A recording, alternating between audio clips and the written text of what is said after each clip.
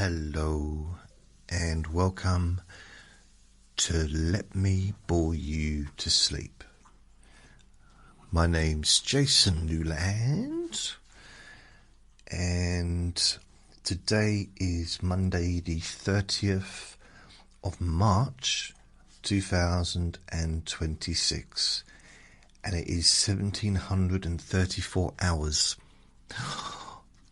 5:34 for those not in the know, not in the military like me. Okay, technically the Sea Cadets isn't military, and technically I haven't been in the Sea Cadets since I was 13. But forgetting all that, it's 1723. 25. You know what? I'm just thinking, what did I actually gain? What knowledge did I gain from the Sea Cadets that I still have now? And I'm just thinking, because at the moment, I have been going through, the last few weeks or so, I've been going through my jasonnewland.store and trying to kind of update all the recordings from the past. I've just finished doing all of the Let Me Bore Your Pain Away ones. So they're now all available to download, all 6 versions, when there are 6 versions available. So they're all live, available to download for free. But I was just wondering, have I talked about the Sea Cadets on my Monday's Boring Objects? Because it doesn't look like I did. I know I've talked about it in the past, but I don't think I've done it as a specific subject. I'm just looking down. I might have done, but I don't remember. So that's going to be today's recording. I had no idea what I was going to talk about until I just mentioned the Sea Cadets randomly. Yeah. So just to let you know, I've not actually felt very well for a few days, but I think I'm coming out of it. So I haven't made a recording since Friday. It's only Monday, so it's not a long time, is it? I guess it is if you're waiting for a new recording. To be honest, I'm waiting for a new recording because I like to listen to my recordings now, because they do send me to sleep and they relax me. So it's kind of weird because I'm now a customer. I'm now an avid listener, which I didn't used to be. And it's kind of like it's more of a relaxation thing. I drift, I completely relax and fall asleep. So I don't want to listen to Friday's recording anymore. I want a new one. So I have to make a new one. But I also have to be careful when I make the recording, because if I make it late at night, I fall asleep. If I make it early in the morning, I fall asleep. If I try and make it during the day or during the morning part of the day, like, I don't know, let's say between 9 and 3, there's usually quite a lot of sound. Like outside, there's building work going on today. Downstairs are having their bathroom redone. It's being converted into a wet room. I thought all bathrooms were wet rooms, weren't they? If you leave the tap running and don't ever open the windows, it's just, technically it's mould, but it's wet. And of course, there's the people, the voices, and the dogs and stuff. But in the morning, first thing in the morning, wow, I was doing a recording the other day, And I listened back to it because I had to listen to the whole thing pretty much when I edit. And I literally, within 2 seconds, went from talking like this to talking like this.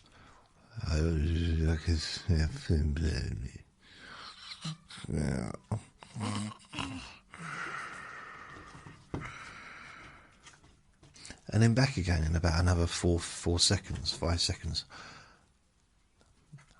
Crazy.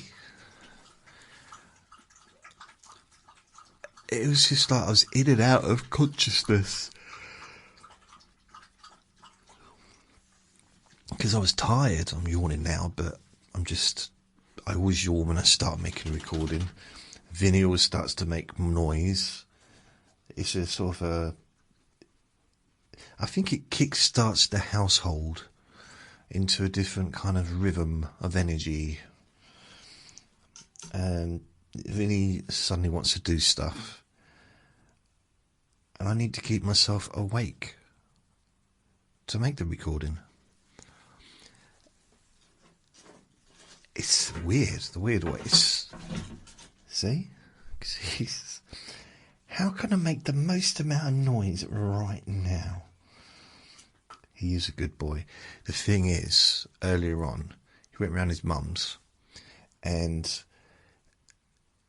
we only went there. I phoned her up just to see, are you in? Maybe go around and have a coffee or whatever, because Vinny loves seeing her. But there was no answer, so I just thought, well, I'll take him out anyway, because he has to go out. This was about... He already had his early morning one, so he'd already been out about 8 o'clock.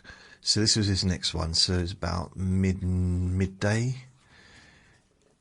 And it was raining and windy, and I thought, ooh. We both looked at each other and thought, nah, let's ring her, let's knock on her door and see if she's in, because this ain't nice. And she was in, which was handy. And she literally just called me back on my phone. So we went in there, and she was expecting a visitor. So I thought, well, I'll leave because she's got someone coming around. So I just had a little chat, and I said, I can leave Vinny here if you want. She said, oh, okay, well, fair enough if you want. Because she loves having him. He loves being there. So I get home, I get back here, take my coat off, take my gloves off, take my hat off, perhaps a little bit overdressed, take my skis off, parachute, maybe too much stuff on, but it is technically it's that time of year where it's kind of officially it's summertime light wise, because the clock's going forward on Saturday or Sunday morning at 1. But it could also be any weather. It snowed. It could be snowing. It could be people would be on the beach sunbathing. It literally could be any kind of weather. We don't have the predictability that some countries tend to have. Really, then? Because I know some places they have rainy season, and it really rains. Like, in Thailand, I think in India, in certain parts of the world, when it rains like proper, full-on, harder than anything we'll ever see in this country. Just phenomenal rain, and it causes all kinds of stuff. I'm kind of glad we don't have that here. It's not to say we don't have rain. We do have rain. Blimey. Don't we half have rain? Ooh. And sometimes it is like very hard, and it's, gales and really, lots of weathery, rainy stuff. But at this time of year, end of March, beginning of April, and April's tomorrow, isn't it? Nope, April's on Wednesday. It's weird, because there's been times when I've been visiting my dad. Well, literally April, it's been like summer in April. Other times it's been like winter. You know, the daffodils come out in March, and then suddenly they like hide because it's snowing. Then they come out again a couple of weeks later. And where I live, we haven't had any actual snow. Not proper snow. It settled one day and then disappeared within the day. Nothing since then. And there hasn't been any proper snow since the week I got Vinny, which is over 3 years ago. It was heavy snow, really thick. But again, it lasted for about 4 or 5 days, and then it disappeared, rained one day and it was all gone. That's when I slipped down the stairs to celebrate. And there's no way of really knowing, because this is a time of the year that I really like.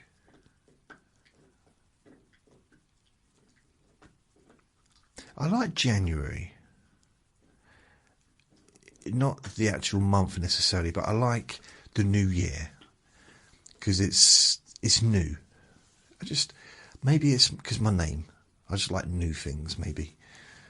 So it's new and shiny, and it's like, okay, possibilities are open, and if you don't look at the headlines on the news, you know what I mean. It's like, okay, really good things could happen. And I like the New Year's Eve. I like New Year's Eve. My birthday, in a way, not so much now, because of the age why, I'd be 56 in August. 56. I'm literally a virgin again. I didn't know that could happen. Went to the doctor, he said, oh, don't worry about it. I said, I'm a bit worried about what's going on. He said, don't worry, you're a virgin again. Everything just goes back inside your body, it's fine. You just revert back to being a child, mentally and physically. I said, are you really a doctor? And he said, no, I'm not. I'm a cleaner. I said, that was weird. I don't really know what happened there. And then when the doctor did come, he said, what are you doing going through my drawers? I said, I'm just looking to see if you have a stethoscope, a spare one I can borrow. He said, we don't lend stuff out. He said, have you got an appointment? I said, no. And he said, what's your name? He looked on the computer screen. I said, well, he said, you're not even on our surgery. Why are you in here? Why is the window open? So, I broke in. None of that happened. Why am I saying it? I don't know. Who knows? No one knows, really. So I should let you know that I have 2 websites, jasonnewland.com, which is my podcast website, and jasonnewland.store, which is where all my recordings live, or will live, where you can download for free. Also have a Facebook page Facebook group called Jason Newland's Boring Group. I have a YouTube channel as well, Let Me Bore You to Sleep, or Jason Newland. You can find me there. And I am on all of the main podcast hosts and apps with my podcasts. So, and there's actually links on my website, jasonnewland.com, that can show you where my podcasts live online. So if you want to know where the Let Me Bore You to Sleep podcast is, just click on that and it will show you where it is on the main podcasts apps. Because unfortunately, there's been a few mishaps over the years, and there's some on there that don't work. But all of my podcasts do actually work. It's just sometimes figuring out where they are, which is partially my fault and partially my fault as well, possibly. A few errors along the way on my part and online, and yeah, just a few. And I try to get the apps to delete the ones that aren't working, but they won't. I don't know why, but they won't do it. I tried to get Apple Podcasts to delete the ones.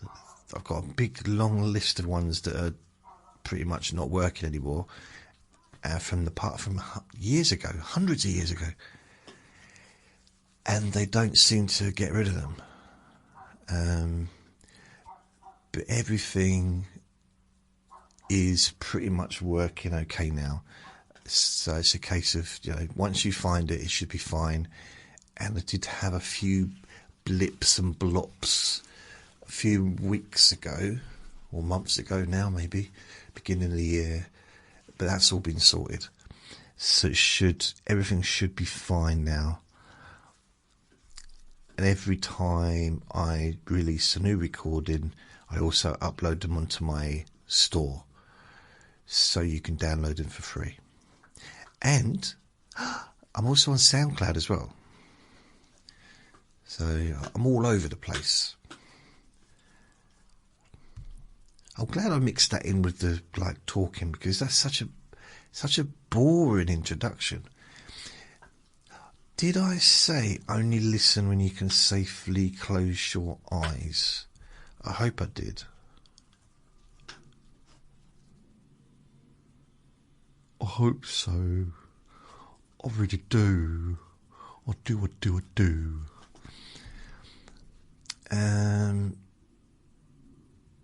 So I was going to talk about the Sea Cadets, but at the same time, I kind of want to talk about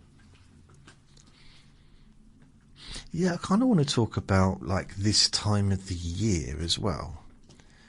So, but what I'm going to do is, if I go to home on my store, click on, let me bore your pain away.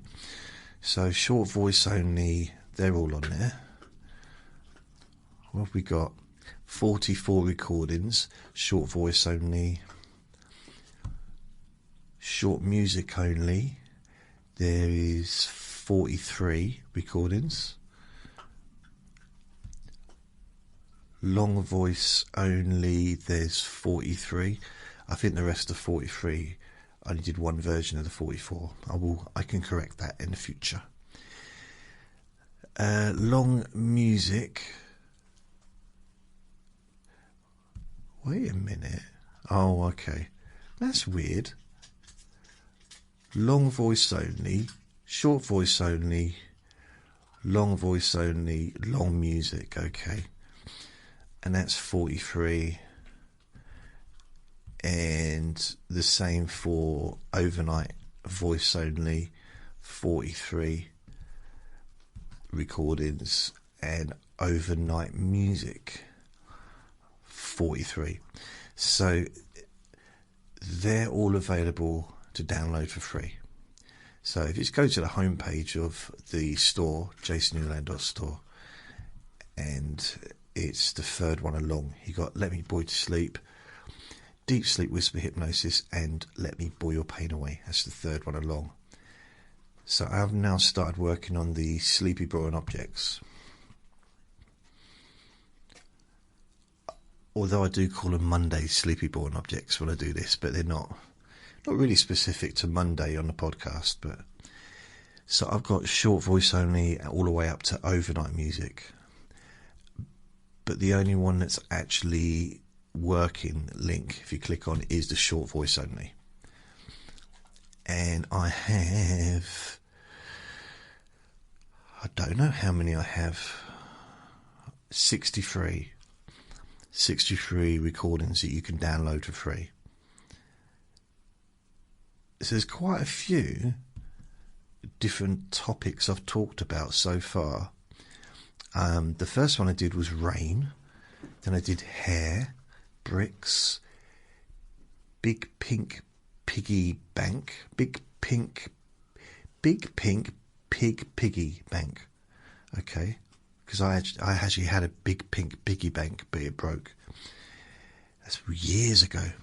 Number 5 was printers, then cameras, then plugs, pizza, swim pools, cheese, hitchhiking. I'm not sure what point I started thinking, what am I going to do next? Ovens, books, goldfish, microphones. So then it's maps, wallpaper, train spotters, games, beds, hats, jobs, baths, wooden benches, Belgium, shoes, punch bags, glasses, boxing, NLP, airports. And what is it? It was the next 16 is doggies, painting, baked beans, karate, tea bags, Greece, Christmas, cleaning, homes, not cleaning homes, but homes, separate, listeners' reviews, Willy Wonka, office work, schools, spelled with a K, dog walking, Buddhist book, entrepreneur, and then a final, I don't know how many there are. What was it? 4, 8, 16 is biscuits, karate. So I did karate twice. Oh, it's interesting. Not really, but interesting. Maybe. Bodybuilding, short shoes, favourite 80s songs, tea bags. I already did tea bags, didn't I? I think this is muddled up. Diaries, posters, tape recordings. Now I've got 2 there which are the same. One is says what have I learned. That's my Monday's boring objects. And I've got 2 of the same picture, but 2 different recordings. So I'm gonna have to look into these to find out what they are. Then I've got snowmen, boy bands, stand up, and just a sleepy boring object, or Monday's boring objects. That's weird, because tea bags twice. I mean, I know it's an interesting subject, but why would I do it twice? I did talk about tea bags, didn't I, earlier on? Yes. 1191 tea bags, 36, but it's the same picture. Okay, so that can be removed. Karate, 35. Karate.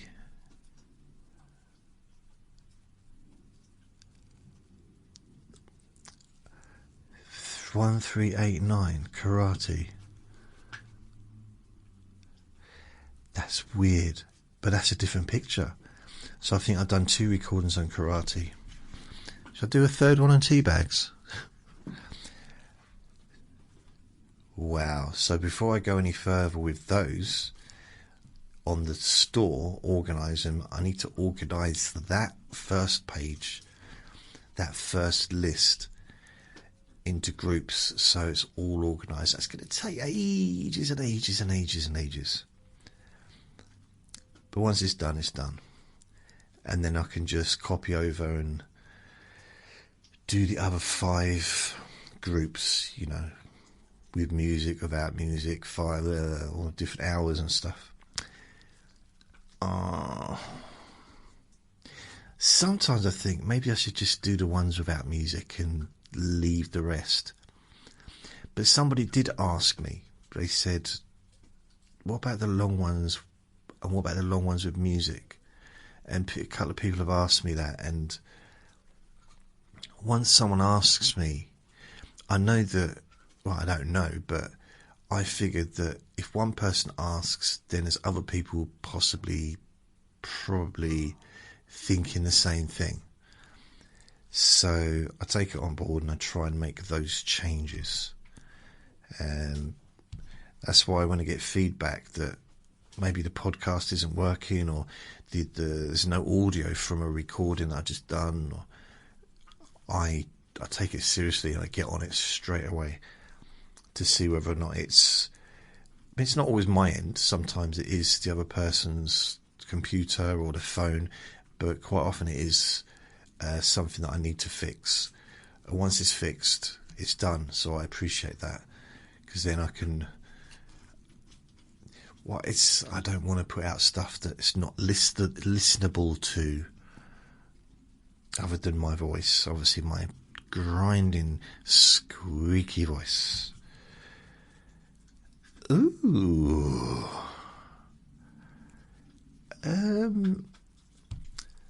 So what I was going to talk about, the Sea Cadets. I can't believe I've never spoken about the Sea Cadets before in a Monday's Boring Objects. Monday's Sleepy Boring Objects. Ooh, I find it very, very, very hard to believe, if I'm honest. I watched a boxing Saturday, because I talked about it Friday that I was going to be watching it. Wow. It was a night of the main bill had 7 fights, and there was also, I think, 3 on the prelims. So it started at 3 o'clock, went on till about 11, but the main bill started at 5. 7 fights, and I think only one went the distance. Did it go one went the distance. And the main fight was brilliant. The Moses Atalma against Jermaine Franklin was a great fight. One-sided, but still, from a skills perspective, he's just so good. So good. And every time I see him, it's like he's getting better. He probably is getting better. It's something post-fight interview. Someone said, "Oh, you look like you were angry." And he said, "Do you feel I was angry? You felt I was not angry? Do you feel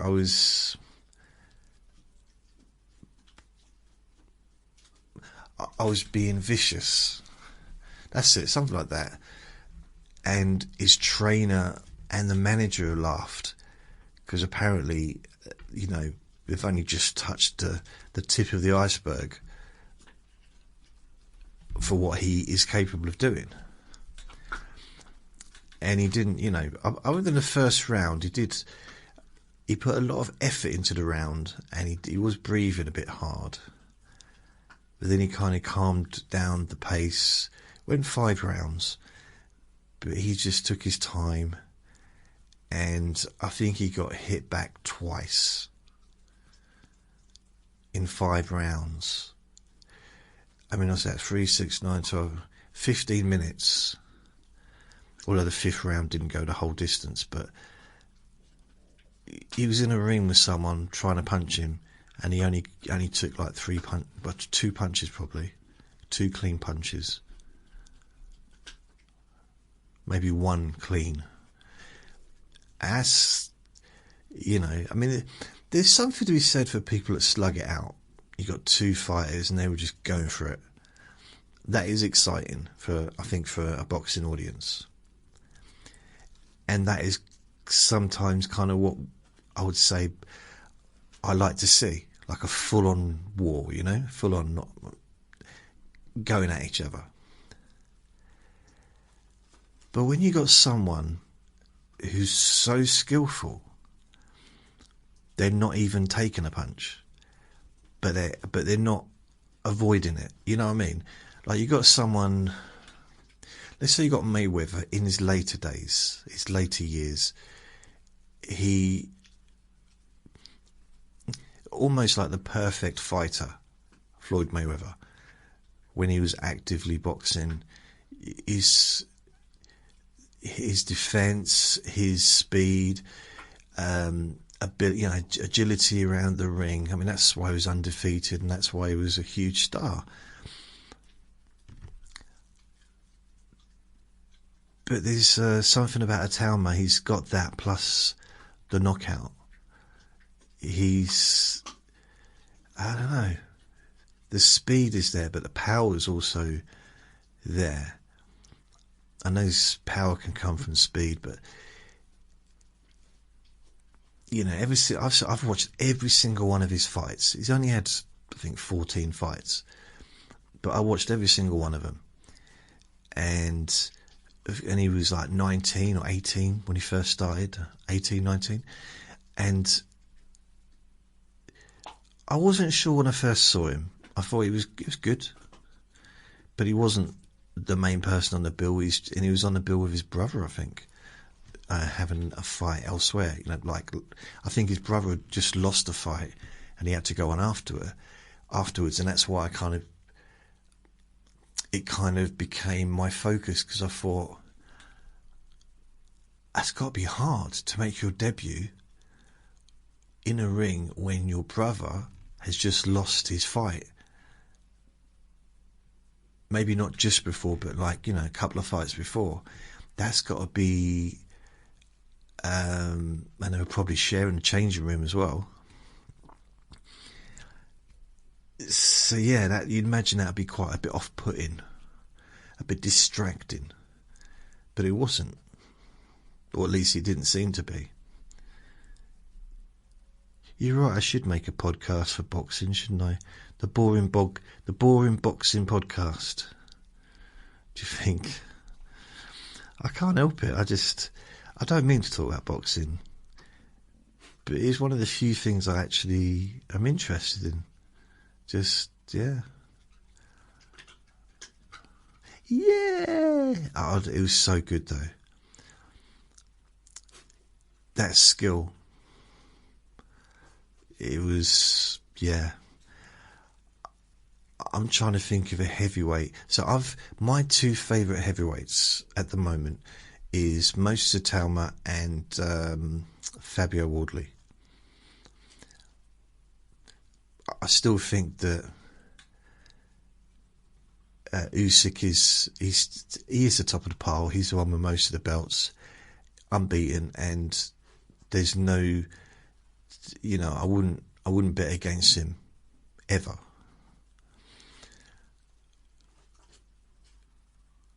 But he's not. I mean, he is exciting. Like he was exciting in his fight against Dubois. And there's exciting moments, but because he's a technician, and he had 2 fights with Joshua, 2 fights with Tyson Fury, 2 fights with what's his name, Dubois. Now he knocked out Dubois twice, not in the same ring, not the same night, but 2 different types, two different occasions. But I don't think he's had any other knockouts in heavyweight. I don't think he did, because he got took the distance by Derek Chisora, and I think he might have got took the distance, or nearly, by the first person he fought, which was Witherspoon. Was it Reese Witherspoon? When he went up to heavyweight from cruiserweight. So he's very much a kind of like a 12-round fighter. Although he nearly put Tyson Fury down, but somehow Tyson managed to keep up. I mean, he was literally falling on the ropes, and at the very least, the referee should have maybe not stopped it, but just given him time, like counted him, given him a standing count. That's what he should have had, I think, within the rules. I think he should have had a standing count, which would have docked a point off of him. But if anything, it probably would have given him a chance to kind of recover himself, which I think he needed. But yeah, I don't want to see Fabio Wardley or Moses fight each other. Genuinely, I don't want to see that, because I'm a fan of both of them. And there's so many other heavyweights out there that are well known, and also loads coming through that we never hear about for some reason. I mean, if you go online, watch YouTube, watch there's Australian fighters coming through, New Zealand fighters, there's new British fighters coming through, there's new American fighters coming through that are young heavyweights, but they're not getting hyped up here.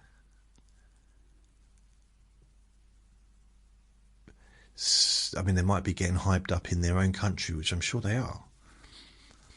So it's, at the moment, all the big fighters have been kind of fighting each other, which is good. So I'd quite like to see, even though Fabio Wardley has got Daniel Dubois in May, that's going to be a cracker. I don't know. I really don't know what to make of that one. I don't think Daniel Dubois can take Fabio Wardley's punches.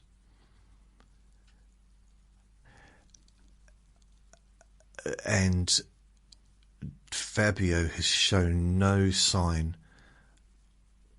He hasn't hardly blinked at any punches ever took. But I don't think he's been in with a puncher like Daniel Dubois. I think Daniel's probably the biggest puncher, one of the biggest in the industry. The industry? The sport. So I'll be very interested to see the outcome of that. Really interested. And Tyson Fury's fighting. So this weekend coming, Derek Chisora and Wilder are fighting each other. And the weekend after, Tyson Fury is fighting for the first time in years. So he's doing a comeback against quite a big name, actually, in the heavyweight division. And then you've got Dave Allen is fighting Hrgovic. Not quite sure what date that is, but that's not far away either. Probably about 6 weeks away, 5 weeks away. And then Fabio Wardley against Daniel Dubois.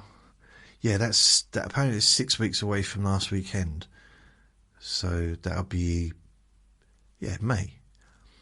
So we've got quite a lot of boxing coming up over the next month or two, which is good.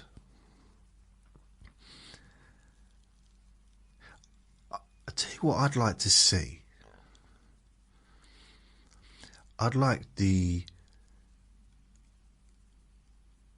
have a bill of all the young'uns, all the newbie heavyweights, not necessarily fighting each other, because they might not want to, because if they're only just starting out, their promoters might want to feed them like people that they know they're going to beat, which I understand, but it's frustrating to see that, but it's kind of a learning process, isn't it? But maybe those that have had a few fights, perhaps have an unbeaten heavyweight tournament. Well, not tournament, but like a night. The heavyweights from all the different countries coming together, all the ones that are like early 20s, unbeaten, maybe had 5, 6, 7 fights, and just have that night as an introduction to these people, because some of them the British audience won't know about, some of them the American audience won't know about, and there's probably heavyweights in Italy, Spain, France, Africa, maybe India, who knows, that we just haven't heard about, but they're really good. And this will give them an opportunity to kind of be on a big,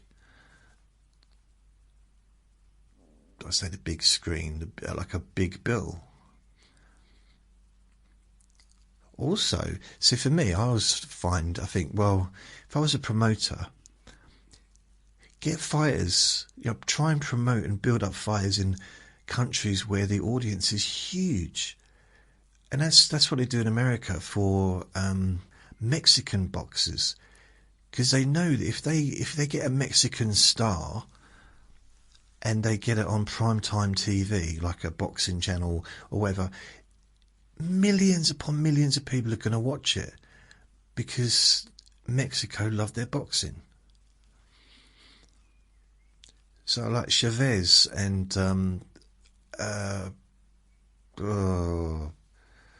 Canelo, that's it, Canelo, among a few others, like huge, I imagine, Chavez was probably the biggest, probably the most famous Mexican boxers ever, I imagine, because he had like nearly 100 fights without being beaten. Wow, he did. Chavez, if you don't know who Chavez is, sounds like a freedom fighter, doesn't he? Chavez. Hugo Chavez, okay, he was a politician. Okay, if I put in boxer, Chavez boxer. Right. Julio Cesar Chavez. I remember, how old is he? 63. So he's not old. Not now that I'm 55. In his career, he had 115 fights. He won 107, lost 6. 86 he won by knockout, 21 by decision, and he had 2 draws. Now, for the first, and I remember this because I didn't know who he was really, but I remember he was getting up to the 100th fight. And if we go back, what's it doing? Right. He had to have 41 fights before he won a world title. So he won the WBC Super Featherweight title 1984.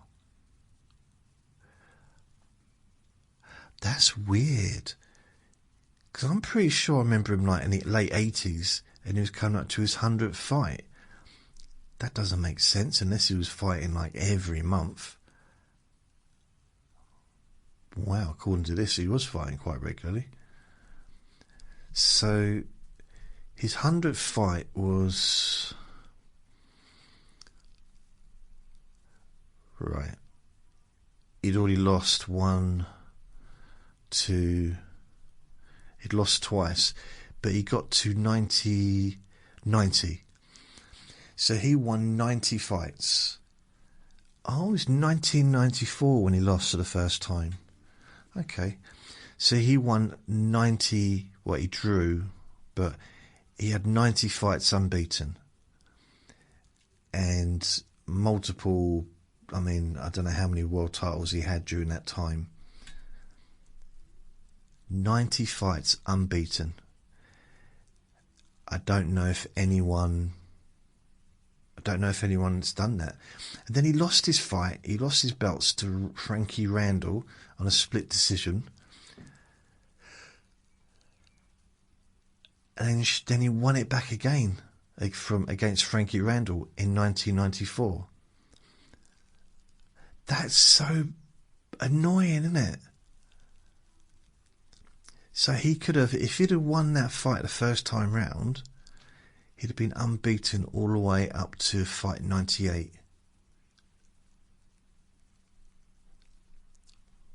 Oh man.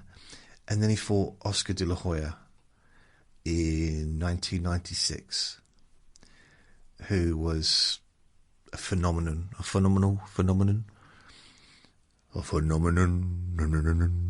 Oscar De La Hoya. So he lost that fight by TKO, and that was, I mean, that's something that no one would have expected. But Oscar was a force. The golden boy, they called him. He was a force to be reckoned with. And then he came back and he did fight. He had a few more fights. He did fight for the vacant WBC light welterweight title, but it was a draw in 98. And he fought again for the WBC welterweight title against Oscar De La Hoya, but he retired. He retired him, so he couldn't fight on. And he lost a few fights along the road on this one. And then he fought Costas Sue, who was again a bit of a legend at the time, for the WBC light welterweight championship. This is in 2000. And then he went on, but he lost. He didn't win that one. Got knocked out there. And his last fight was against someone called Grover Willie. He fought two Willies. There was a Willie Wise as well. He fought Willie Wise twice. So if he went on all the way to 2005, which is 20 years ago. Well, 21 years ago. Which means he would have been 42 when he stopped. 42 years old when he quit. When he stopped boxing. I don't think you really call it quitting, can you? If you've been fighting forever. When he retired. And his first fight was 1980. So 25 years. No. 80, 90, 2000. Did I say 2005, didn't I? Yes, 25 years. Yeah, 25 years. Wow. So all the different belts he won. Why are you telling me this? I don't know. I'm not sure, really. I'll be honest. He did have a few exhibition boxing fights afterwards. One was in 2021, which meant he'd have been 60. Mind you, Mike Tyson was in the ring, wasn't he, recently, and he's nearly 60 at the time. Hector Camacho Jr. was the opponent, another big star of the past. So his titles that he had, where were they? So he had the WBC Super Featherweight Championship, WBA Lightweight Championship, WBC Lightweight Championship, the Ring Linear Championship, WBC Light Welterweight Championship, IBF Light Welterweight Championship, and the WBC Light Welterweight Championship. He held all those different belts. That's 7, and he was the ring pound for pound number one boxer between February 12th, 1990 and September the 5th, 1993. So that's pretty good. Preceded by Mike Tyson and then taken over by Pernell Whitaker. There were so many good fighters back then. I remember it's weird, the very first fight I saw of Chavez was the one where he lost. Terrible, wasn't it? Because it was and it was I guess Frankie Randall, wasn't it? Yeah, Frankie Randall. because they were really expecting him, because he lost in the 91st fight. So the big thing was, will he get to 100 fights? And will he fight Willie? Or Willie Wong or Frankie Willie? Which Willie will he fight? If he does fight, will he fight to 100? Will he get there? And he fought against someone, then he won the fight. He won the next fight. So he technically could have got to 98. And if he wanted to get to 100, he could have took easier fights. Literally, he could have said, "Oh, I'm just going to take 3 months off or 6 months off. I'll give the belt up. I'll come back and win it again." And just say, "Well, I'll just come and do a couple of warm-up fights and get to the 100. I mean, warm-up fights for him would have been, future world champions and ex-world champions, because he was so good at what he did. It wouldn't have been Bobby that carries the milk jugs around. I don't know who Bobby is. Vinny, what do you want, mate? He's hassling me now. Your food's down there. Your water's down there. How boring must it be to just have water all the time? I mean, that is what I drink most of the time, but it's not really fair, is it? They can't drink Coke. They can't have beer. Can you? You want to lick me? Okay. What is it on my face that tastes so nice? Nothing, I imagine. Oh, yes. I get back, put my coat on, but take my coat off, and Vinny is at the door with my friend's son, and apparently her friend who's come around is allergic to dogs. Allergic to dogs? So yeah, he had to come back. And she sent me a message saying, "Sorry, my friend's allergic to dogs." And I said, "Yeah, me too." I don't know. It's like, the thing is, if she's allergic to dogs, wouldn't she be coughing? And because Vinny's been over everything in that flat, especially the sofa. His hairs are everywhere. But fair enough. I don't know. I've never been allergic to a dog before, apart from this one. I really don't know what you want, Vin. You're hassling me, but there's no reason for you to be hassling me, is there? There's no reason. I don't know why you're doing it. So, for the Sea Cadets, I was about 11 years old. Probably 11. I don't think I was allowed to join. Or maybe I wasn't allowed to join till I was 11. 10. Yeah, it might have been that. So I lose track of the time, to be honest. I think I was about 10. Wasn't allowed to join till I was 11. But I went in there at 10. Probably in the summer, during the summer holidays. And I was went in there with my friend to the Sea Cadets. And we were just walking around like, I wonder what's in there. So we went in there and they let us in. And they said, "Well, you're not allowed to come here until you're 12, but we'll let you in, but we won't charge you your subs," which was like 50 pence a week or something. So we didn't have to pay anything. But as soon as I reached 11, I had to pay 50 pence a week. And so I went home. I had to take a letter home or whatever to parents, and I told them about it, and I don't think they didn't fit me up with a uniform or anything until I was 11. But I went along and I was just doing it in my trousers and everything, my tracksuits or whatever. And I can't say I liked it,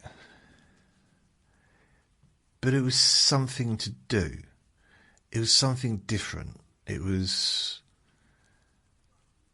getting out of the house. It was a laugh. There were times when it was very funny, when I was around other kids from both schools. That's something I quite liked, because I was literally just about to start high school, but I was also around kids from both because there was 2 high schools in my town, and I liked that, because same when I was doing the karate when I was 13, I was around kids from both the high schools, because there's a bit of a rivalry between the 2.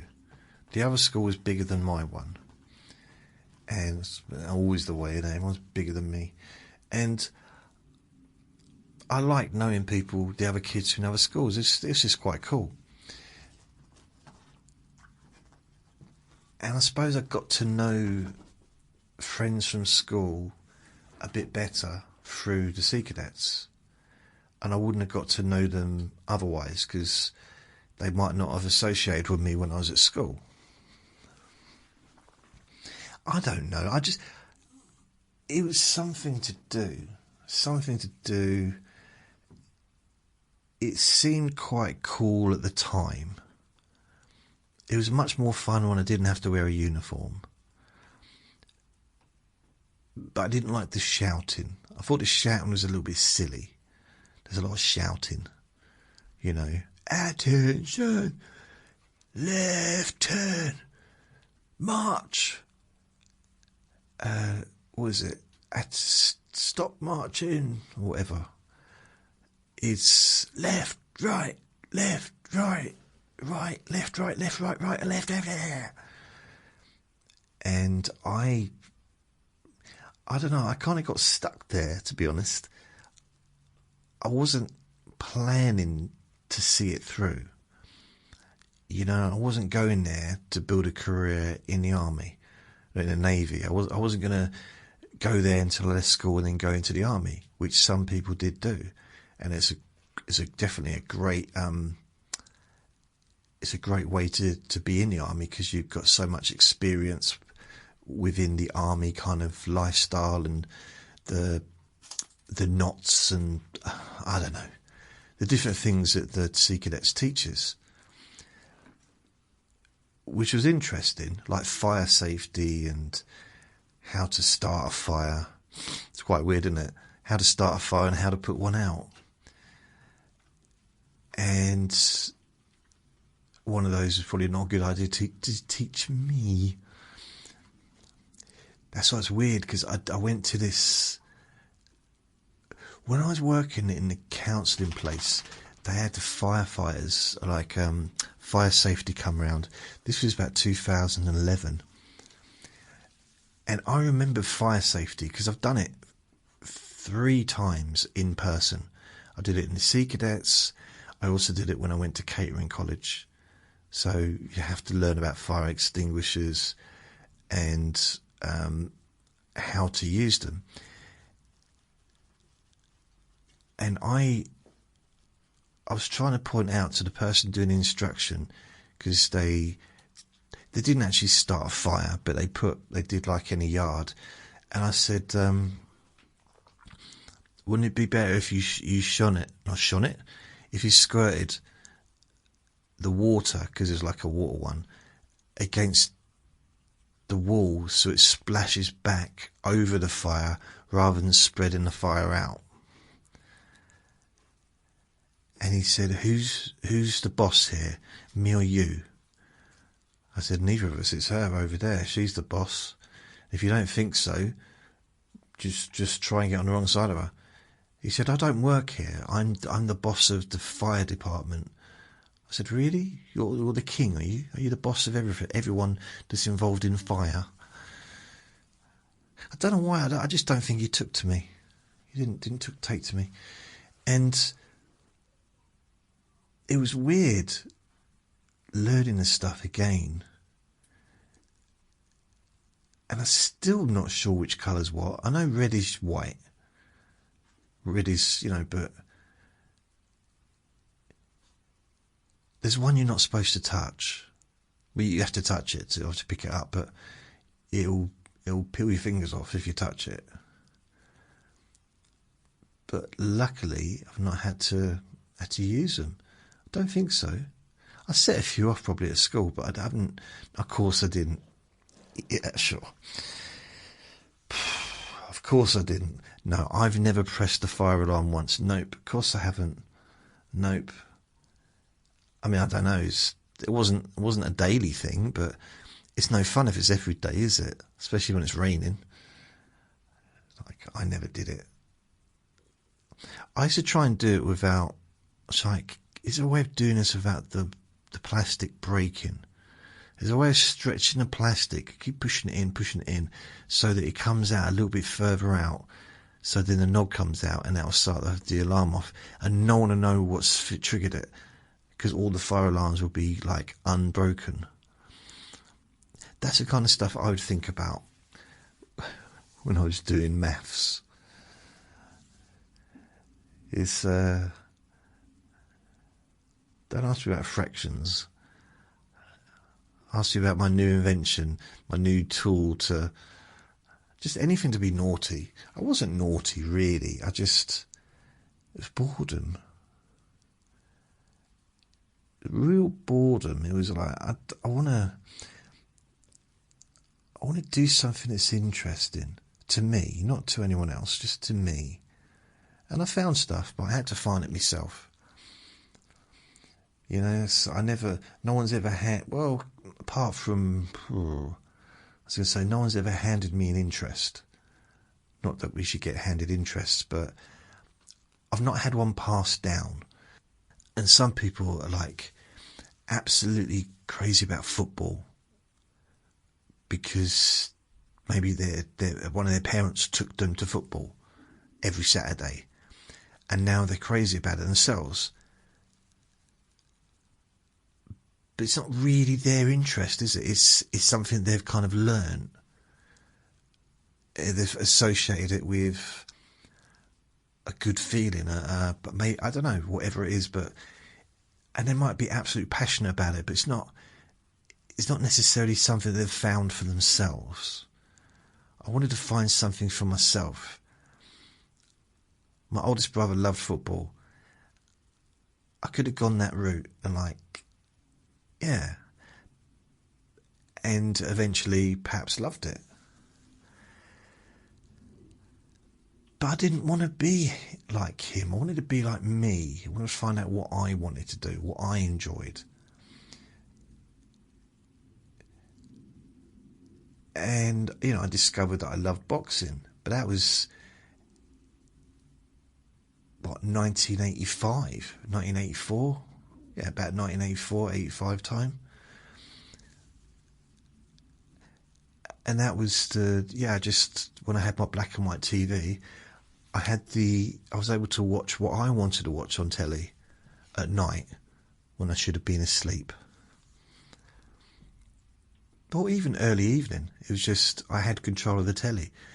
Because the only time, really, when I was a kid, that I ever had control of the telly was during the kids' programmes, maybe on a Saturday morning or after school, because nobody else wanted to watch them, apart from me and maybe my little brother as he got a bit older. My other brothers were all too old. They weren't interested. They were, at one point they were, but thinking back to when we moved to that house, I was 9.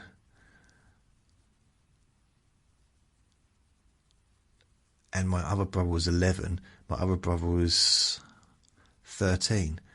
So neither of those were interested in watching Play School after school. I was. They didn't want to watch Blue Peter. They wanted to be out with their friends and stuff. I wanted to watch Blue Peter. I wanted to watch Grange Hill. That's what I wanted to do. All into my 20s, in fact. I don't care. I liked it. So, not Grange Hill so much, but I used to watch Biker's Grove in the early 90s, and that was not aimed at me at all. Was it in the early 90s? Or was it late 80s? I'm not sure. Wow. I'm still not sure. Bikers Grove. Bikers Grove. Bikers Grove cast. 1989 to 2006. Okay. Jill Halfpenny was in it. I didn't know that. I did not know that. Chelsea Halfpenny? I wonder if she's related. How weird would that be? Two actresses with the same surname, Halfpenny, which is definitely I'm not saying it's a weird surname, but it's not the most usual surname, is it? It's a distinguishable name.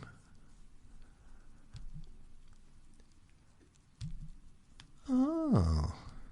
So saying full cast. Let's have a look. I think there was a cast member that I was in love with. So I was in my late teens when it started. Declan, that's it. War. No, who was it? I don't know. Gwen Sage. Sure, it was one of the Mirren Cumming. I wonder if that's her real name. Just you can imagine, like, in the classroom, everyone's surnames being shouted out, and you have to say yes. Or if you're at a doctor's surgery, a nurse comes out of hospital. Are you coming?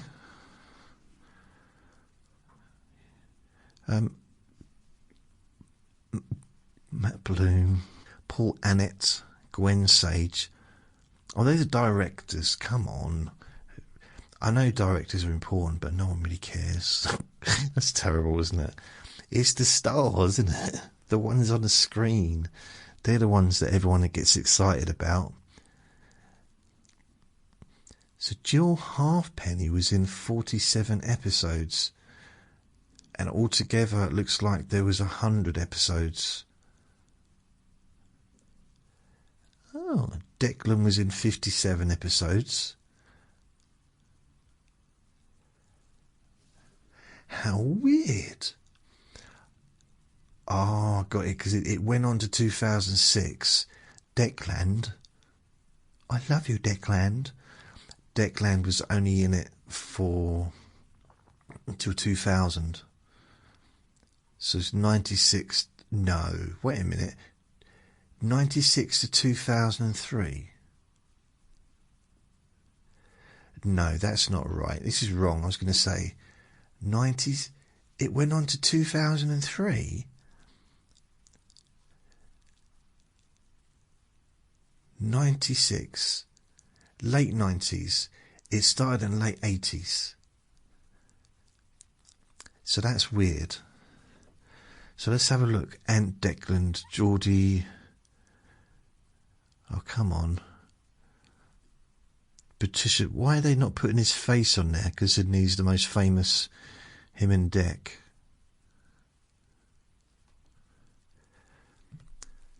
So he was in it. Anthony McPartlin was in it from 1990 to 2000. He wasn't, though. And Declan Donnelly was in it from 89 to 2000. No. Surely not. Maybe. I just have a memory. Here's my memory. Is Ant and Dec were on TV in the 90s. Not the 2000s, in the 90s. Doing their TV shows. So let's have a look. Anthony McPartlin.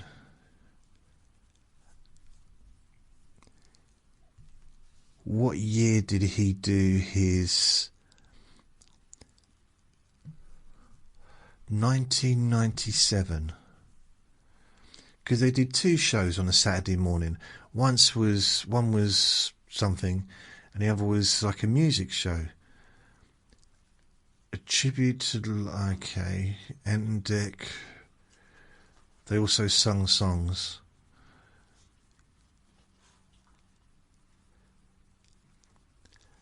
Why are they missing out something that was right? There's something wrong here. Let me have a look. Now, I didn't make it up. I know that they were both they did a TV show with Cat Deeley. It's basically a comedy show. It was like a Saturday morning for kids, but also for adults as well, if that makes sense. It's funny. It's really, really good fun. I think I might have just got the wrong years. Filmography. Right, Bikers Grove, 90 to 93. That's why. Right. Okay, so he went back in it in 2000 for some reason. Bikers Grove. So he left in 93. I knew I was... It's not about being right. It's more important to be happy. But on this occasion, being right has made me happy. So between 95 and 97, they had a TV show called The Ant and Dec Show. They also guest presented The Big Breakfast. What I remember them is 98 to 2001. So yeah, it was okay. It was late 90s. But SMTV Live and SMTV Live and Kickin', and it had, and then CD UK, which was directly afterwards, which was the charts. So if we go to click on SMTV Live, so Live and Kickin', Ant and Dec, Cat Deeley, Brian Dowling, he was on there, was he? Tess Daly, Claire Richards. Basically, it was a bunch of people. This is what it seemed like. A bunch of friends, young, famous people, having a laugh. Cat Deeley was brilliant in it. And I'm so surprised she didn't go on to acting or some kind of comedy, because I know she's done is it Dancing on Ice or something in America, and she did all that, but she was so funny. Yeah, she was so funny in that show. And so Ant and Dec, they were just the three of them. It was such a great mix.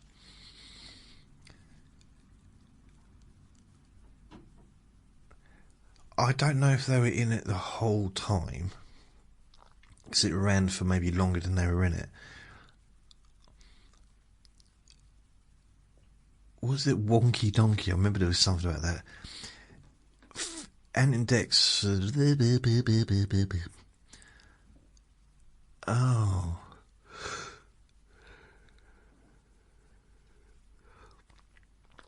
It was just one of those things where they had like celebrity guests, kids in the audience. It was really just another version, really, of Tiswas or any of the other TV shows that were for kids on a Saturday morning that were a bit crazy and fun. It's just they had different presenters and it was done a little bit different.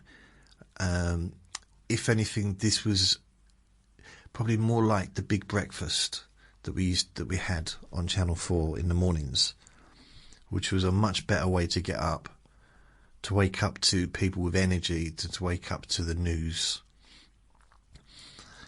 Channel 4 Big Breakfast. It was, yeah. I didn't get to see much of it though, because it would start, I think, at, was it 6:30 or did it start at 6?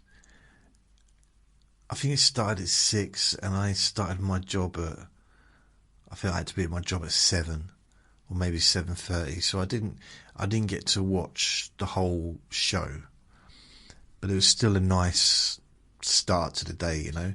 I think what I try and do is get ready for work and then have my breakfast while I was watching it.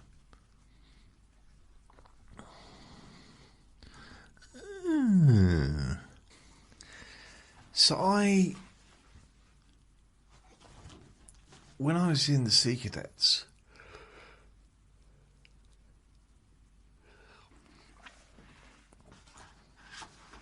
I don't know what Vinny's doing. He's looking for something to be naughty with. I can always tell.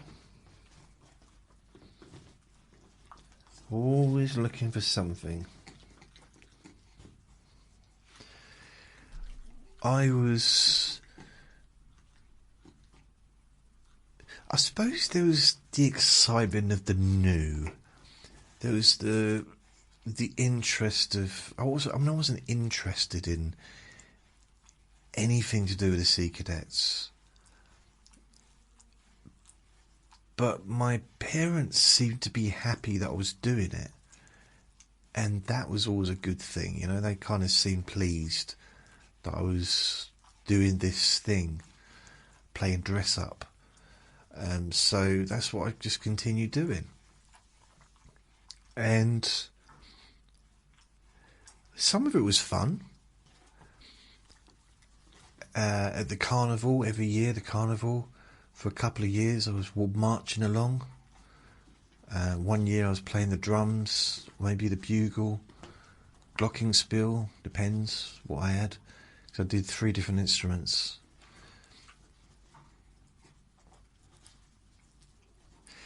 I mean, I don't know how they put up with it. I don't know how my family put up with me. Because all the instruments happened during a short period of my life. It's during, well, not a short period, but like from the age of 9 and 10, I played the violin.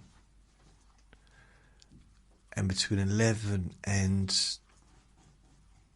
13, I played the bugle, the drum, and the glockenspiel. Can you imagine how noisy the bugle was, and the violin, but the bugle, blimey. I remember when I said that I decided to change it to a different instrument. The whole house just took a sigh, just sighed. And when I say that, I don't mean the people, I'm talking the actual house, the building itself.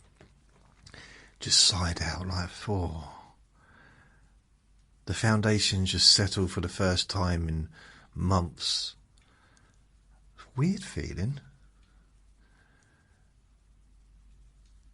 It must have been awful, because we had someone living over the fence a few years back who was playing the trumpet. Oh, it was hard. It's very hard on my ears. And I try and be supportive. I do, especially knowing that I was in that. I've never been supportive. No, especially when I'm in that situation. I've been in that situation myself, making an absolute mess out of sound. It was awful. And I figured out how to do really well in a live situation when there was a band, especially if we was in a band and it was something like Trafalgar Day, which was in London, and you'd have Sea Cadets from all over the country all playing the bugle at the same time. I realised that I didn't have to do anything. I could just like pump my cheeks up like a little gerbil filled with nuts, and just no one's going to know that I'm not playing the bugle. apart from the person who's standing in front of me. And let's face it, they're not going to complain, are they? At no point are they going to say, stop, stop, stop, everyone stop. Jason behind me is not playing the bugle right into my earlugs. They're not going to complain, they're going to be happy. So I realised there were times when I didn't even have to play. I didn't even have to play it, which kind of defeats the object, doesn't it? But there were times when I did. You know, especially when there was only like me playing it or two of us playing it. Because there was not a lot of people playing the trumpet, or the bugle, I mean. There's only a couple of us. Or maybe three of us. I remember the tune now. So this is one of my happiest memories of the Sea Cadets. At the end of the night, so we'd get there probably about 7, finish about 9. And at the end of the night, the flag would go down. I feel so sorry for the neighbours that lived there. There were next door neighbours to the thing. How could they put up with the noise? All the shouting and the marching and stuff. But anyway, there was a bugle would play it. And the flag would go down slowly, which meant it was the end of the evening. And we could go home. We would be released. And that's the part I'd look forward to most, other than break time, when we could eat chocolate, go to the tuck shop. That was the bit I liked the most. Is do do do do do do do do do do do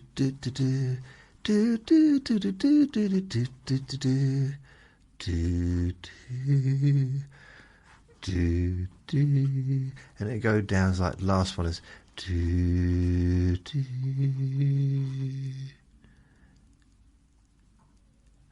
and that was the end of the evening, and that was the part I looked forward to most.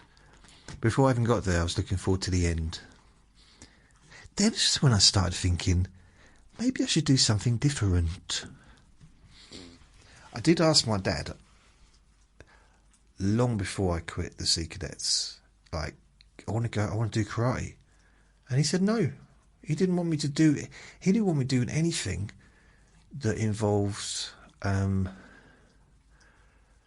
aggression. Anything like that. He just, for some reason, he didn't want me doing anything like that. But when I did start, I did start doing karate when I was 13. And it was too late, really, because there was a little period where I could kind of do what I wanted, and I just did. I grabbed that opportunity and I got into the karate. I left the Sea Cadets, and because I kept asking to leave, and I wasn't allowed to leave the Sea Cadets. And then there was a little break, shall we say, in the family modality, and I took that opportunity to break away from the Sea Cadets. And then I found karate. I didn't leave the Sea Cadets to do karate, I just left the Sea Cadets to get away from it. And then my friend at school, Stefan, he said, I'm going to go to karate tonight and see my brother, because his brother has just started, or had been there for a couple of weeks, and his brother was like raving about it. And I'm just going to go and watch. And I said, can I come along? He said, no. So I made my way there. No, I did. He gave me a lift, I think. And we went there, and his dad gave me a lift. Or we might have just walked up, to be fair. It wasn't not a long journey. Anyway, we sat on the side of the gym, because there was one side of the gym where all the, do you know those big wooden benches that you jump over and stuff like that that are in the gym? Well, they were all stacked on top of each other. So we sat on them and we watched his brother and everyone else. So we were there the whole time. I think we got there, it had already started, but we got there probably about 7:30 or whatever. And we just went and walked and stood, sat down quietly. So his brother was doing it. What else was there was the toughest kid. One of the toughest kids in my school was there as well, who was best friends with his brother. But he was one of these the tough kids that was tougher than a lot of the kids that are older. He was just one of them. And it was really weird because he's always been like a tough kid, but he wasn't very good at karate. It was weird seeing him because he's just starting, and his movement, no one's good when they start, but I always knew him as being like this super fighter. And he clearly didn't like karate because he stopped doing it. I never saw him again after that. I saw him at school, but I didn't see him doing karate. And my friend's brother still continued. So I fell in love with it straight away. Loved it. So find out when it was, I think this might have been the Tuesday night, and then the Thursday night, me and him went back again. This time his brother was there as well. And I became friends with his brother as well. So we were doing a karate. We did it, I don't know how long we was there at the same time, because me and my friend Stefan, we used to practice during break time, kicking and punching each other and do all that messing around. And then he stopped doing it for some reason. I think he lost interest, or he just didn't want to do it, so he stopped. I continued. And and his brother was really good. So that's kind of the only thing probably I did in my childhood, as far as an outside activity, an activity outside of school, or activity outside of home, that I loved was the karate. Yeah, that was. I mean, you could say, you could go against what I said earlier. Like, I've never been handed an interest. Technically, that was my friend's interest, and I went along with him. However, I was interested in martial arts since I was a child, because of, the 70s kung fu on TV, and there was, Bruce Lee. So I was well interested long before I ever did it. I just wasn't allowed to do it. Yeah. I think my dad might have just been concerned that I'd get hurt, because I was the size of a pea. I was tiny. He probably didn't want me to get injured. That's probably what it really was. But I kind of it annoyed me, because my dad was a brown belt in judo when he was at school. And he was 14.5 stone when he was at school. He was a big lad. And he grew up to be a big man. I mean, but he was adult size when he was at school. And he did judo, and brown is just below black. So he'd clearly spent quite a few years doing judo. So doing a martial arts. But he didn't want me to do martial arts. I didn't really understand it. But maybe it's because I wasn't 14.5 stone like him. When I left school, I was 8.5. When I was doing karate, there's a picture of me on one of my podcast images with my karate gi on, my little karate suit. I think I'm holding the nunchucks as well, or nunchuckers. I probably didn't weigh more than about 6 stone, maybe 7 stone there. Because you imagine, I'm 7 stone, my dad was about double my size when he was at that age. It's kind of, maybe he did think before I started doing it that I'd get hurt, but I didn't. I did, but I didn't, you have to take punches and kicks and stuff and get knocked over, and it's standard. It's we sparred every night. We sparred with everyone, and some of the bigger lads would take advantage and be a bit forceful with me, and others would be nice. But I always get my own back. There was this really tall kid, and I think he was a brown belt, just coming up to his black belt, and he was in the sixth form, and I was in fourth year, probably. So he was 3 years older than me, and he was about 6'6". I was about 5, probably about 5'6" then. And I was, he was skinny, so he probably didn't weigh a lot, but he was super fit. So he still weighed a lot more than I did.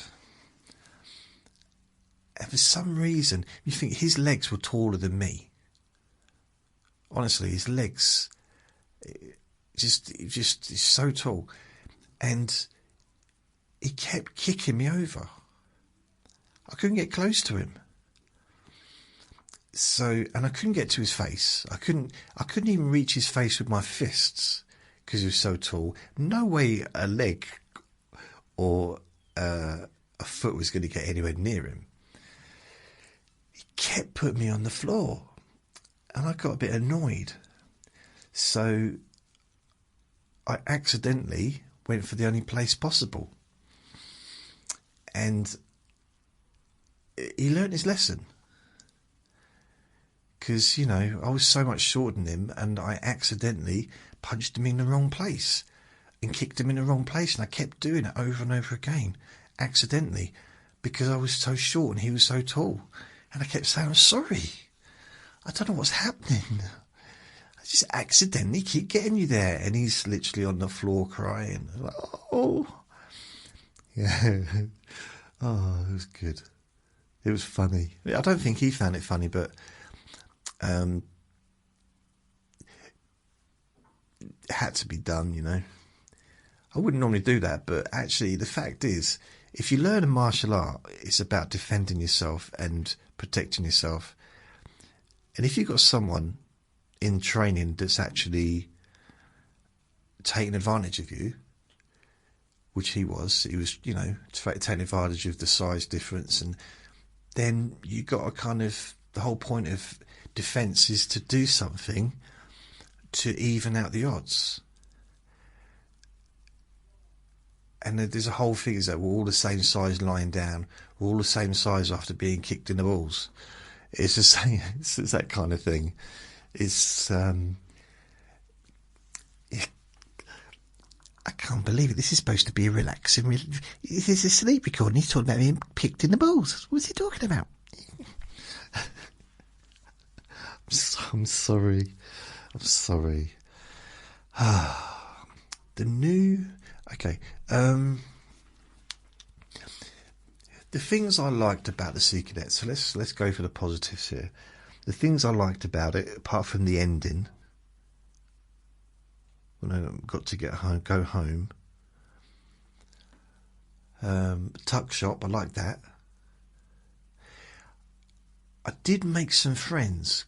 I did make some friends that I just laughed and laughed. I did laugh a lot. So I can't completely... I can't be... I mean, I know I'm a tendency to be a little bit negative towards it, but I did have a laugh. Not with the officers, but with the other kids. Usually people that were new. Because they didn't, sometimes people, once they started getting graded up, they took themselves a little bit more seriously. They could tell me what to do because I was still like... Well, here's the thing, right? Took me 2 years to get to a junior seaman, which was the very first badge. Most people in 2 years would get to the top badge there was. like able seamen or something like that. Like and they'd have like stripes on their shoulders. Honestly, every single, I think it was like once, I don't know if it was once a month. I think it was a Friday, Tuesday and a Friday, I think. Or was it a Monday and a Friday at the Sea Cadets? And there was this big hall, big hall. And when it was raining and it was really bad weather, we'd march inside there and do stuff. And there was two big huts. I feel quite nostalgic about it now because it probably was good times. I just didn't realise. It was probably really enjoyable. I just forgot to enjoy it. And so I liked the little hut where all the chocolate and stuff was. That was good. I liked that a lot, especially in the summer. Well, in the winter was good because we could stay in there and get sheltered. But in the summer, it was nice just to chill, you know. In the other hut was more is where stuff was done, so it'd be quite a big hut. We practice things like knot making and fire safety and just health and safety, first aid, all things like that you would kind of learn in any of the cadet corps.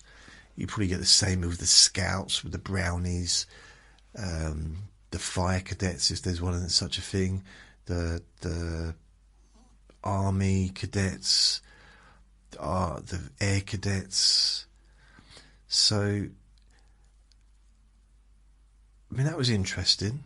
We'd practice making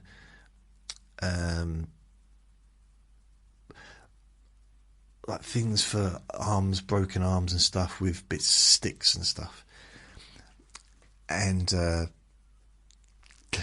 I remember I did one, I had to do my friend, and the instructor came around and said, no, you need more than just a twig. And we laughed. He didn't laugh, but I laughed. And sometimes we just could not stop laughing, me and the person I was with. There's one particular kid, but I think he was from the other high school, and we could not stop laughing. We couldn't be together without laughing hysterically. But we never saw each other outside of the Sea Cadets, and then he left. I mean, technically, we could have been best mates, but he went to a different high school and lived in a different part of the town. And it was a little town. It's really weird. But it's such a good time sometimes, but other times it's too much shouty it was. Newland! What are you doing over there? Why are you going through people's bags? I didn't go through people's bags. I don't know why it says stuff like that. Newland, put your pants back on. You know, that's when we were marching. Vinny, what are you doing? Thing is, I've got no treats for you. I can't get you any treats at the moment. There's nothing. You have to wait till Wednesday. Sorry. No, Thursday, not Wednesday. Thursday. Oh. You got food down there. Eat it. Seriously. I'm not getting you any more until you eat that. It might sound harsh. Not as harsh as this. I'm not getting any more. That sounds harsher. So I did. Vinny's now listening out for stuff, aren't you? You're trying to find something to bark at. He loves barking. When he gets bored like this, because it's now 7 o'clock, so he's looking for something to be distracted by. I think he's really trying to kind of focus in on something that can trigger his manic barking. Because I can see his ears twitching. But there is nothing going on. I mean, I do need to take him out So perhaps I need to finish this so I can take him for a walk. Is that what you want, Vinny? Is it you want to go for a walk? Yeah? Okay.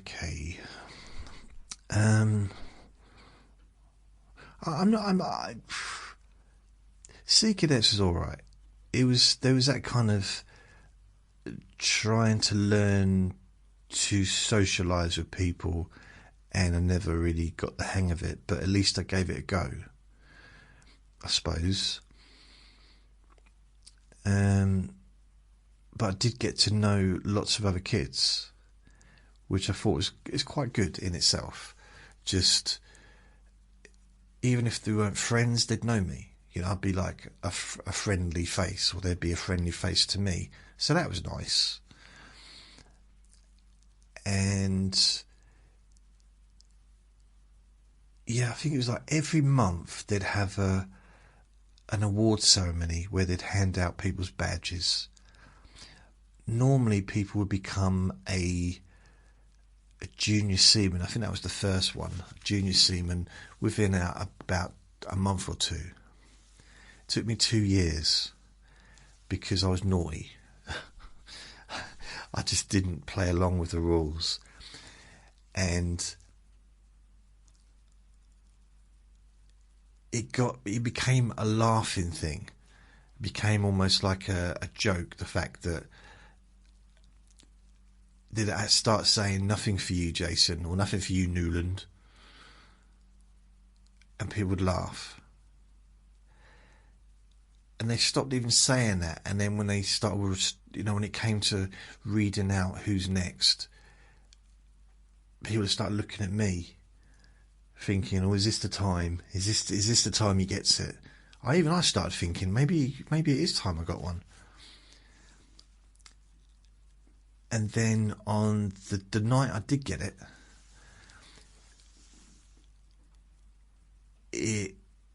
they literally, because I took longer to get my first badge than anybody had ever taken in the history of the Sea Cadets. Apparently, like ever.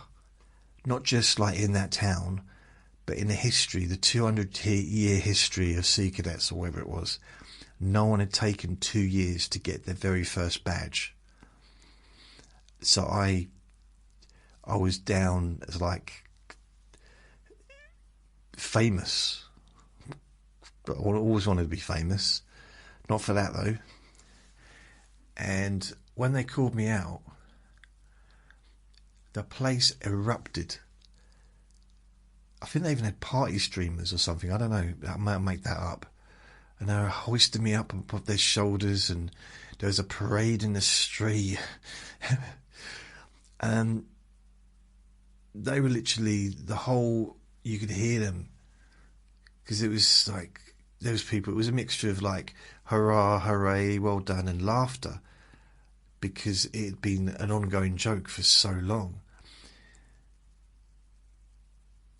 And you could hear the buildings sigh. Yeah, the actual building. If you still listen now, you can still hear them cheering. 40 years later, they're still cheering. 42 years later, they're still cheering, because it was such an amazing event. Absolutely ridiculous. They wouldn't give it to me. And I think in the end I got one, and they took it back off me because I was naughty the next week. It's what was weird is I put up with so much in that, because they'd get people that used to be in the Sea Cadets that went into the Navy, and then they'd be out on leave. Maybe they had a few weeks, or maybe they left the Navy, they did their term, and then they'd come and they'd maybe spend a bit of time, or maybe they're on leave and they came over and they'd spend the evening there and start yelling at us. There's a few of those who would come in. One particular, proper little shouty man he was. And there was this alleyway opposite that we used to march up and down with rifles as well, which were very heavy and like, yeah, heavy things, and cold in the winter. Never hot in the summer though. That's weird. Metal can be like that, can't it? Cold in the winter, but just still cold in the summer. But not just as cold. But not coolly cold.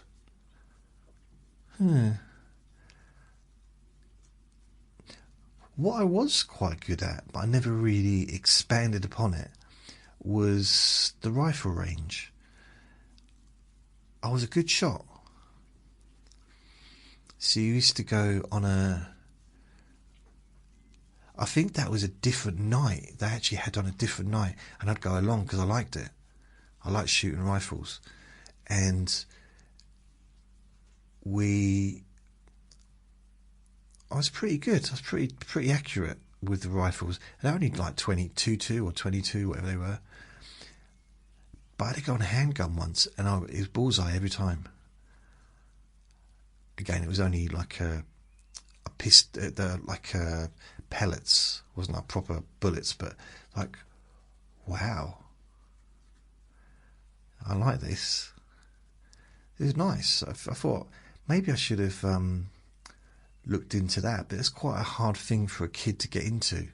I think you need to join a club, and I think if I'd just gone home to my dad and said, "Oh, I'd like to get a gun, please," which in some countries is normal, but not in this country. We don't,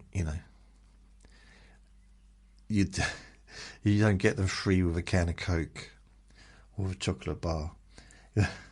I know you don't get that anywhere, but we can't. They're not freely accessible in this old country of mine. But that might have been something I'd be quite good at. Another thing I thought I'd be good at, I don't know, be good at, but I think I'd enjoy, is crossbowing. Do you know crossbow? Like in the Olympics, they do all that. I mean, I don't think all that technology was available when I was a kid, because it's proper technical now, isn't it? It's almost like a science experiment. I don't know whether an arrow is going to shoot out or a rocket's going to head to the moon. I don't know what's going to happen. That was very slow, wasn't it? Slow response. And sword fighting is another thing I quite like the idea of. But like the Zorro kind of swords.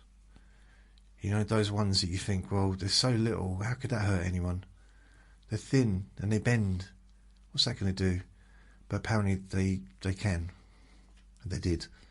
But I like the idea of doing that. That was something but I never got a chance to do that and tap dancing. Maybe not at school, but I did like the idea. When I was in the gym, I liked to tap dance. And I thought, if I had bits of metal at the bottom of my shoes, I could get a rhythm. And when I was in the Sea Cadets, we used to put metal nails, well, not nails, I suppose they were like nails, buckles or, things you get on belts. Nuggets, knots, whatever they are, like bits of metal sticking kind of in a kind of a round or sharp shape, and used to have them on the bottoms of our boots and could make sparks and stuff. It was brilliant, and slide along, and I could tap dance in them. Apparently that's one of the other reasons why I didn't get my badge. Too much tap dancing. It's like I can't win here. So yeah, that's it. I think there's quite a few things I could have perhaps done. There's still time to do some things. Maybe I'll try and take up tap dancing. Probably not. Bow and arrow, though, is possible. So, I'm going to go. Thank you very much for listening. Remember to be kind to yourself, because you do deserve to be happy. And be gentle with yourself. You do deserve to feel safe. Lots of love. Bye. relax in a more deep and meaningful way, maybe in a way that can not just allow you to feel calmer now and throughout the time we spend together here, not just relaxed at the end of the recording when it's finished and you can enjoy that sense of comfort and peace, but also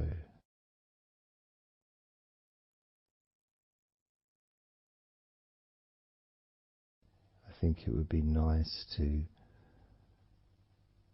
have those feelings of relaxation continue for longer after the recording is ended,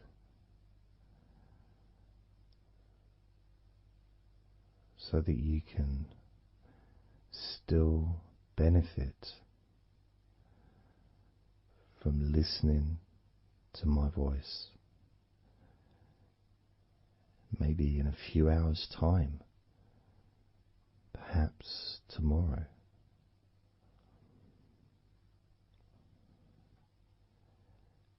And then by listening regularly, especially if you find, like some people do, and myself as well, sometimes I find one particular recording that really resonates with me, and I just listen to it over and over again, like every morning, every evening.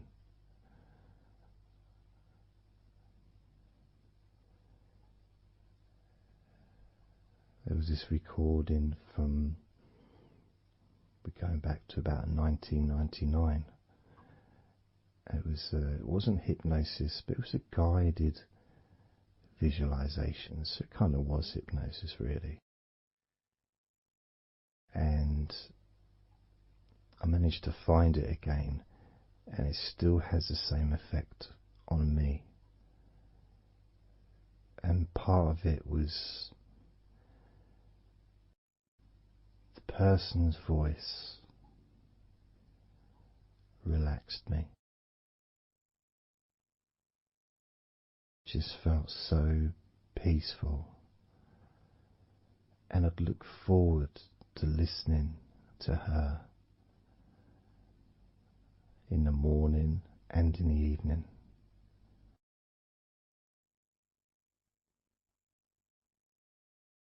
And I knew before even pressing the play button that as soon as I'd done that, pressed the play button, this was in the days of CD players, press the play button. In fact, it might have even been a tape recorder. I'd lie down on the bed, and then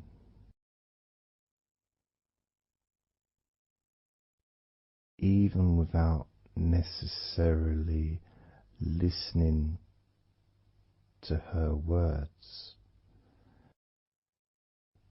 because I had them memorized really, it was as if my body knew exactly what to do. And the muscles just almost went into automatic relaxation.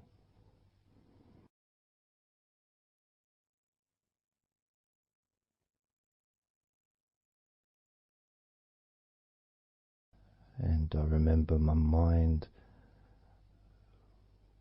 would slow down.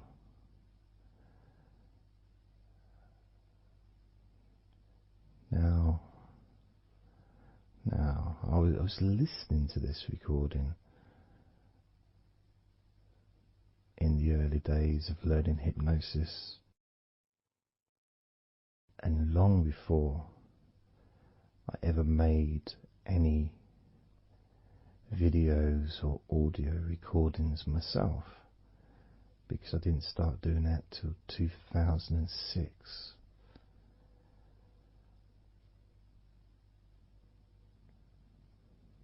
But I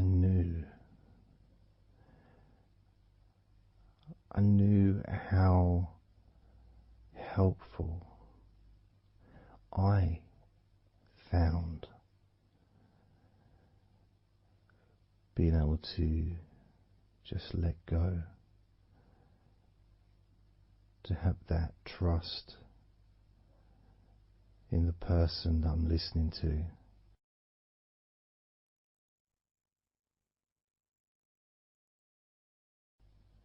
Knowing that it's going to be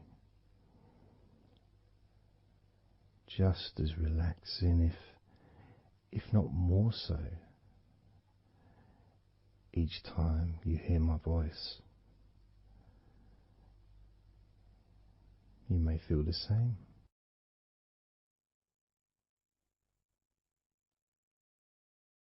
Some people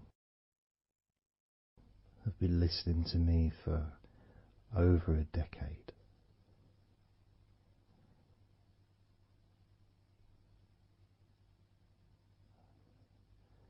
Maybe not solidly, obviously not 24 hours a day, but maybe people come back. Some people maybe listen every day.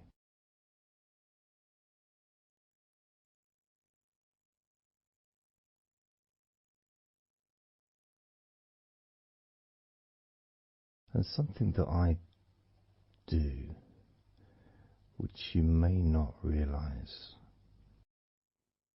by listening, is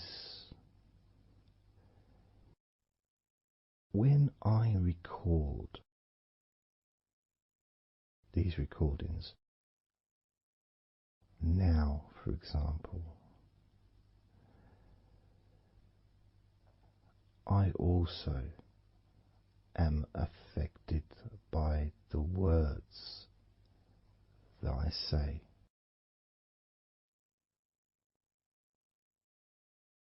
So if I said to you, focus on your feet, notice your feet relaxing, I will be focusing on my feet. I will be noticing my feet relaxing.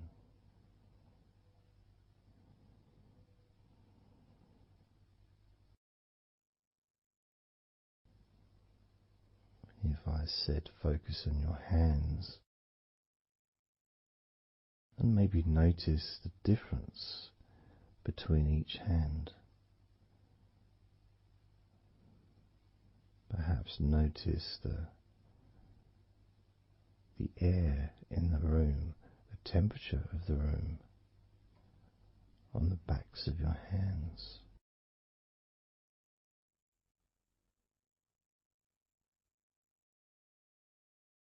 You may start to notice what almost feels like a very light breeze, even though there may not be any type of breeze at all where you are right now.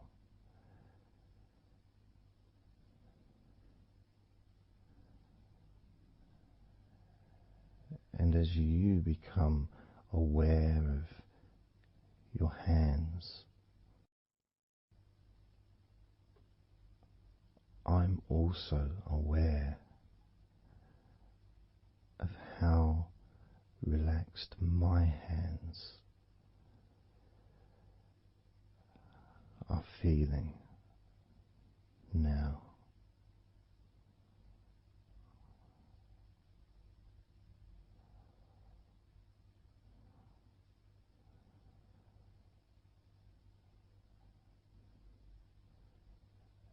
And when it comes to potentially drifting off to sleep, which may be the reason you're listening,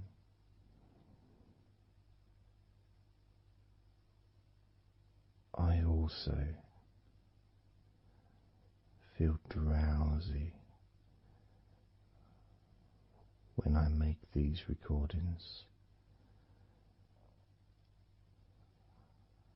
I also notice my mind drifting.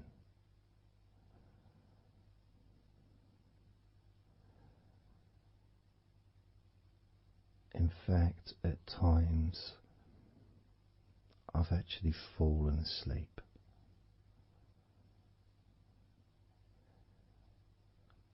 without even noticing. And then I carry on talking.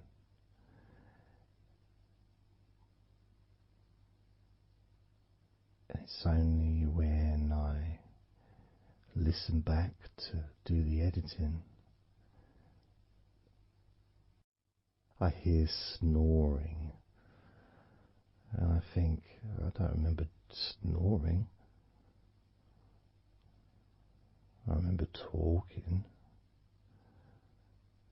Is it snoring or is a pig turned up? That's what I sound like when I snore.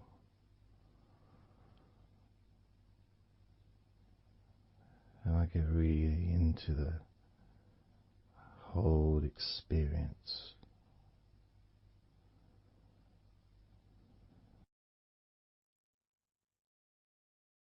I don't know how you feel.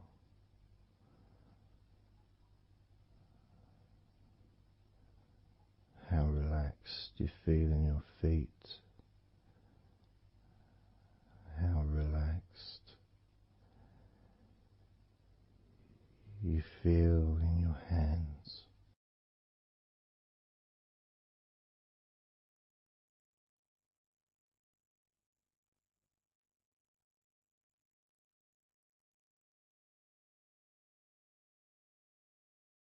I have noticed more and more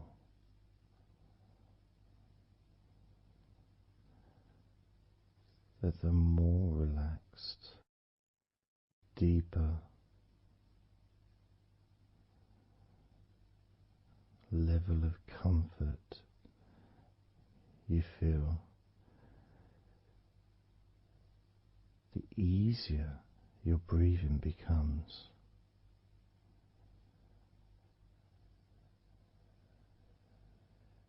It's almost like that additional muscle relaxation.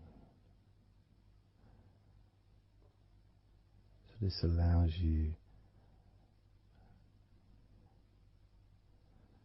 to breathe easier.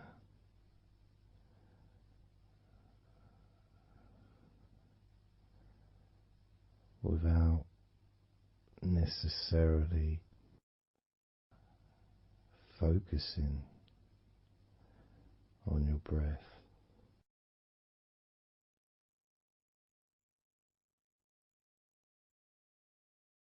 However, being able to notice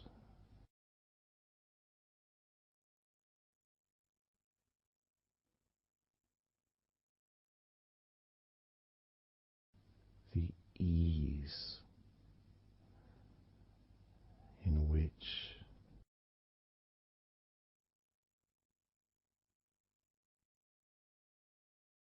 you breathe so naturally.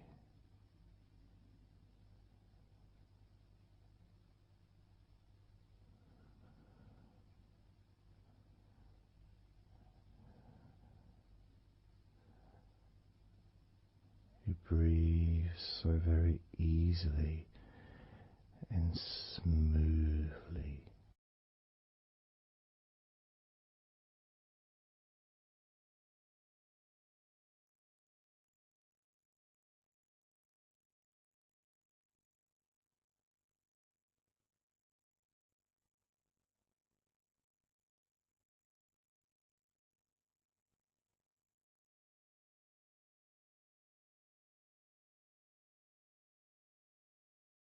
Whenever I imagine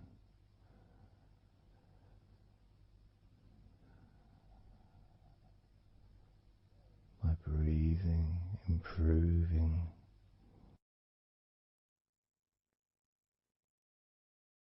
when I've got my eyes closed,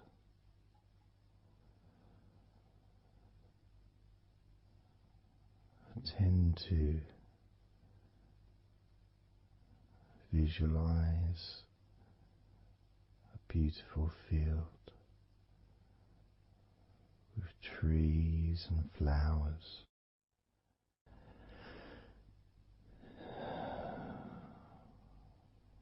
producing all that life-giving oxygen.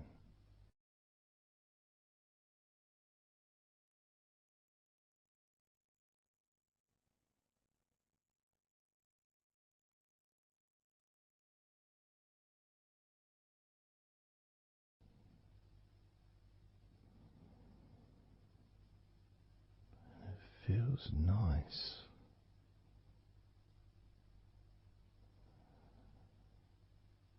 to, if nothing else, just taking some time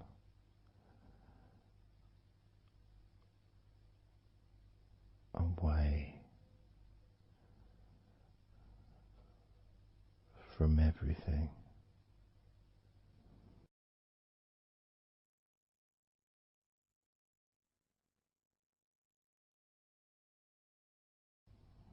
Enjoying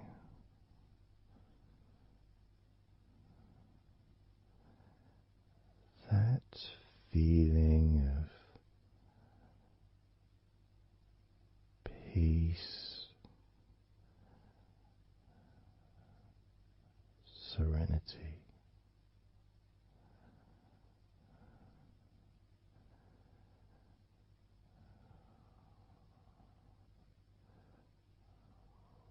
with a joyful heart.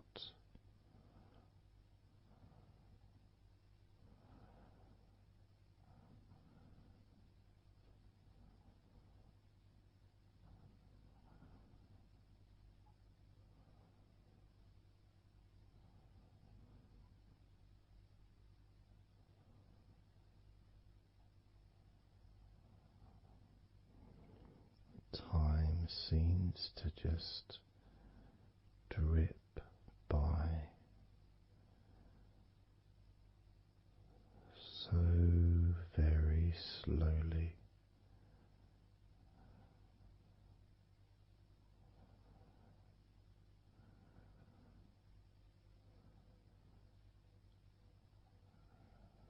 Relaxed,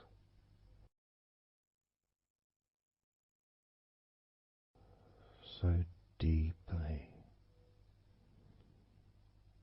peaceful,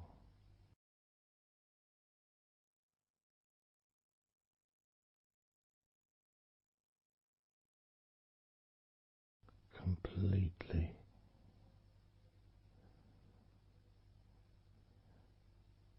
unattached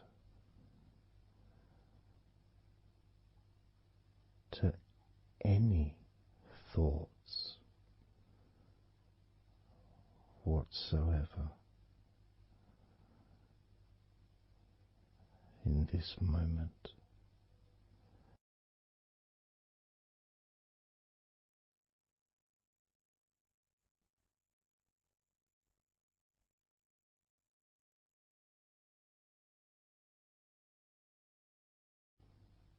Completely free.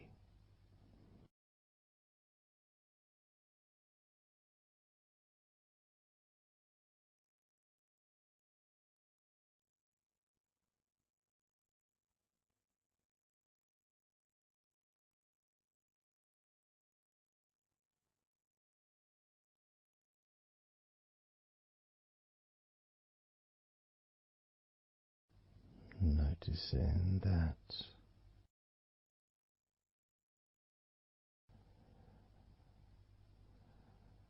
your mind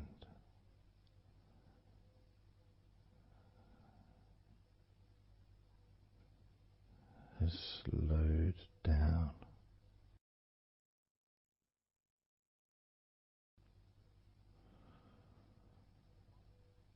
Slowed down.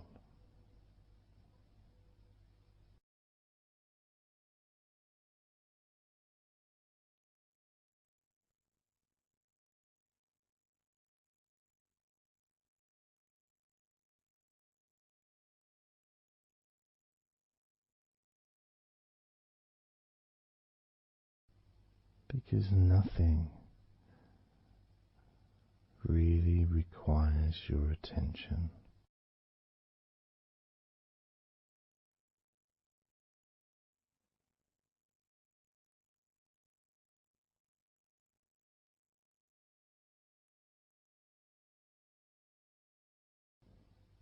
You can enjoy the physical sensations of allowing the stress to drip out of your body.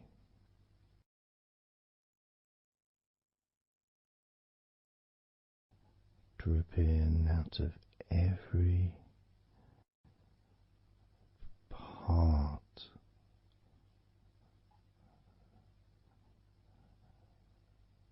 of your body.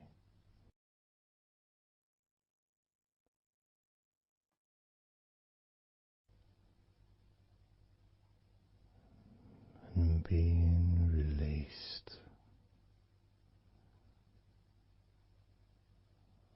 from your brain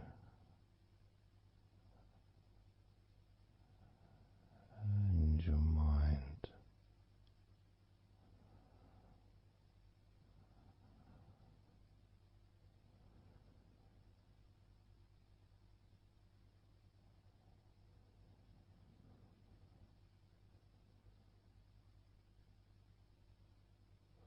Slowly but surely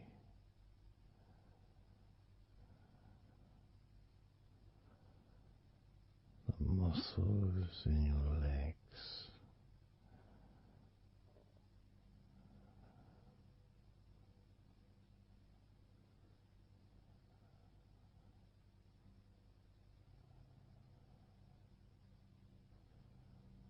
relax,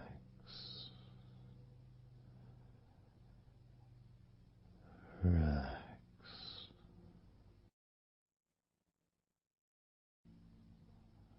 relax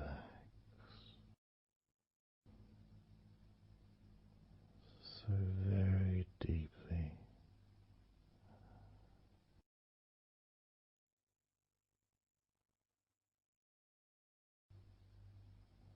Relax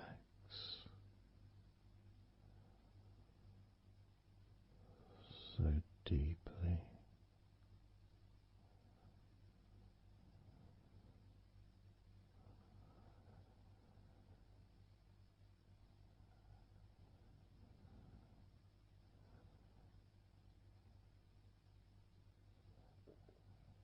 And the feelings, the pleasant feelings in your arms and shoulders,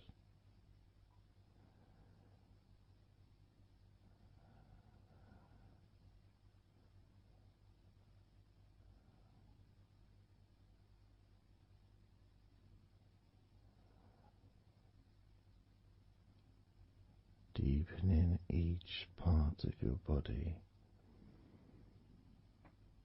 further and deeper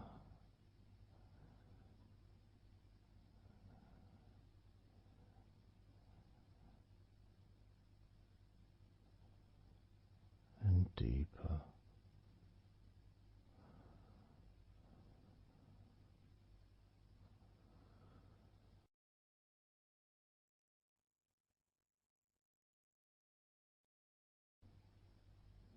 Noticing the feelings in the back of your neck,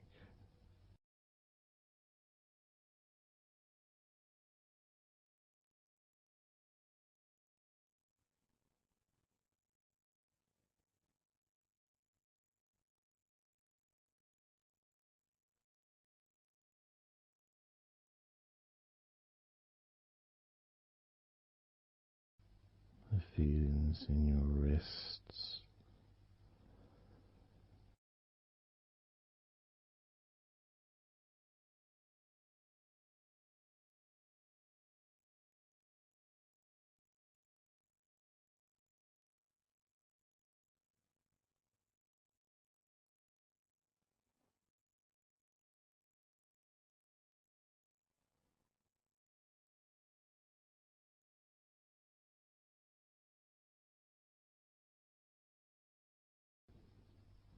the muscles in the front of your body,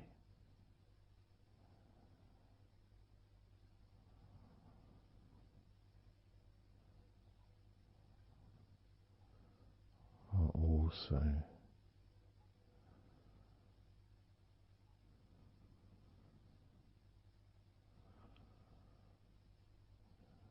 feeling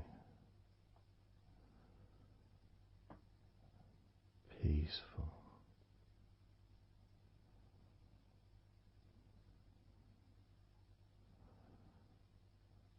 Deeply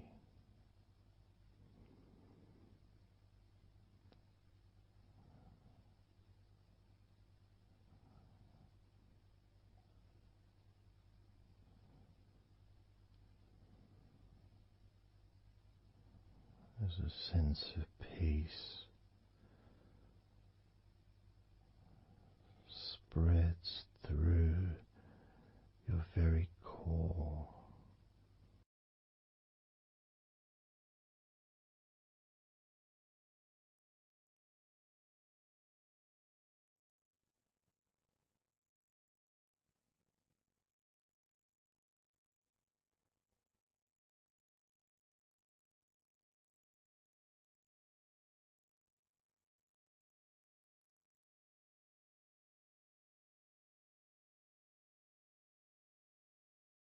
Even when you focus on your mind,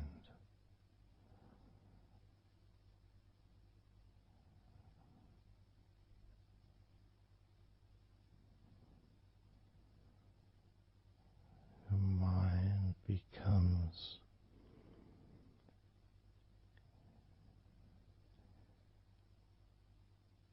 even slower.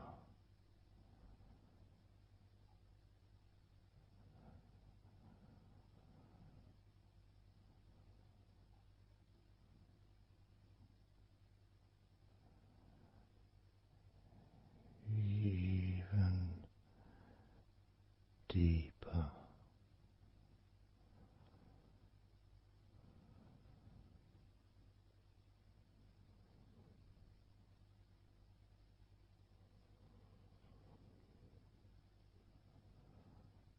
Relaxing.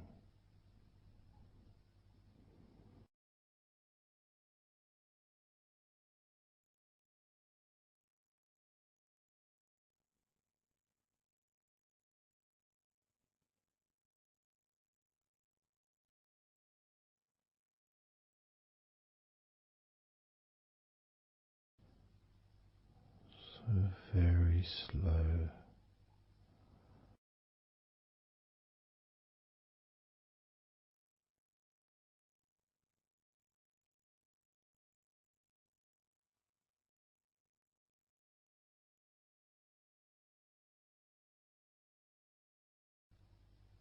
Your stomach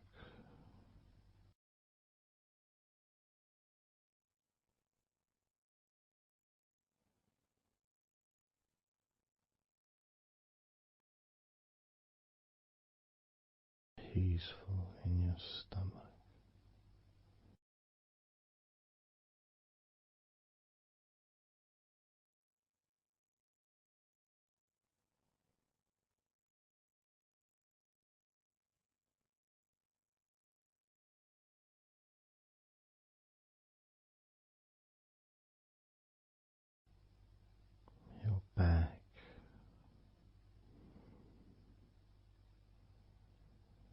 Notice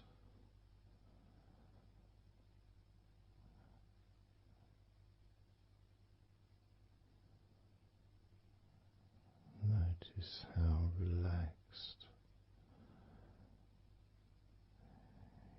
you now feel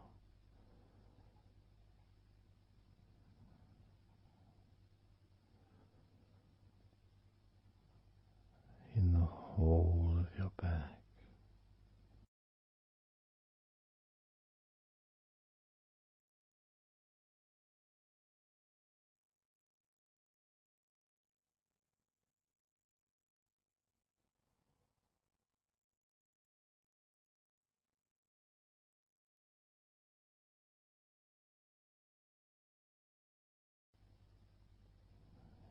Your spine,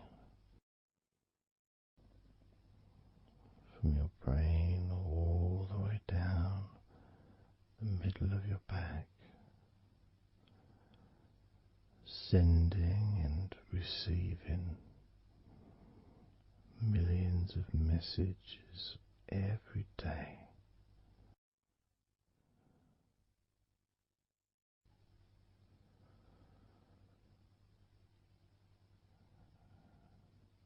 Deep comfort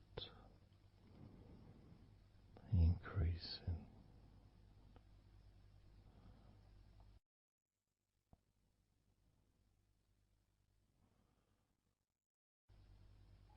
Deeply relaxed.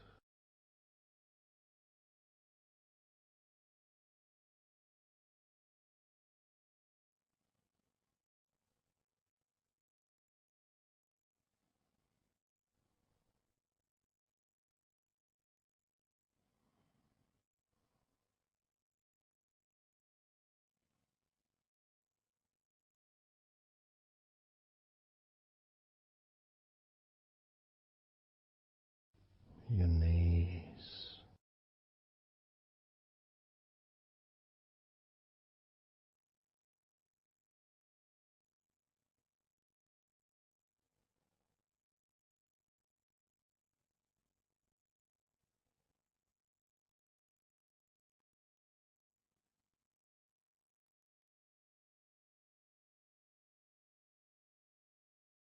relax, spreading those signals down your spinal cord into every part of your body.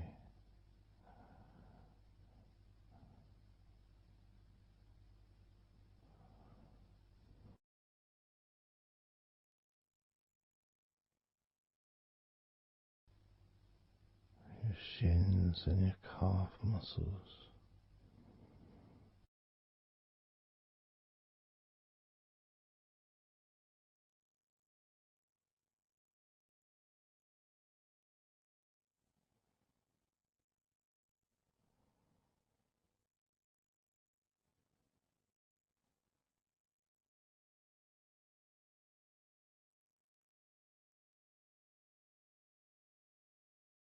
your elbows,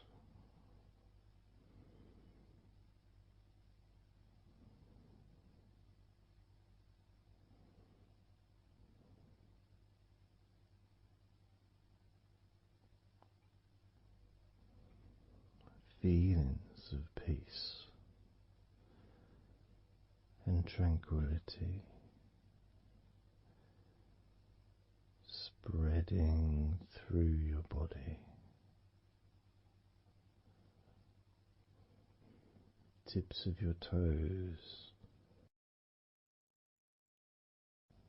to your eyes, your fingers all the way to your lower back.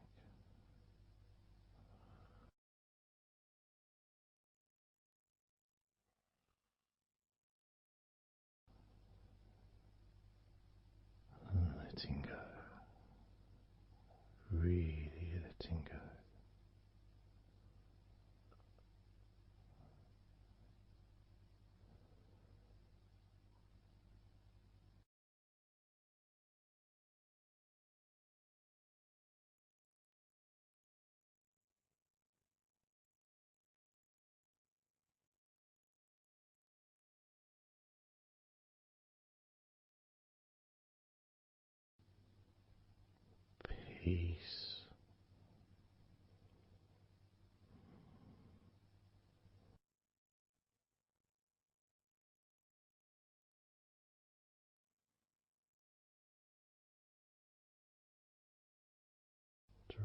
in.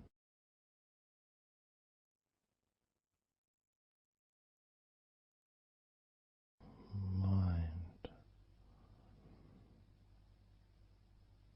just wandering away,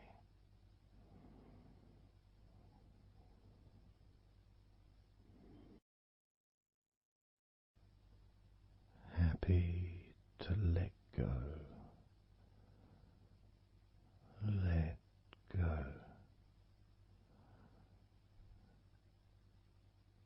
completely let go.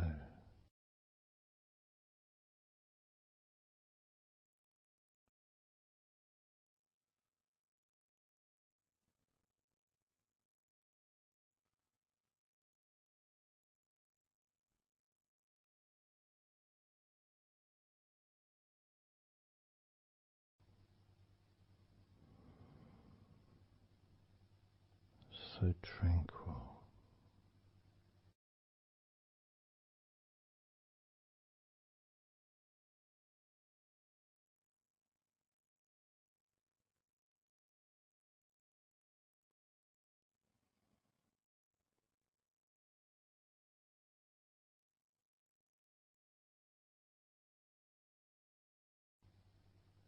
Your whole body enjoying a sense of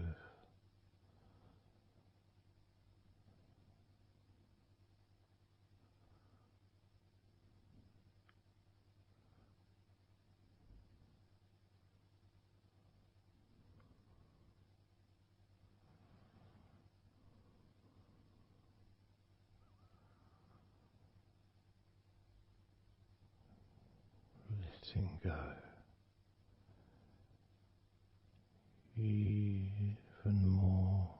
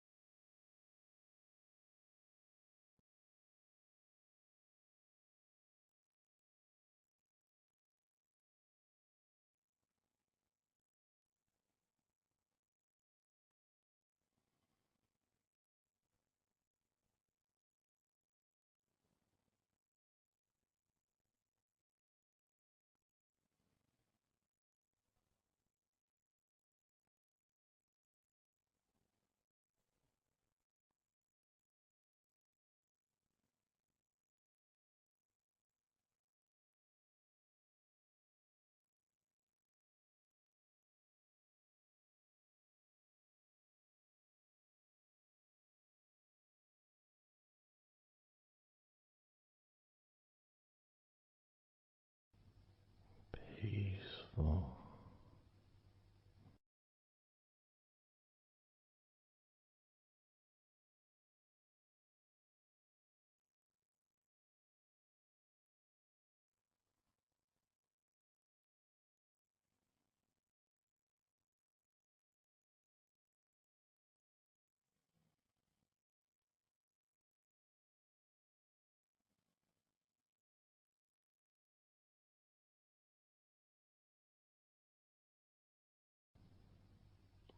enjoying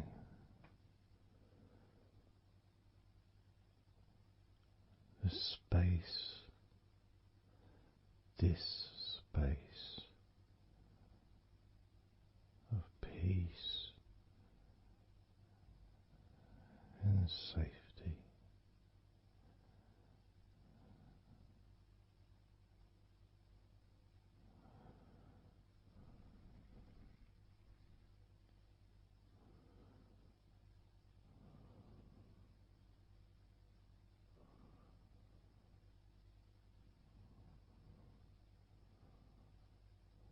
So very, very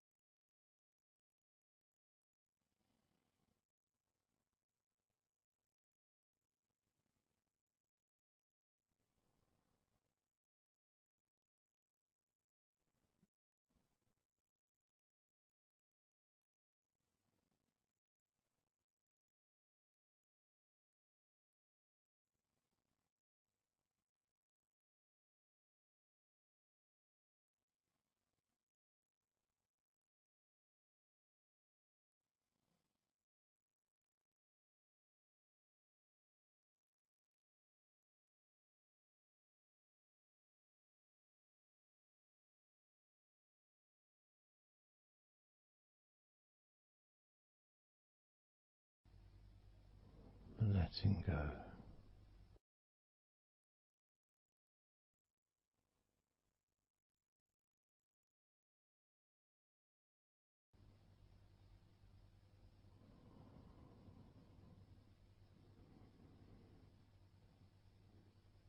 Maybe we can just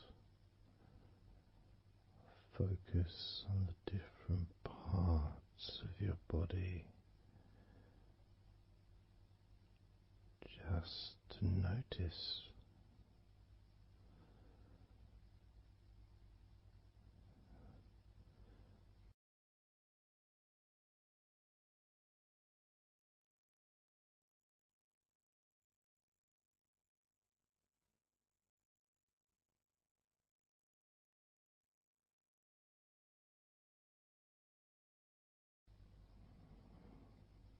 your forehead and your eyes.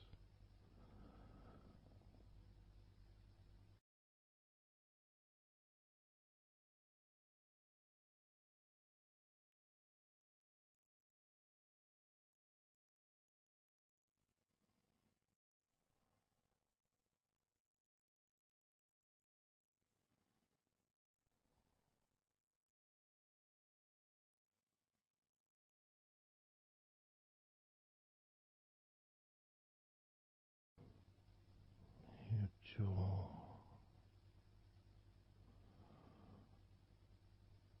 so loose.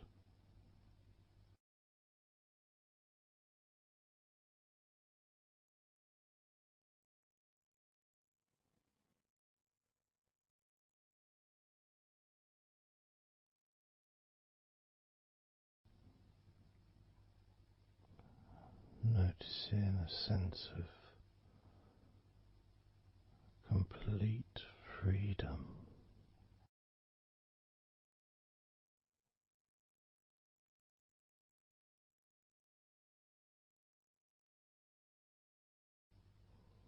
Absolute freedom.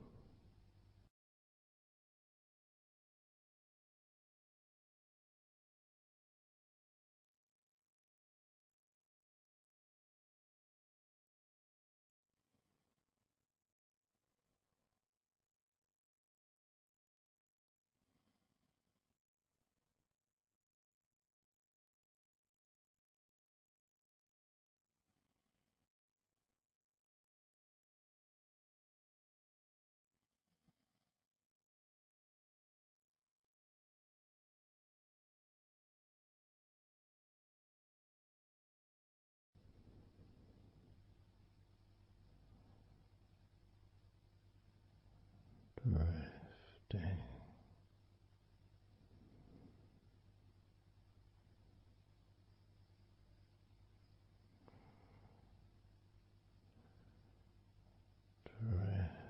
Drifting.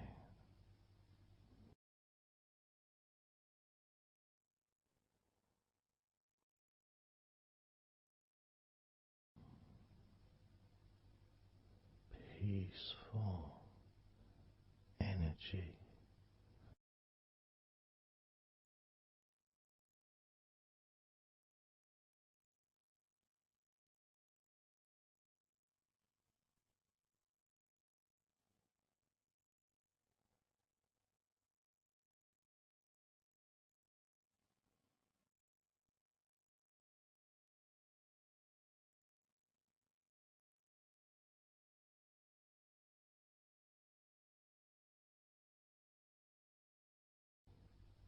Peace to breathe. So much easier.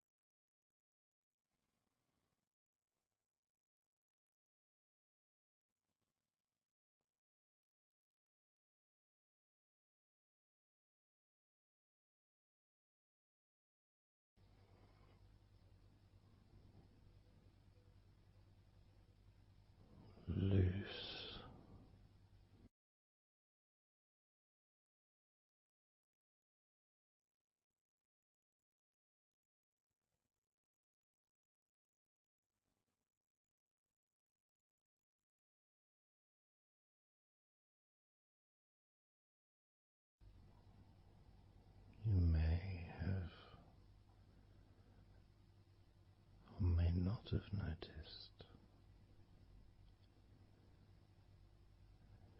your mind drifting.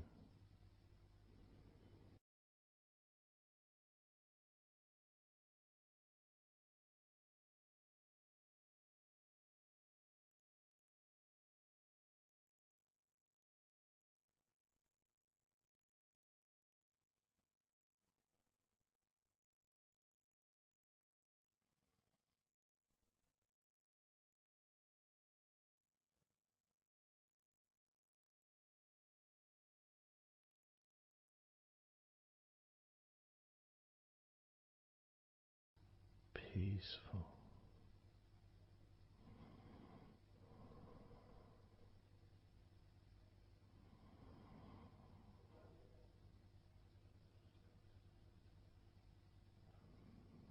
Moving even more deeply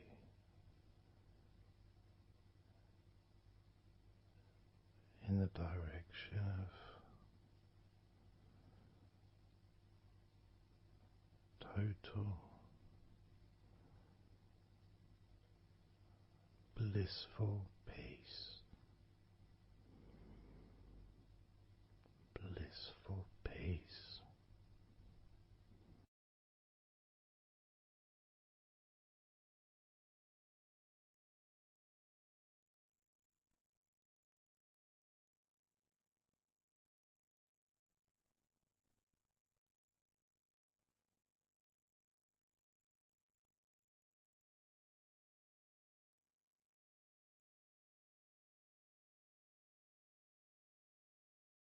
Drifting.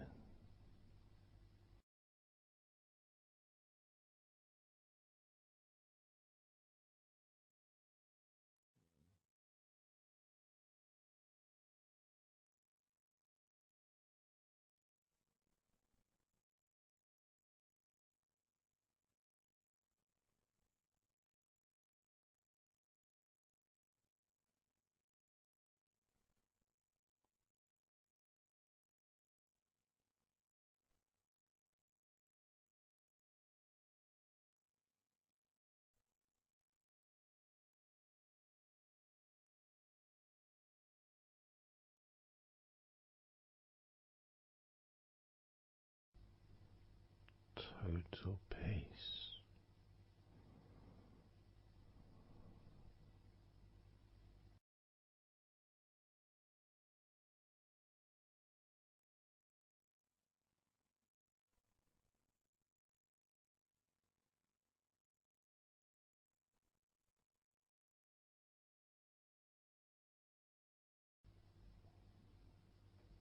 Calm. So calm.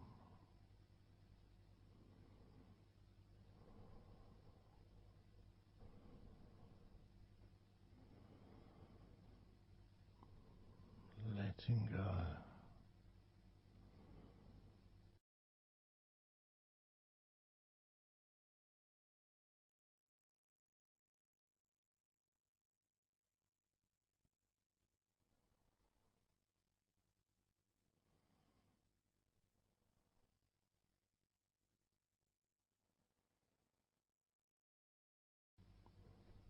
Peace of mind.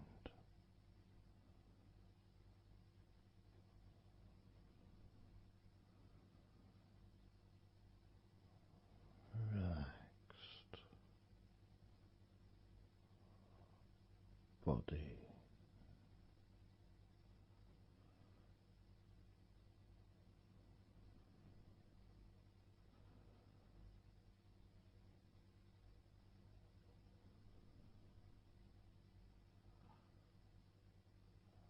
So relaxed.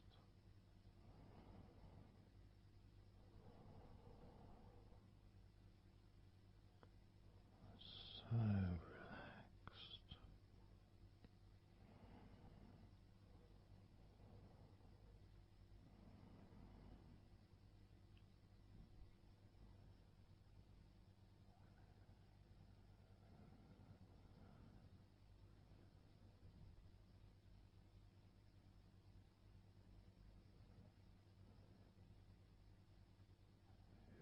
body feels almost invisible.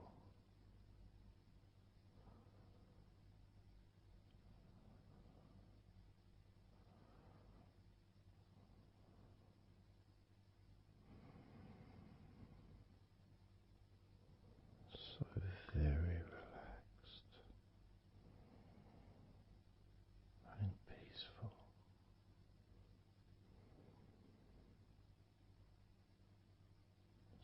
So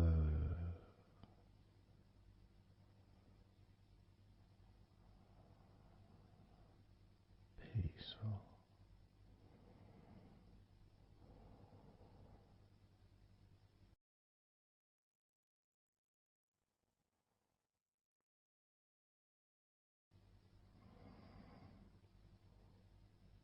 Relax.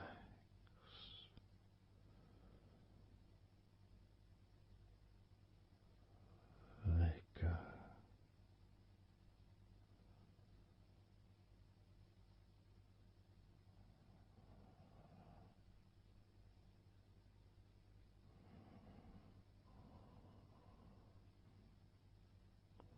So peaceful.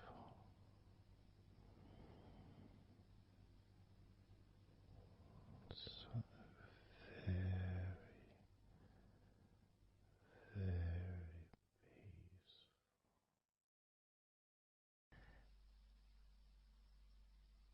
And you could start to notice that you are feeling more relaxed. Even though I've not purposely focused your mind upon that sense of physical comfort that is growing within you throughout your body, and your mind starts to slow down. And that could be almost in recognition of, I guess, my speech not being particularly fast.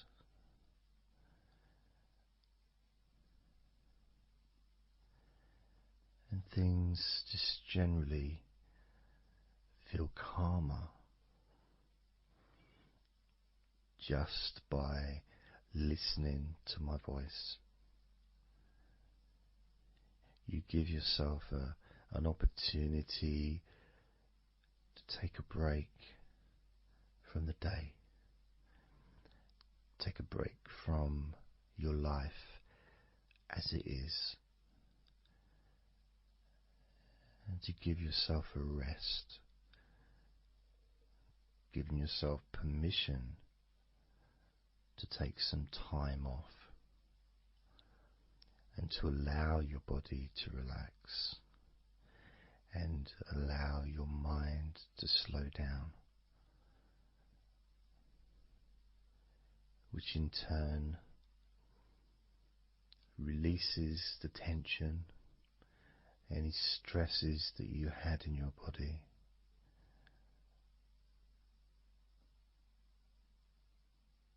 It's almost as if the parts of your body just open up, allowing the negativity out.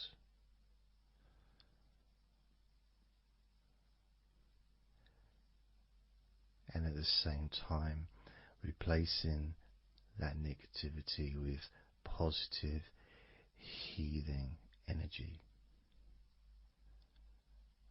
which then fills your body up, and your mind too also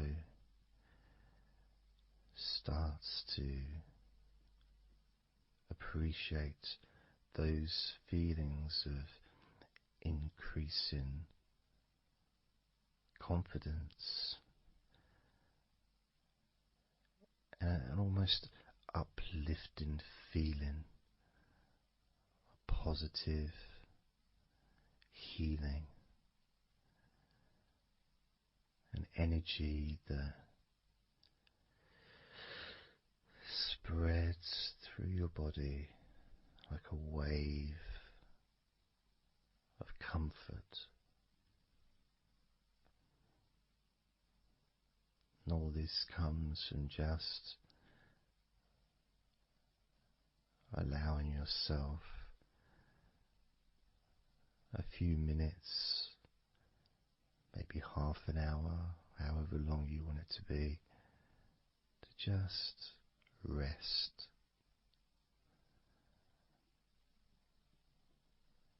And allow your mind and your body to almost reset itself to the settings of comfort and relaxation, calmness, which allows more room for feelings of pleasure and happiness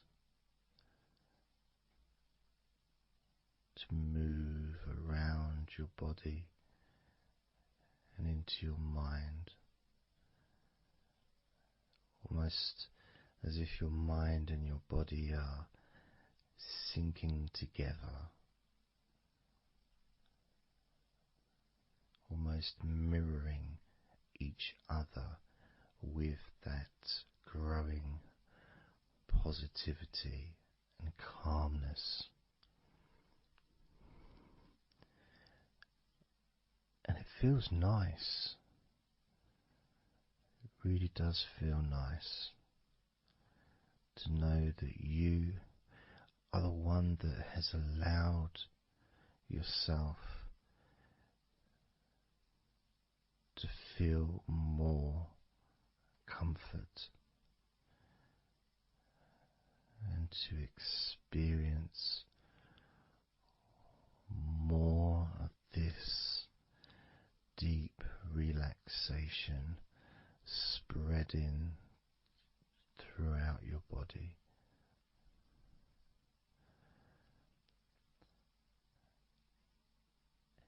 And as I focus on each part of your body, you can notice that that part becomes even more relaxed just by focusing on it. It becomes even more calm and comfortable just by focusing. And as I move down your body, starting at your head, the parts that you've already focused on will continue to relax deeply. And those parts that we've not yet focused on will just automatically release any remaining tension in anticipation of even more comfort about to come.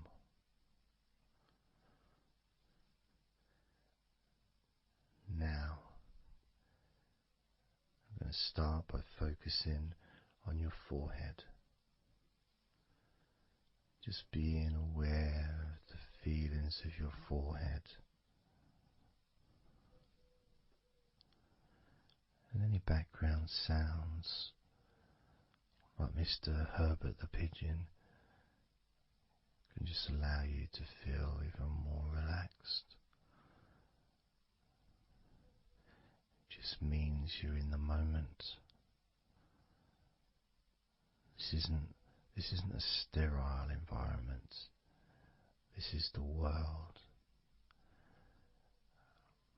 I live in the countryside, so there's lots of nature sounds around.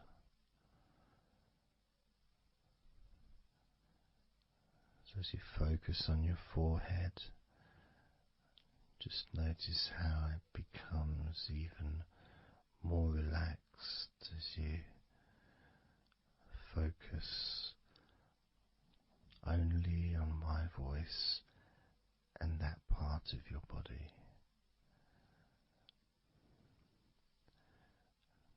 Moving down to your eyes, focusing on your eyes, noticing how your eyelids feel so heavy, yet so light at the same time, and all the muscles around your eyes relaxing completely,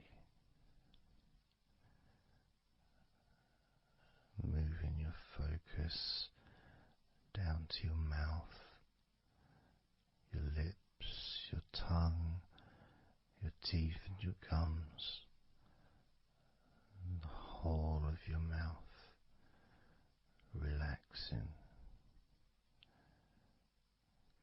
calm and loose. As you focus now on your jaw, not just the part of your jaw near your mouth, your chin, but all the way up the sides of your face to your ears, that whole of your jaw, feeling more relaxed and calm.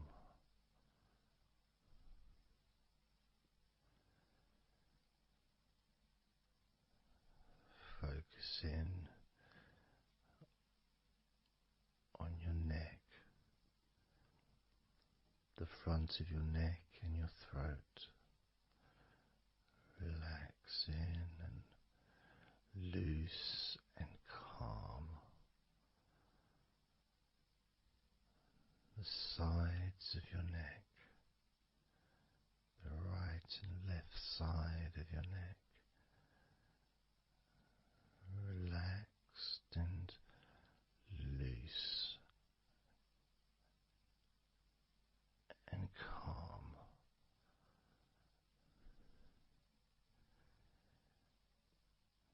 And now the back of your neck, focusing on the back of your neck,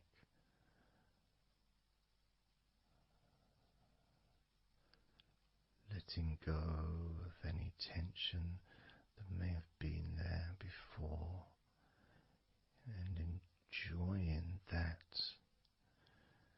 sense of increasing comfort and release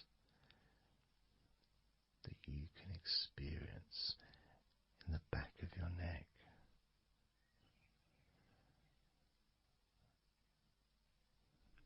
Moving down your back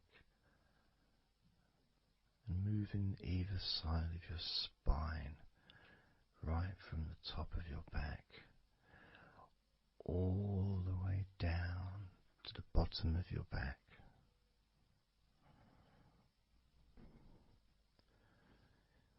Down to your lower back.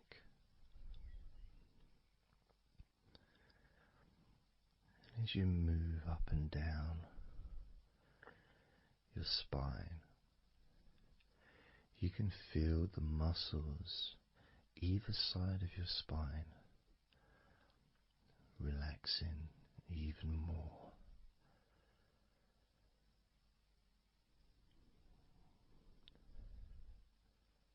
And as those muscles relax, that sense of comfort starts to spread outwards from your spine into both sides of your back, the top of your back, the middle and your lower back. And as you scan softly and slowly up and down your back as the muscles in the top of your back relax and become looser. The muscles in the middle of your back also seem to just almost divide from each other, separating and almost melting.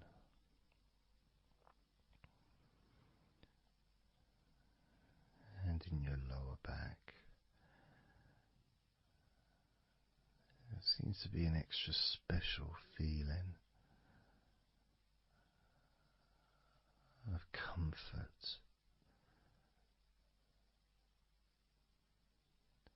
that spreads into your hips, so down your lower back and into your hips, into the area where your coccyx are,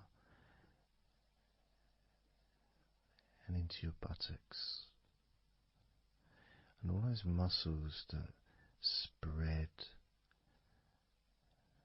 from your lower back into your hip area start to melt, start to really let go.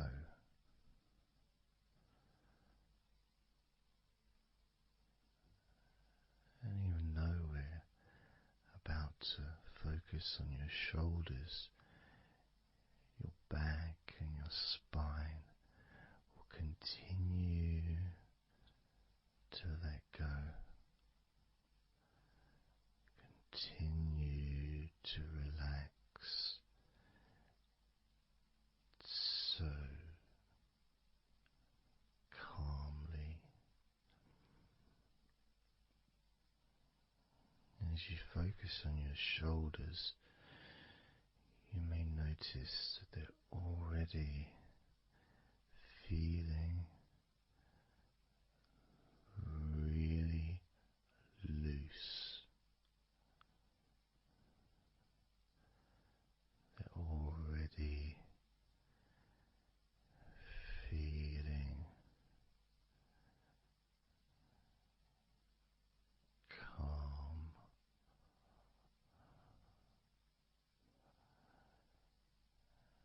And that feeling of those muscles that move from your neck into your shoulders.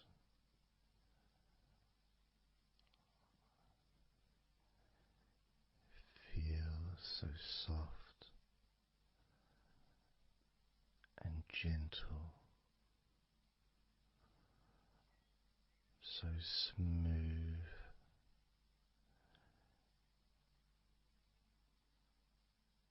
and calm.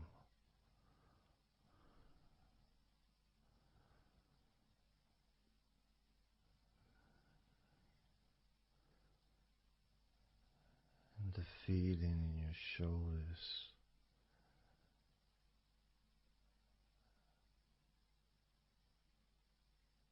seems to spread deep into your shoulders. That sense of relaxation, not just traveling deeply into your muscles, but also relaxing the bones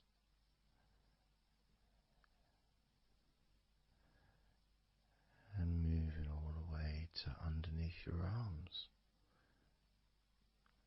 relaxing that whole area between the tops of your shoulders and underneath your arms, healing.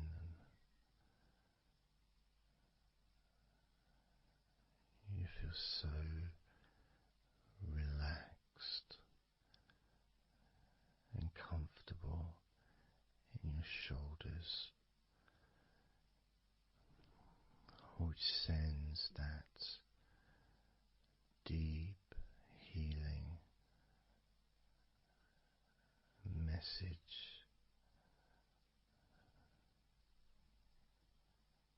into your arms,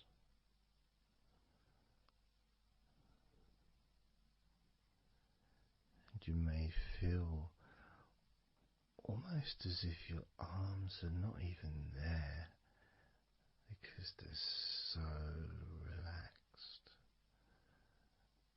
so deeply relaxed.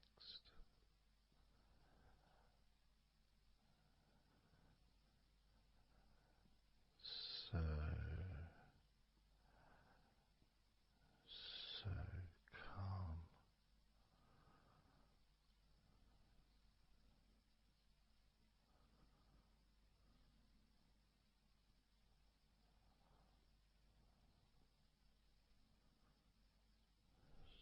So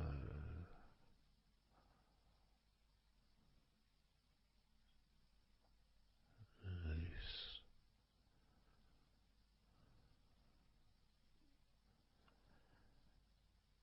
That feeling spreading all the way down your arms to your elbows, including your elbows.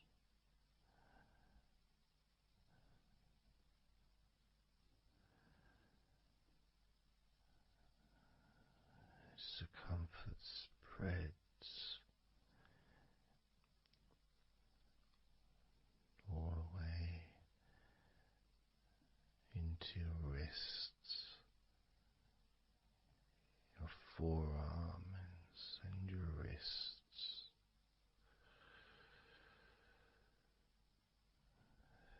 feeling so heavy, yet at the same time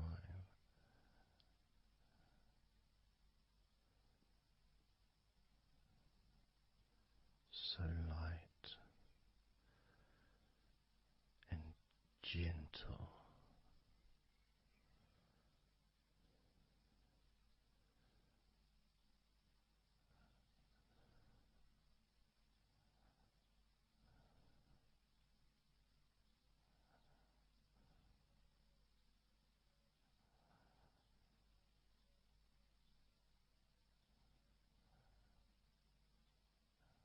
Focusing now on your hands,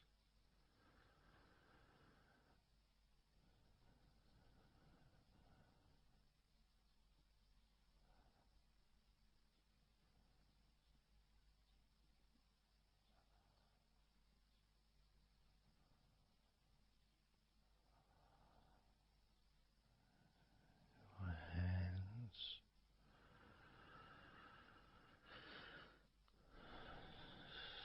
so peaceful in your hands.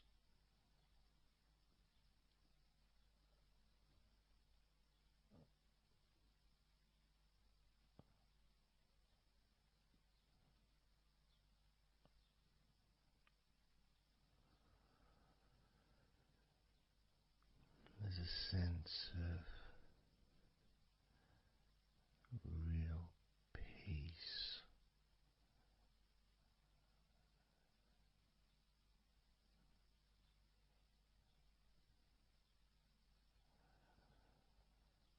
that just seems to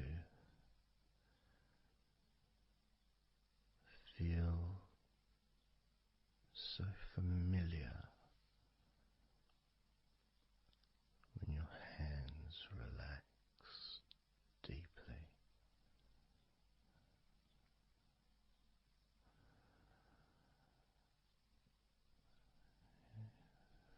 Feels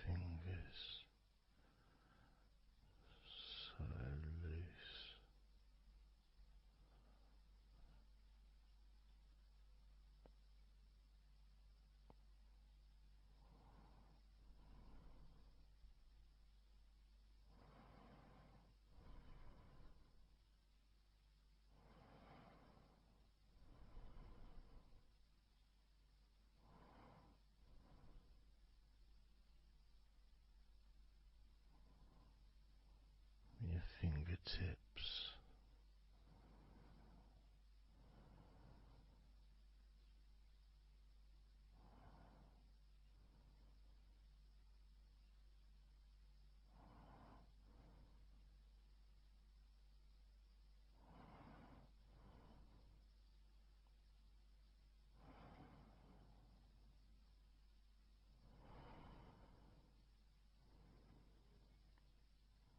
Moving your attention to the front of your body,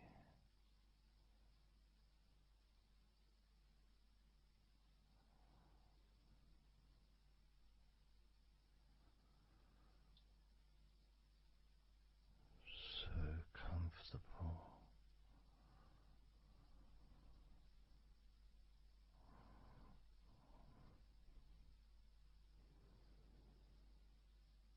Moving your focus to your legs,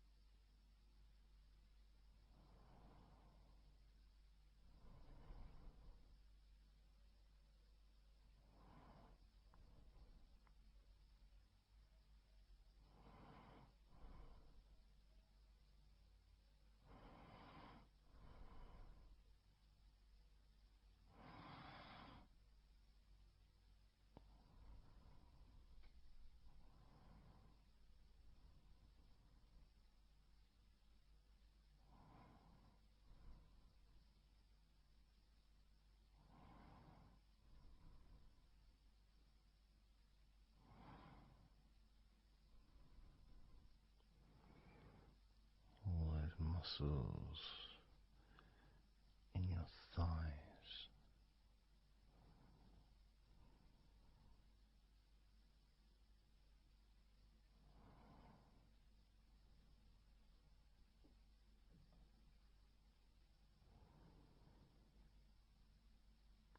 your knees, so relaxed.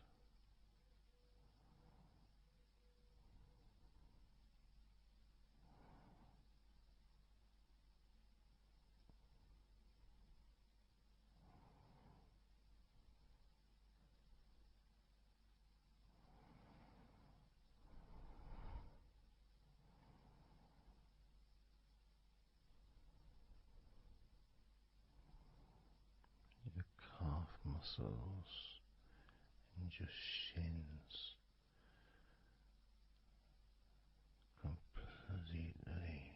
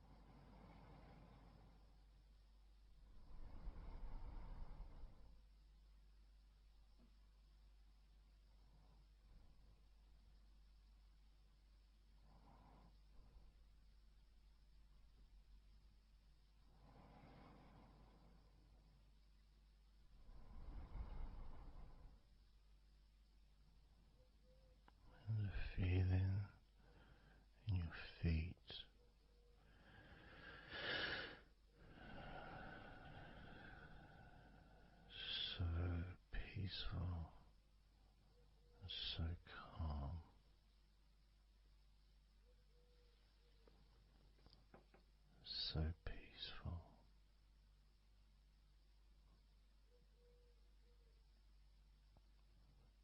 so calm.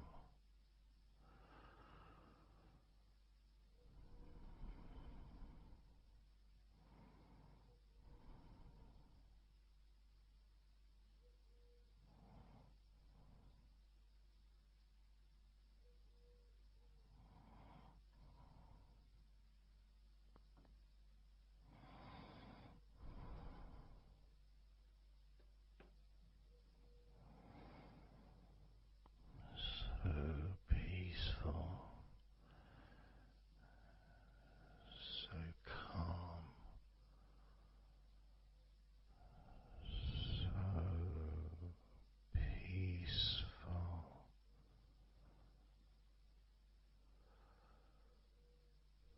so relaxing,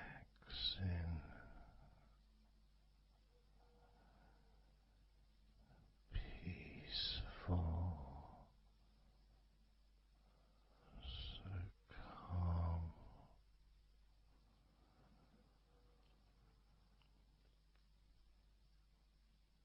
Allowing that deep relaxation to spread to your chest and your stomach. So relaxed.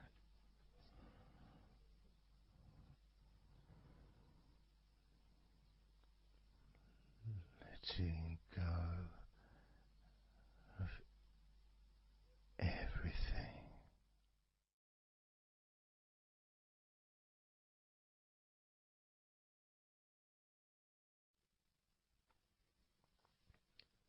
So I'm going to start counting down now from 20 down to 1.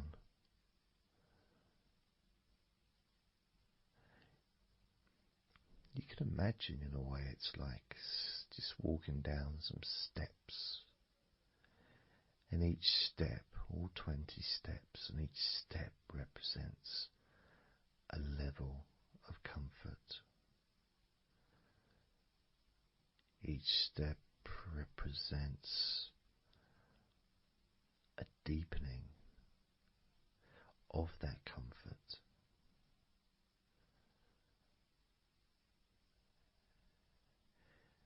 And the further you walk down those steps, the deeper and more relaxed you feel.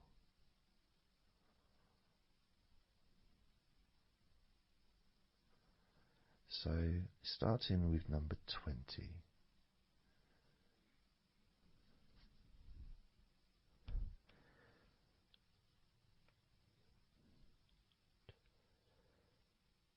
Twenty.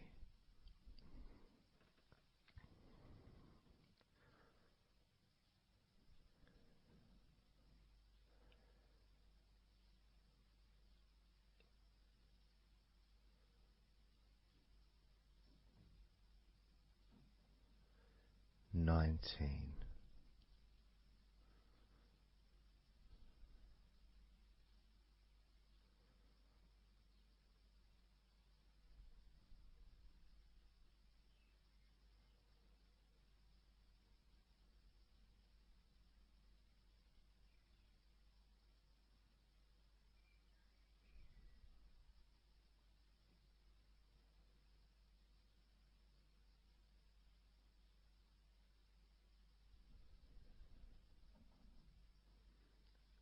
18.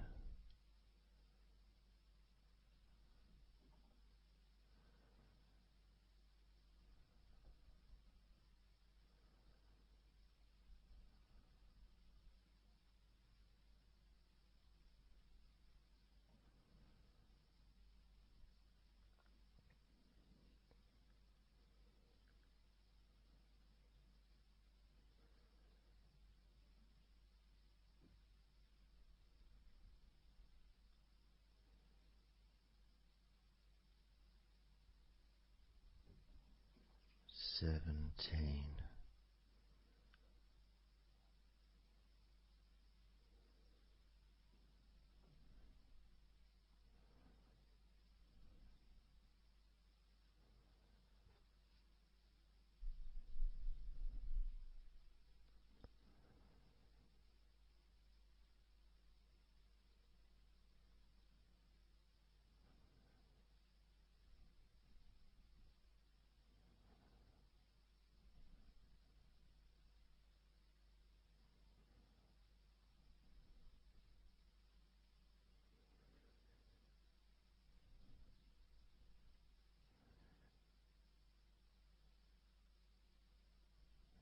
16.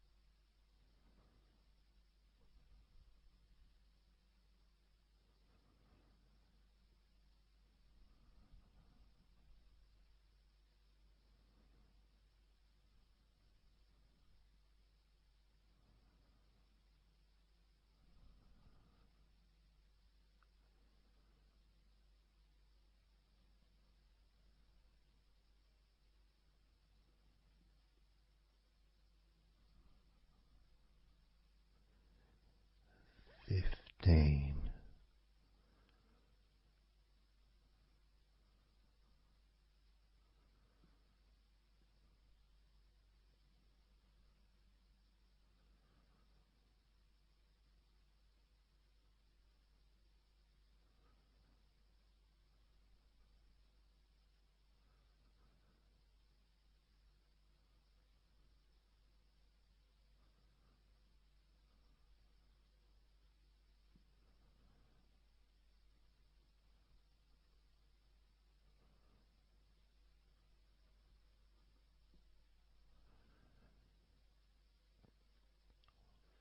14.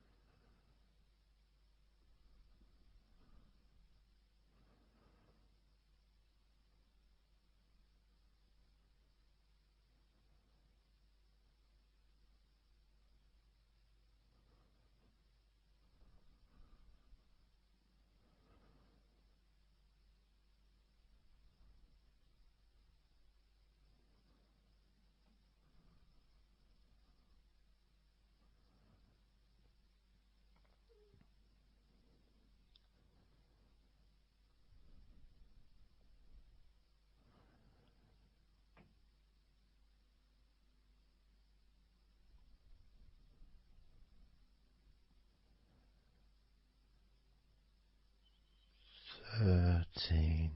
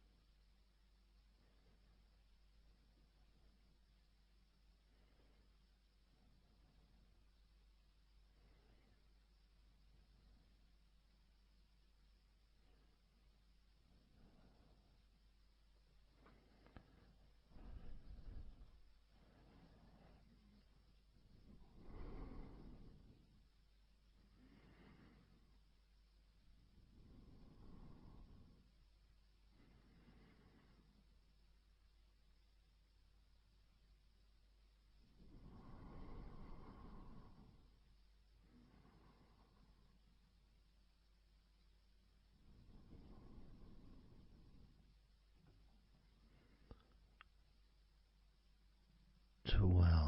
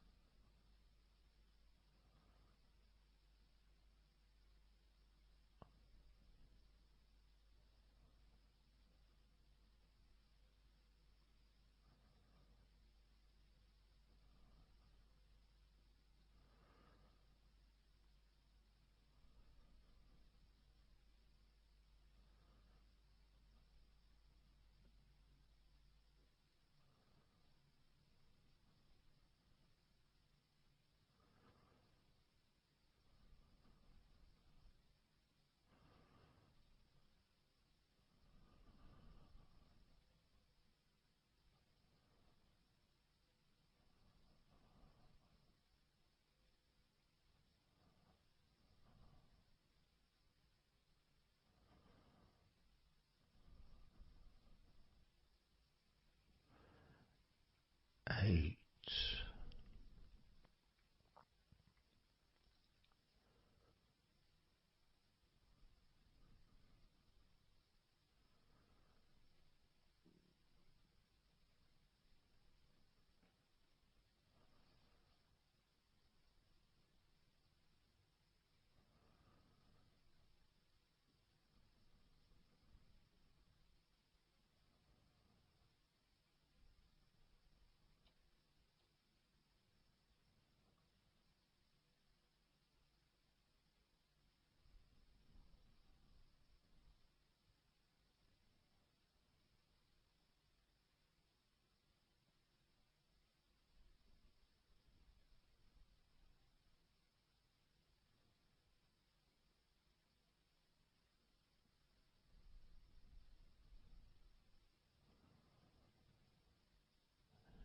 7.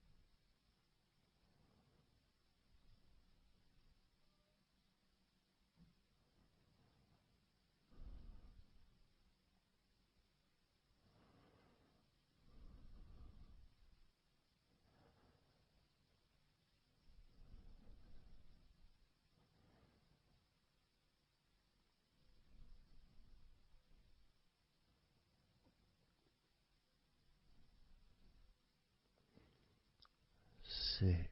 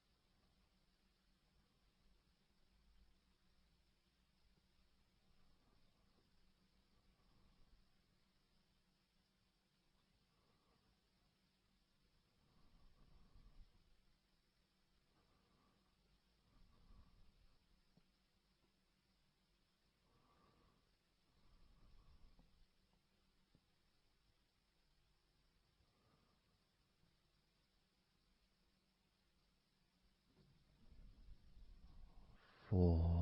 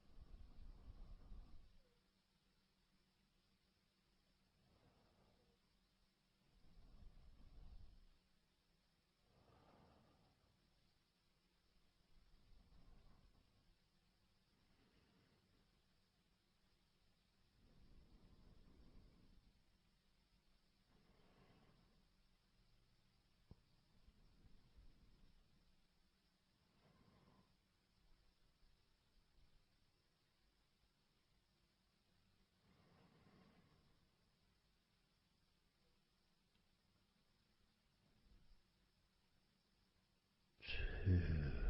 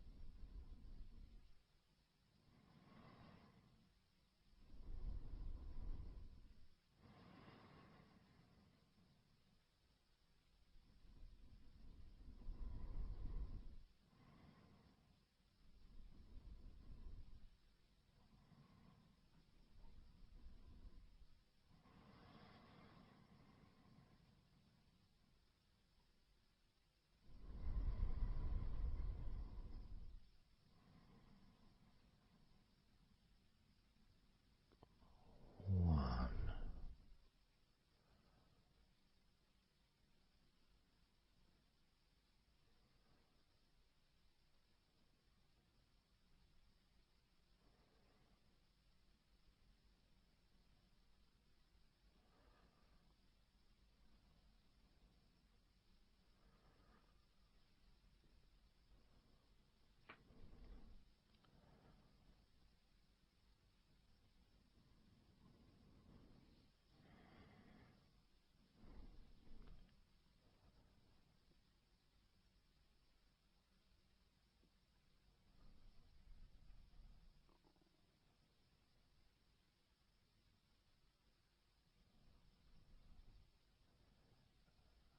And now,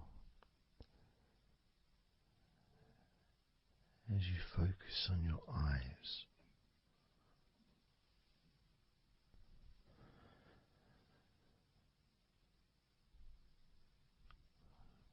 we're going to count down from 10 down to 1.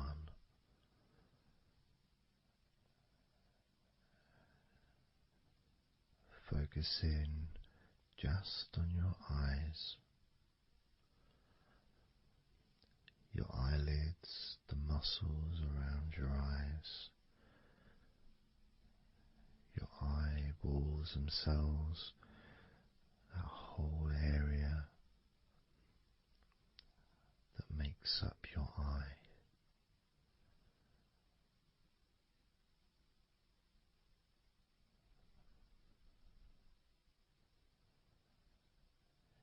And as we count down from 10 down to 1, whilst focusing on your eyes,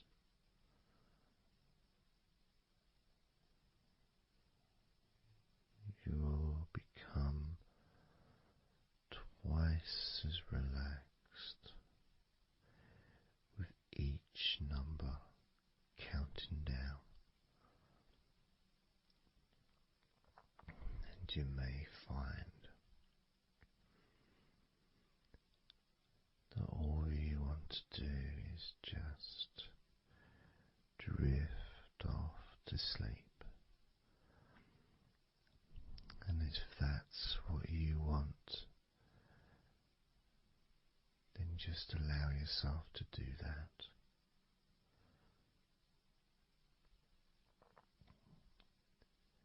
Now,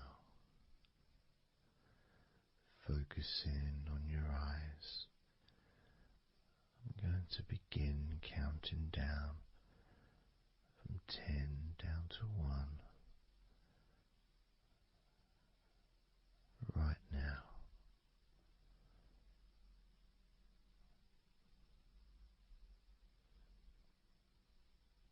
10. 9.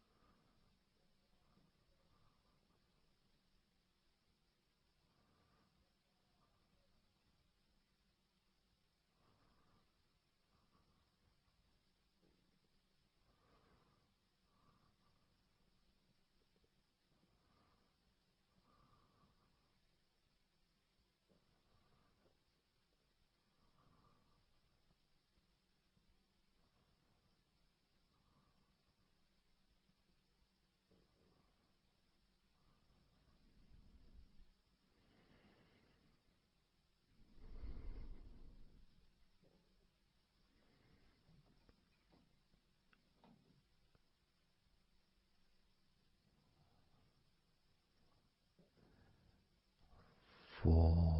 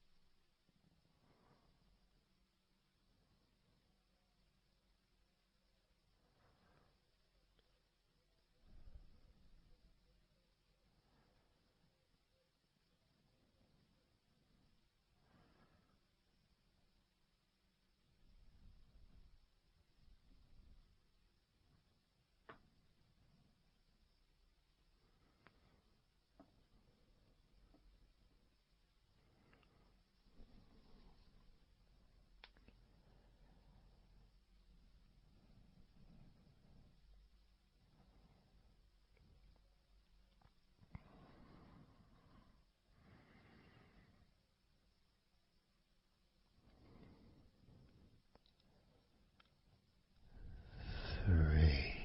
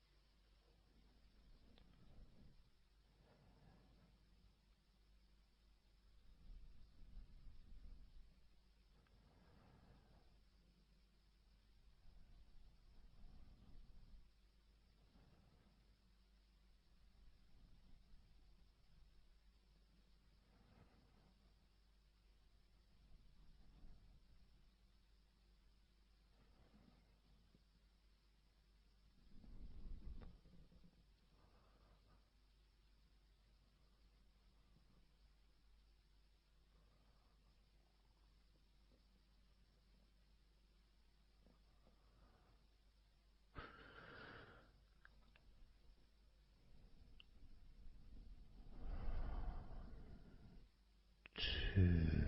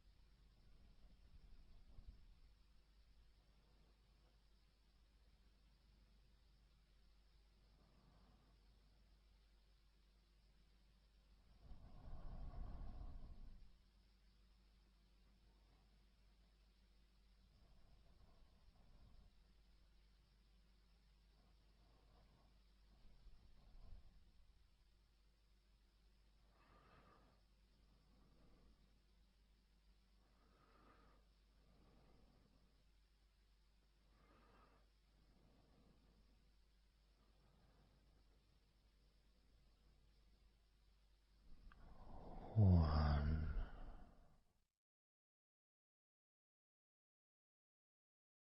So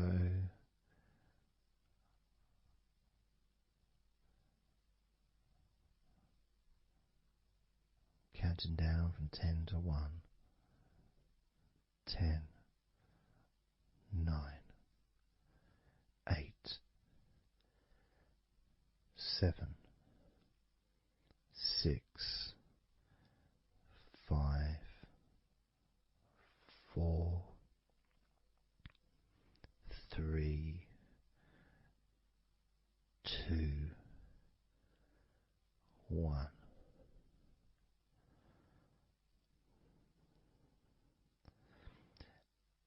And maybe that was a bit too quick in order to relax. Maybe it's a bit too fast for you to notice the calming of your body. Maybe even a little bit of pressure there, like You're counting down from 10 to 1. What do you expect me to do, man? You expect me just to go all floppy just because you're counting down?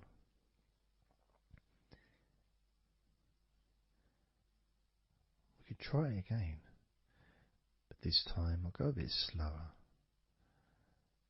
This time, as you focus on the whole of your body before we focus on your legs, just notice how your body does start to feel more relaxed with every number that I count down. 10,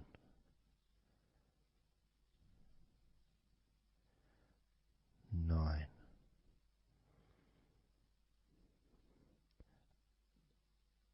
8,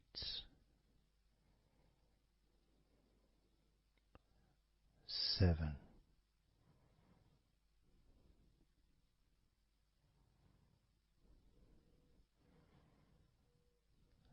6,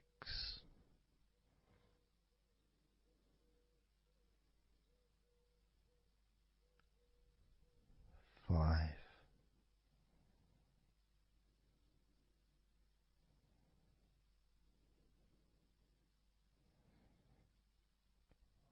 4,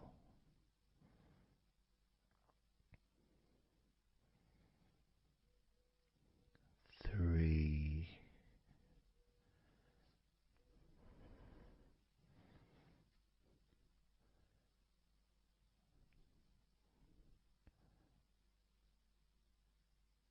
2,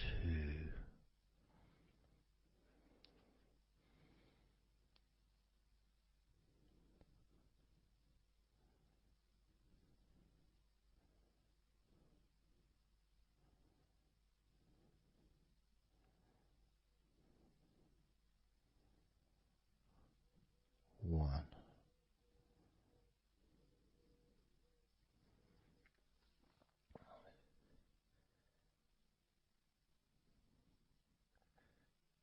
And just notice how you feel generally, how your body feels.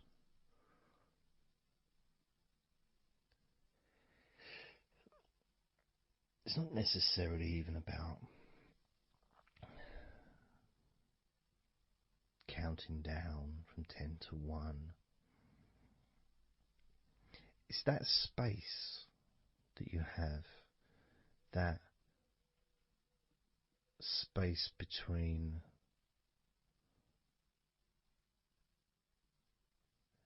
being active physically or mentally to just sitting or lying down, just being there, not doing anything, not saying anything, not needing to think about anything. So it opens up a space, a bit of a space, a gap.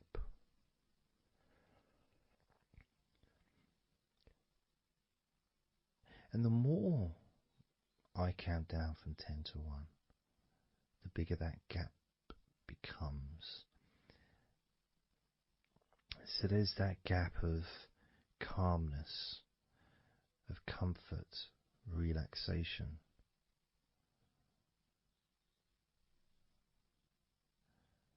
It's a nice feeling.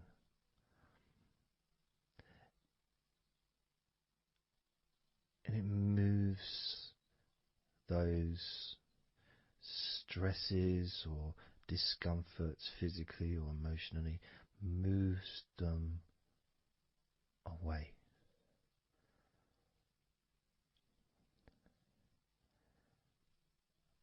Allows you to just slow down. So I'm going to count again from 10 down to 1 and notice that gap widening. the gap. And as it widens, it's almost like the stress and attention falls into the gap.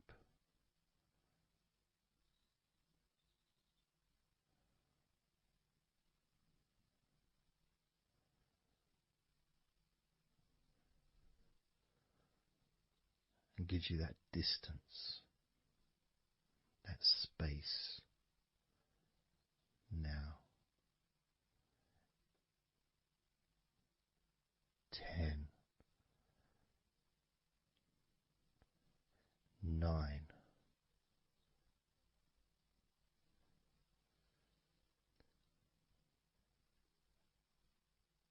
8,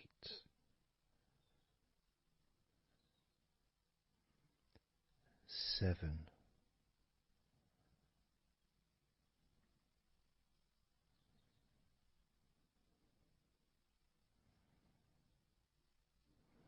6,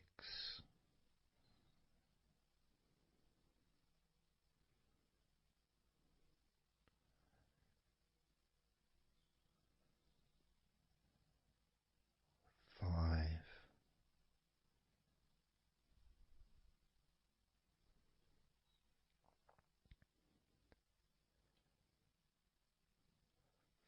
4,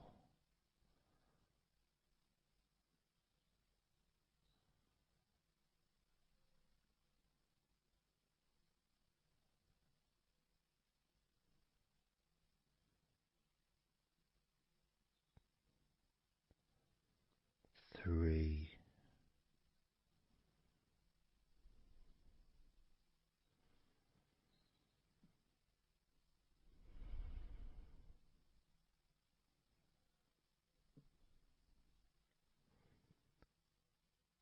2,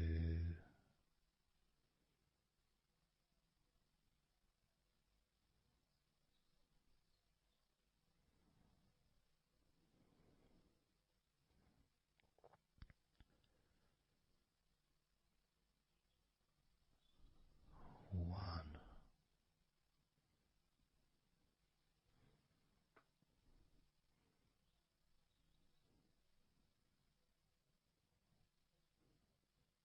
How does your body feel now?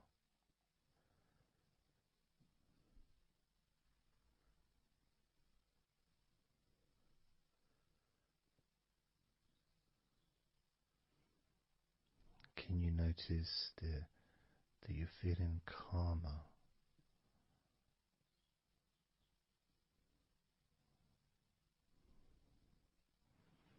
That you're feeling more relaxed?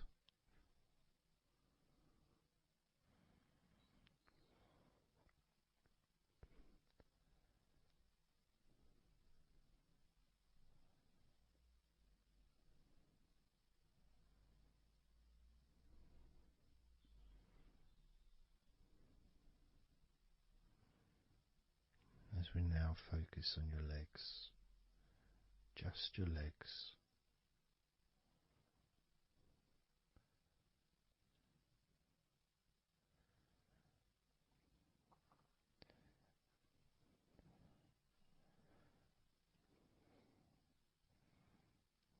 We're just going to start with focusing on your thighs.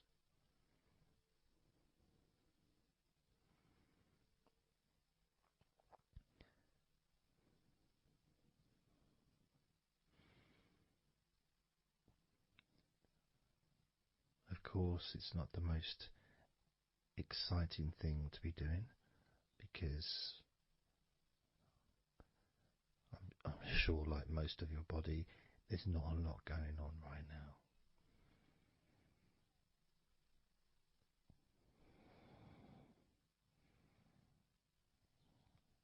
Just focusing on the whole of your thighs, the tops of your thighs, the sides of your thighs, the bottoms of your thighs, your outer thighs and your inner thighs. Basically, the whole of your thigh that leads into your hip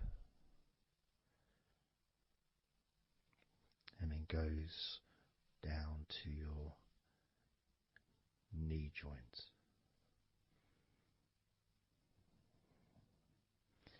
Now, this is a big area. It's a very heavy area. It's very strong. Probably the strongest muscles in your body are in your thighs.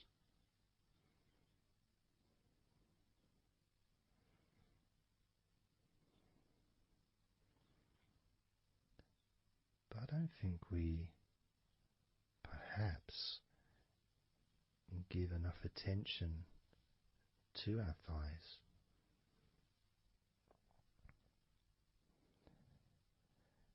Perhaps we don't acknowledge how important our thighs are to our lives.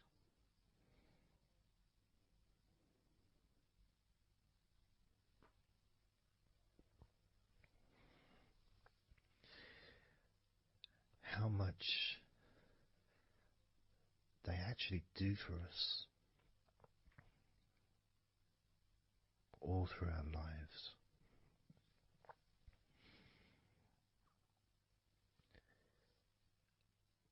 And it may sound really weird, but I think that all of our body parts, especially our thighs, need some TLC. A bit of love shown, a bit of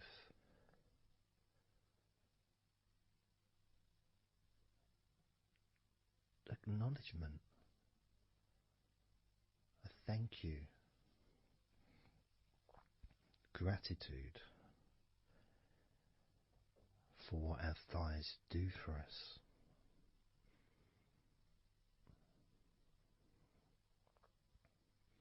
And I know this may sound a bit strange.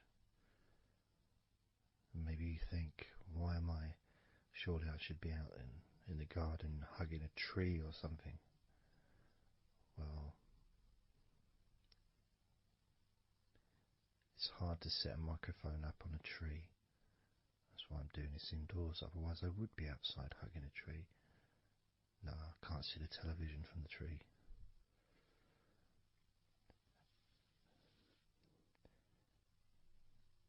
If you move down to your knees, again, such an important part. And I think we don't necessarily, I'll speak for myself here, I don't necessarily appreciate all that my knees do for me until I have a problem with my knee. So occasionally if I maybe I bash it or it's aching for some reason, it's then that I realise how much it does. You know, the benefit of being able to use my legs without any kind of physical discomfort is a beautiful thing that's possibly not appreciated until it's temporarily removed, you know, that comfort. But as you focus on your knees, regardless of how your knees feel, you can add that sense of gratitude and love to your knees for all that they do for you.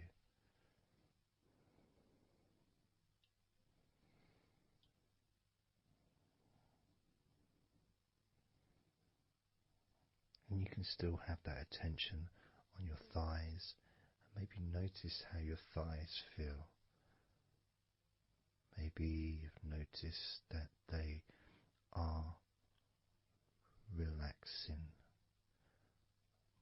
more deeply.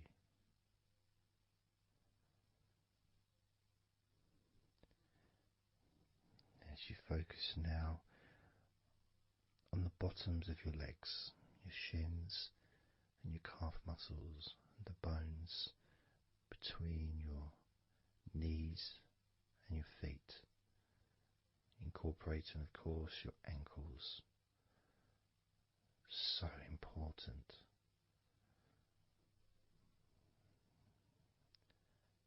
Anyone that's had even like the slightest sprain of an ankle knows how much we take our ankles for granted.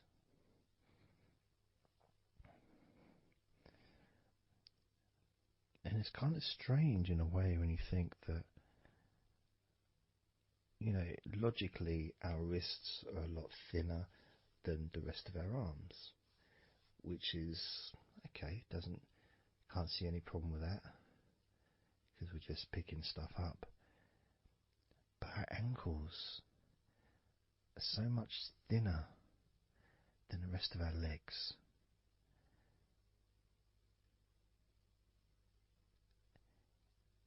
And from a physics perspective, or logical even, it doesn't really make sense that all this weight would ultimately be resting on your ankles, then leading to your feet. That thin area, thin bone, yet it does so much great work. Supports us, supports our body for a lifetime. Helps us to balance, helps you to get around and be mobile.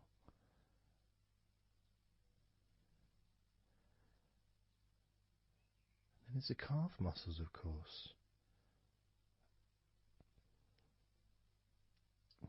When I was younger, I couldn't see the point in calf muscles. It didn't seem to do anything. Okay, if I walked around on tiptoes, then my calf muscles get some work. But of course that's not true. The calf muscles are being used whenever we use our legs.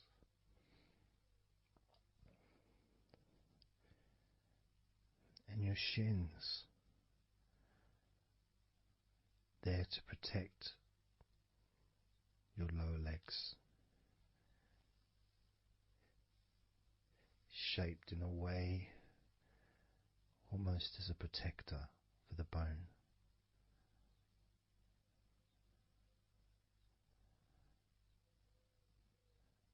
Leading, of course, to your ankles and your feet. But we're not going to focus on your feet, we're just going to focus on the legs.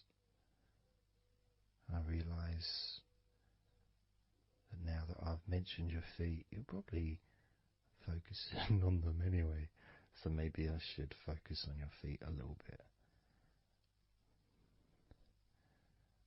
You can have them in your awareness, the same as you have your thighs in your awareness, even though we haven't been focusing on your thighs for a few minutes. We've been focusing on your ankles,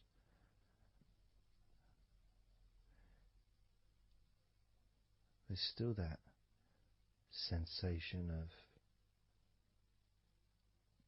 comfort in your thighs.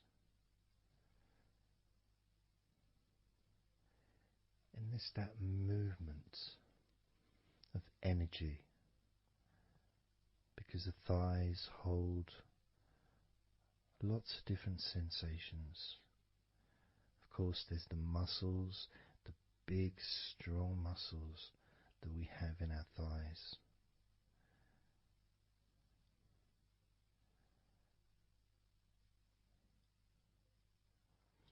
But the skin on the outside of the thighs, as in the outside of all of our body, can be very sensitive. sensitive to the touch, sensitive to temperature.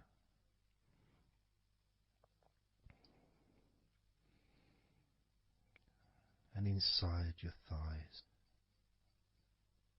the bones, there's the muscle, there's the blood vessels, the arteries. So all this stuff, it's inside your thighs. And I guess sometimes it'd be nice if you could actually put your fingers inside your thighs and massage. So you can massage on the outside, of course, but to be able to get deep into the muscles, and to be able to just massage inside your thighs, massaging the bones of your leg, massaging all the veins, and just gently healing your thighs. And you could move down, massaging inside your knees, just massaging those bones, but with healing fingertips, spreading that healing energy deep into the joints of your knees.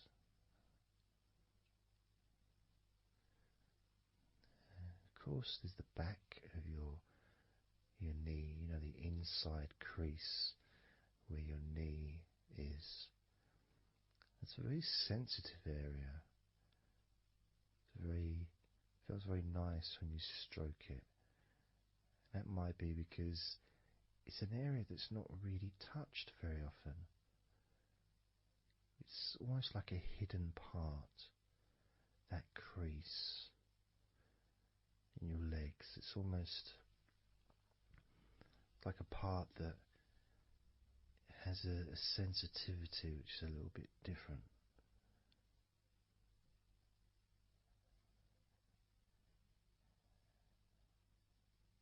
Of course, it's protected by your legs.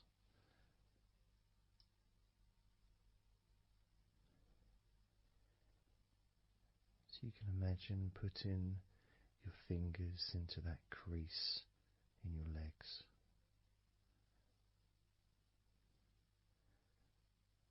That fold in between your legs, you can just massage with your fingertips. Imagine your fingertips going inside, massaging the muscle tissue. You can of course feel the bones of your knees healing through your fingertips.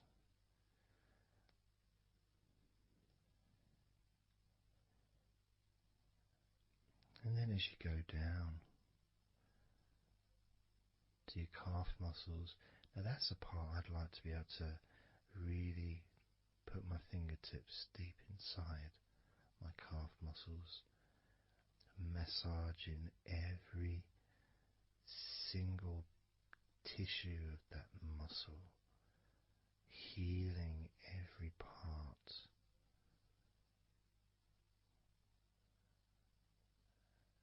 And then doing the same for my shins,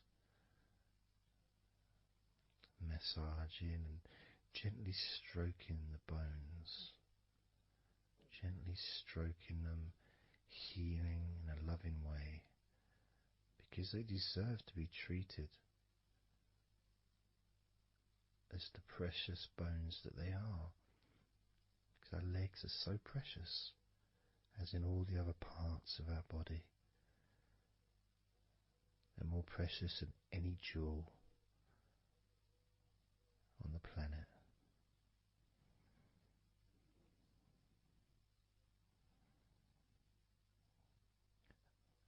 And when you start to think about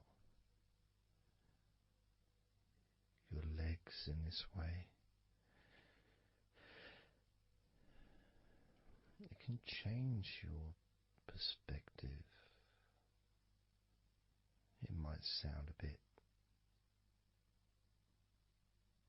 silly to start with, the idea of having love for your legs, showing appreciation for your thighs, wanting to be able to put your hands in your thighs and massage the muscles and the bones, and to get your fingers deep in there, releasing all tension, just to show how much you care about your legs, how much you care for what your legs do for you regularly. Your knees, your calves, your ankles. The strength of your ankles, considering how thin they are compared to the rest of your legs, especially your thighs. Yet they're so strong, so flexible. Absolutely amazing things. Your ankles are truly a gift because of what they do for you.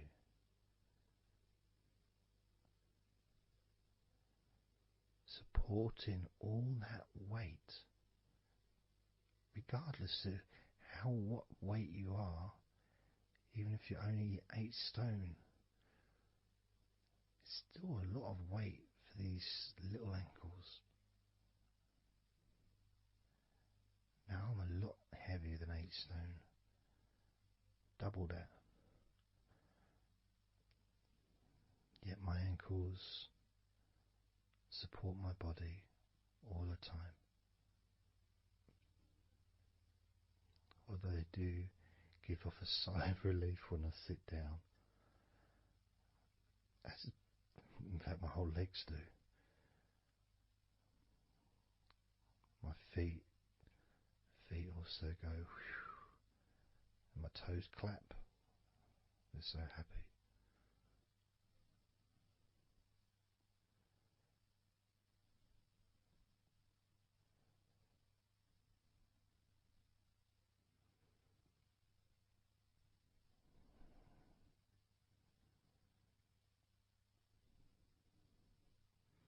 Your legs really are amazing.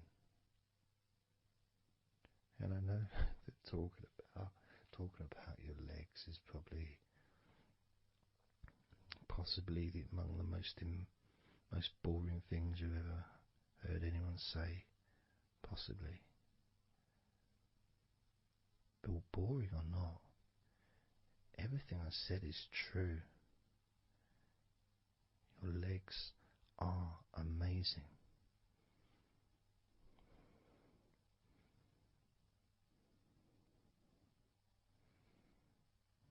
Your legs deserve not just respect,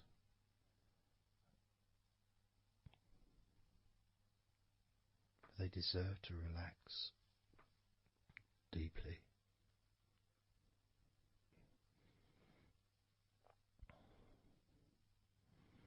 They deserve to take some time out of the day to just let go completely.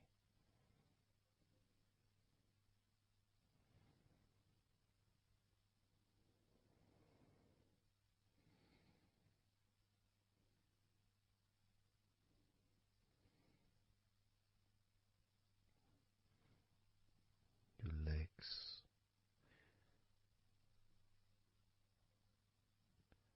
really can relax.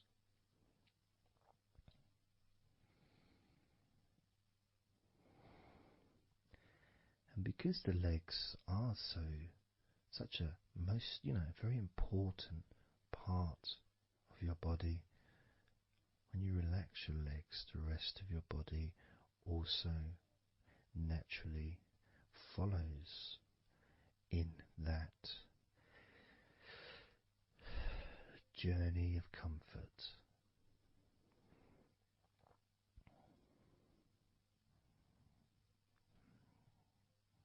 I can feel it in my hips. My hips feel really loose. And also my lower back as well. My lower back really feels stretched, even though I'm just sitting in a chair and there's no stretching as far as I'm aware that I'm doing. But it's almost as if the muscles are just relaxed so much that there is a natural stretch as the tension has reduced a lot.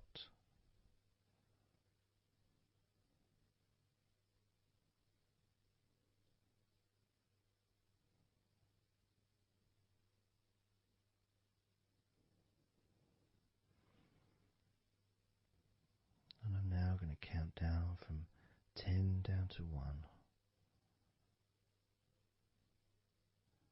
And you can continue to feel wonderfully relaxed.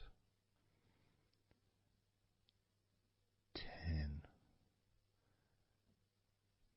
9, 8, 7, 6, 5, 4, 3, 2, 1.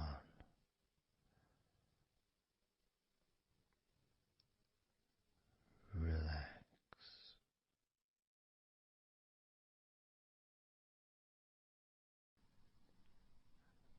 So I'm just going to count down from 5 down to 1.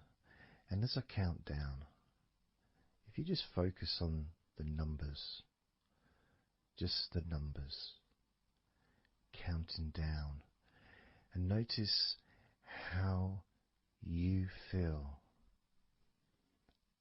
in this moment as you hear the numbers counting down, knowing that those numbers counting down represent you feeling calmer, not just in your body but also relaxing your mind. And just notice how you feel. There's nothing to do, there's nothing to say, there's nothing to think about. Starting with number 5.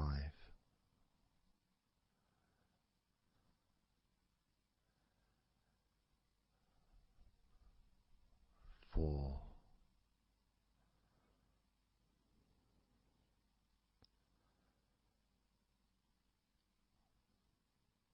3.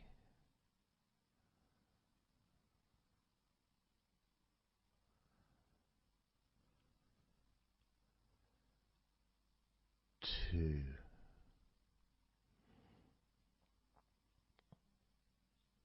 1.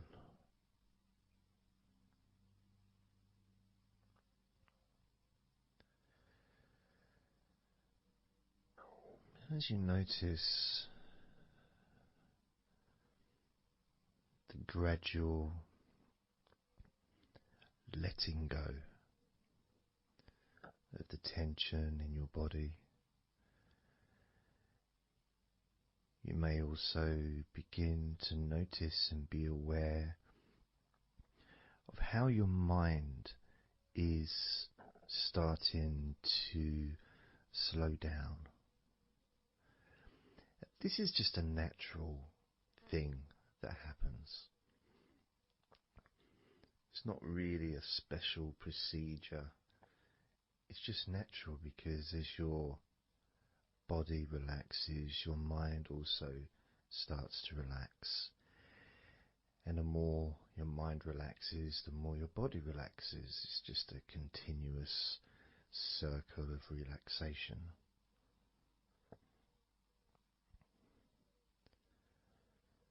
And there's that calmness that comes from relative quietness. You know, even if there's background sounds, either your side or mine, it's still going to be quite calm. You know, you haven't got the television on, there's no music in the background unless you're listening to the recording with music, of course. You're very likely not going to be sitting in a room with other people. Of course you might be, but generally it's more ideal if you can do this on your own. So no distractions.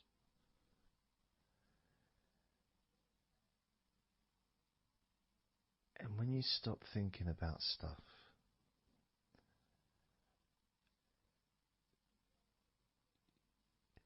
relaxation automatically rises.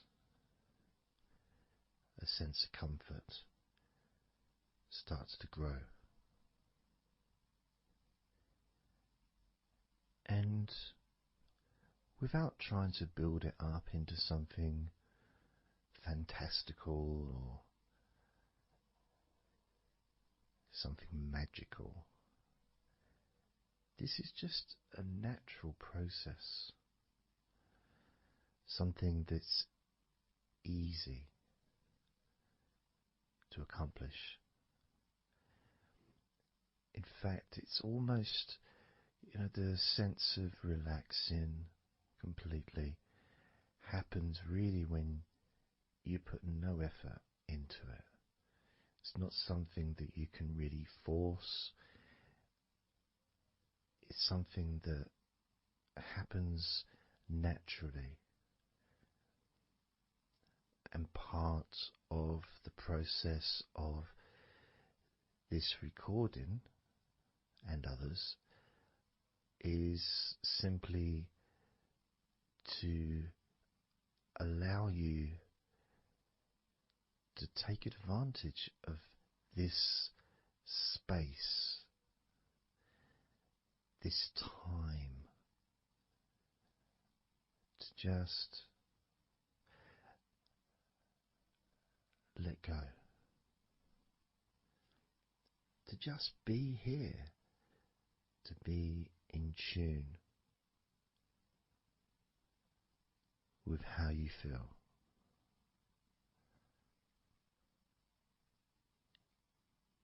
Yet with the intention of wanting to relax deeply. And maybe even to fall asleep, depending on what it is that you wish for yourself in this moment.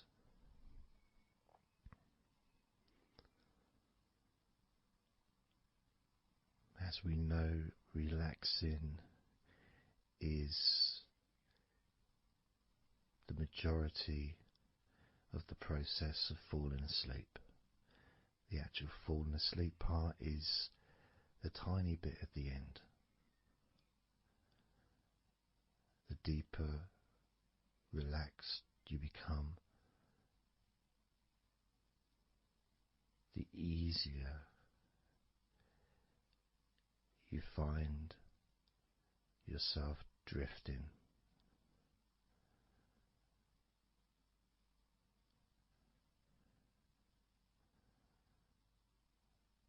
But you can also, if you choose, stay focused on my voice and really enjoy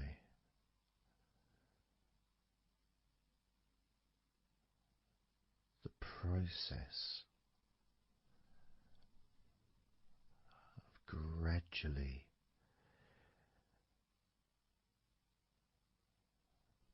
relaxing each muscle in your body effortlessly,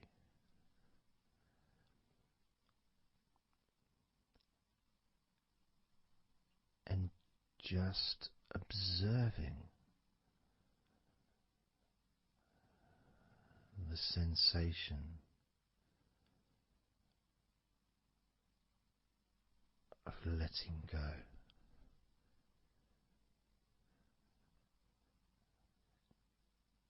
Completely.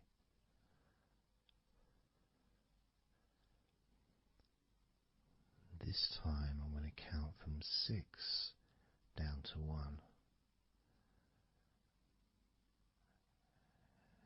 and you can notice your mind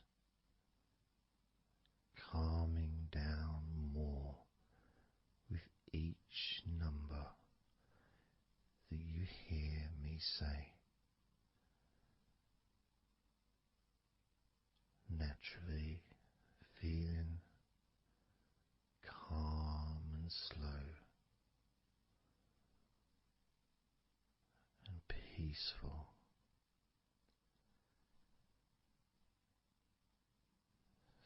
6.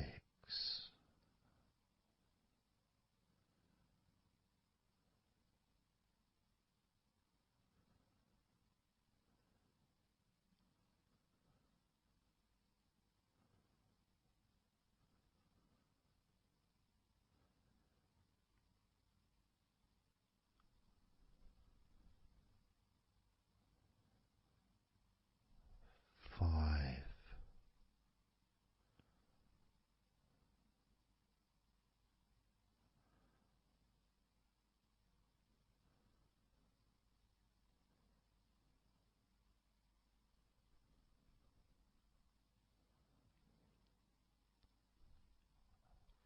4.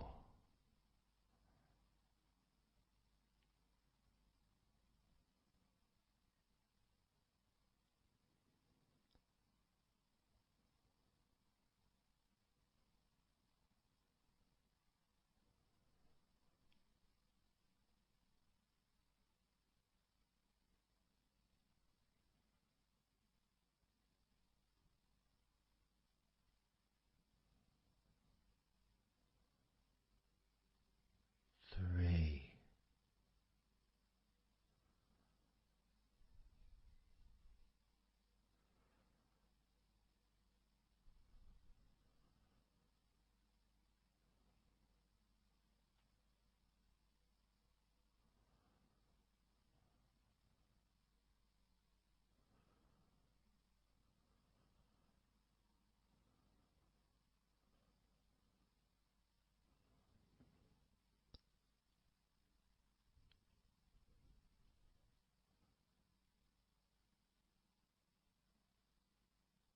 2.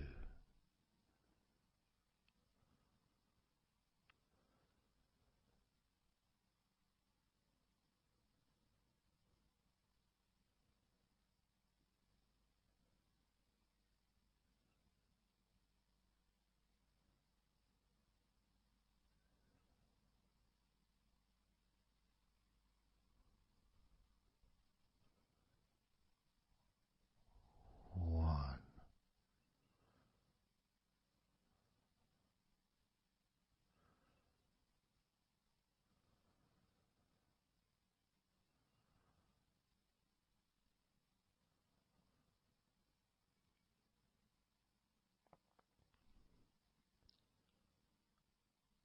Being aware of how your mind has slowed right down, sinking deeply into relaxation.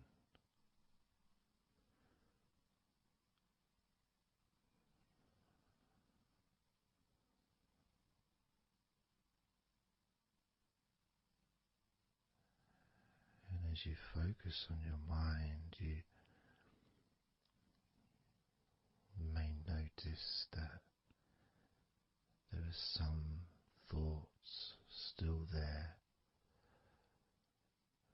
some stubborn thoughts that for some reason perhaps need your attention.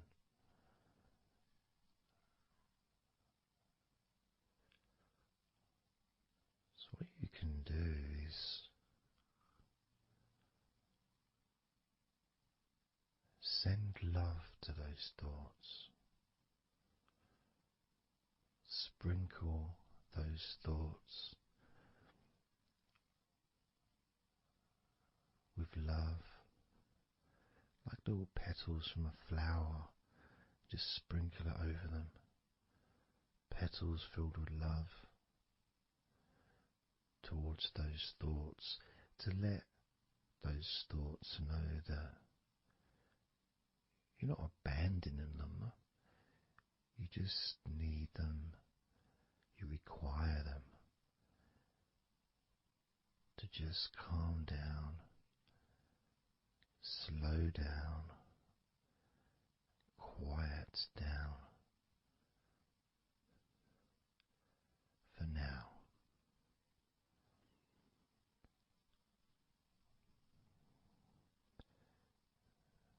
So as you focus on those remaining thoughts, as we count down this time from 7 down to 1, with each number, just imagine sprinkling those flower petals of love, kindness, gratitude over those thoughts, which will allow them to just melt away and relax deeply. With every number,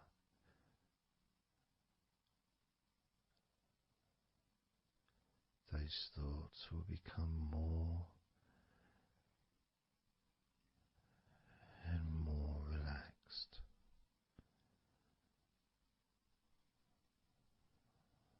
Starting with number 7.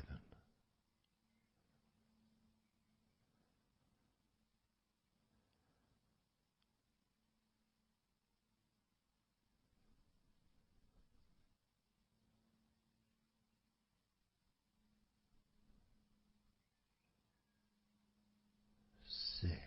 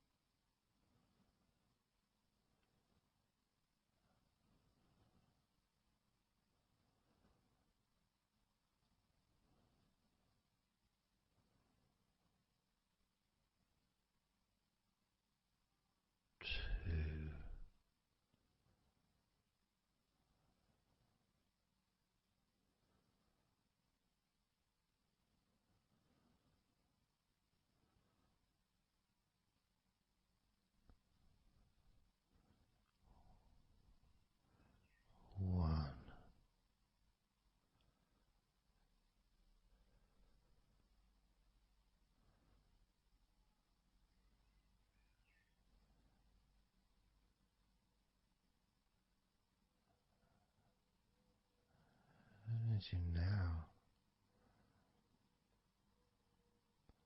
notice how relaxed you're feeling in your body,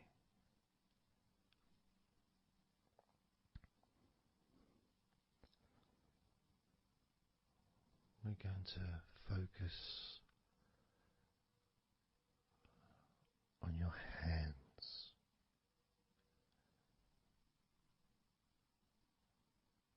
Because the more relaxed your hands are,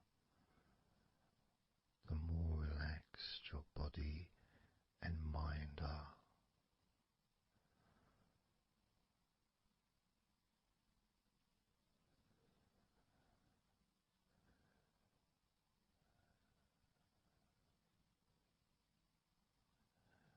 And as you focus on your hands and your fingers,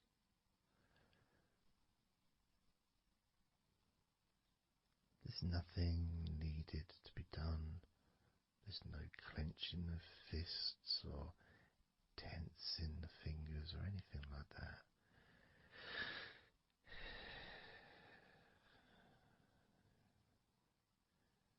It's just noticing and focusing on your hands.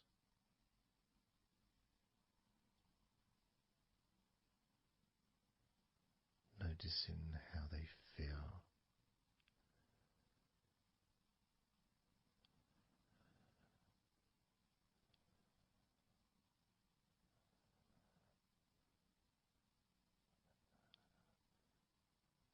Because the more relaxed your hands feel,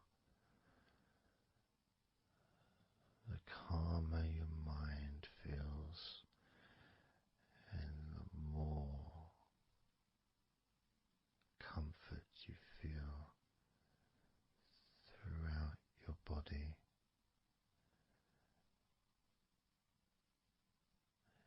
And you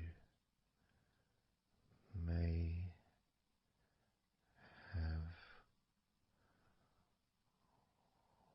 already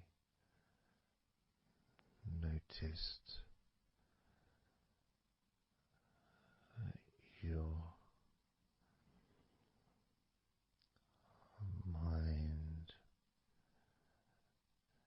is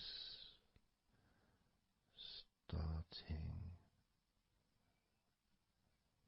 to drift.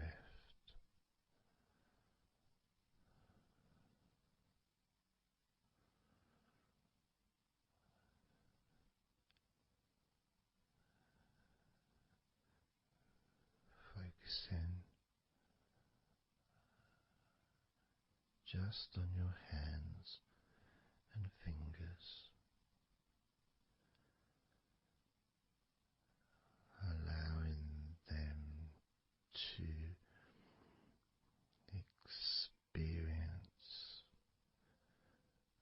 a real deepening of that relaxation in your hands and fingers.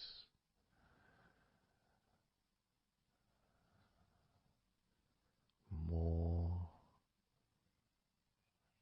and more relaxed with each number.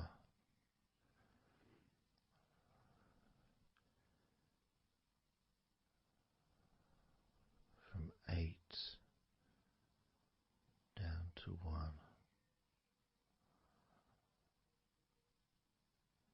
You can almost feel that healing and relaxing energy spreading into your hands and fingers,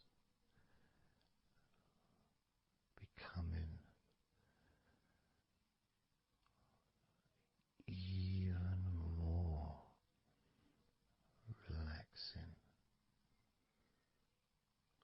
with each number you hear going down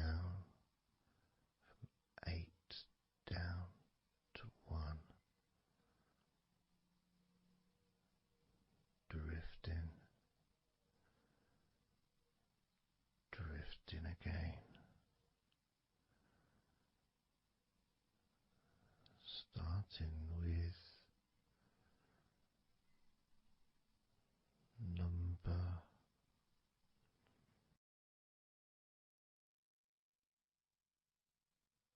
8.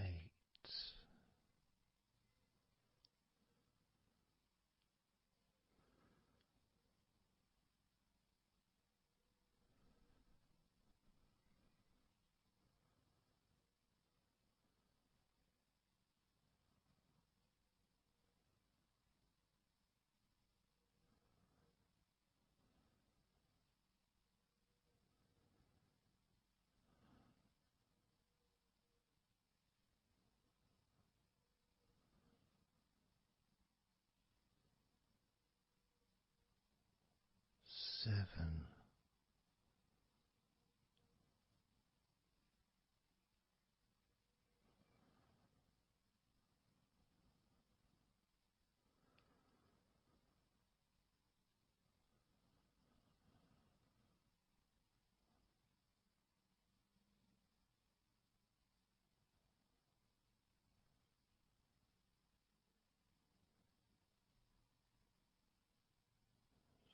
6.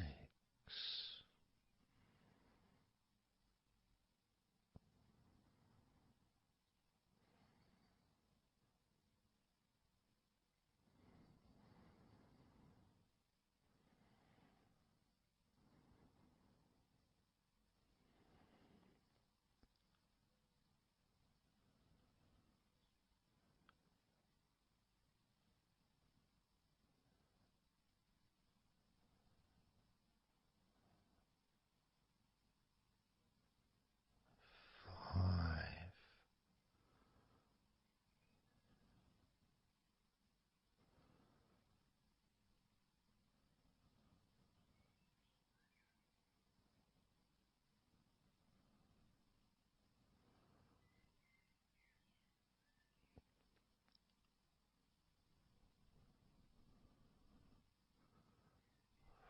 4.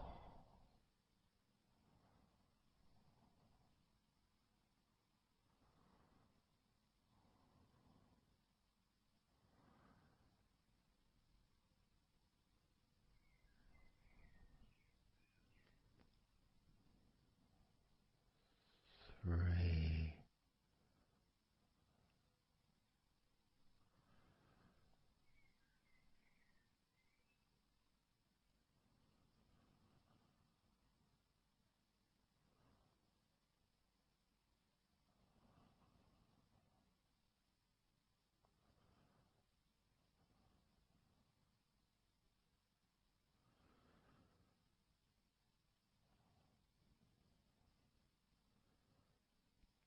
2. 1.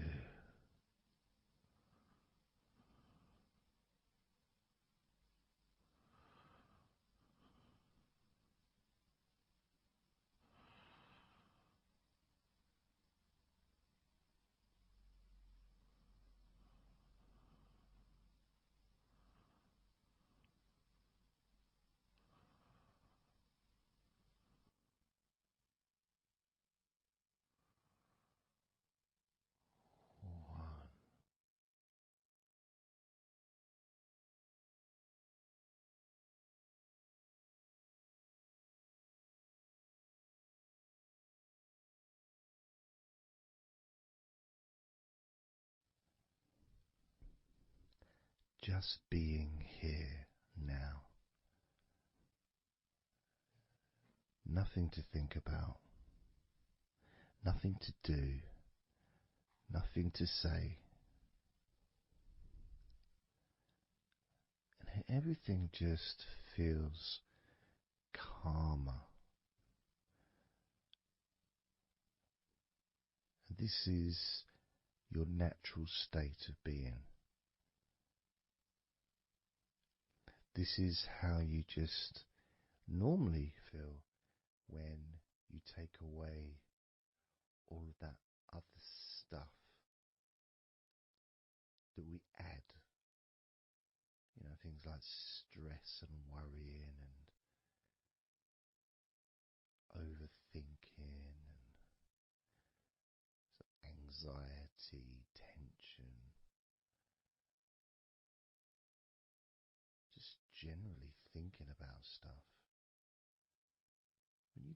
that away, which is what we're doing now,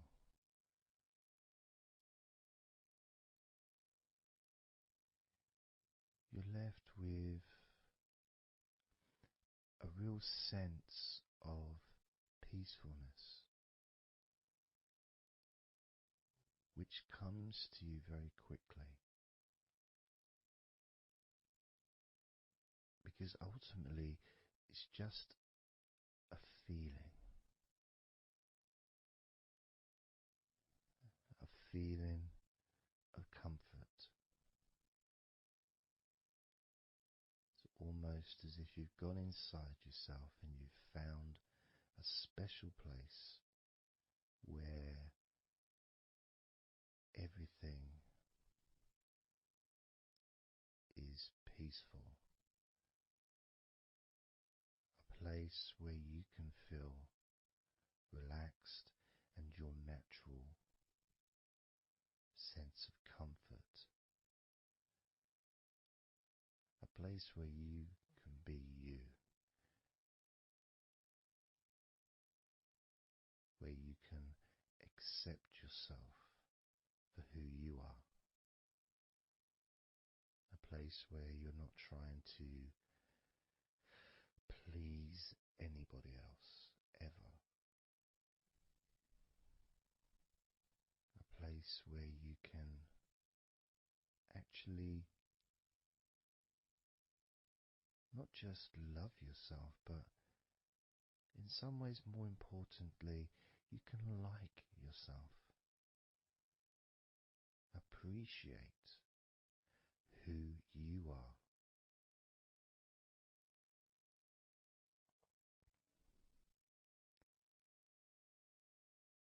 And that sense of gratitude is in the air all around you.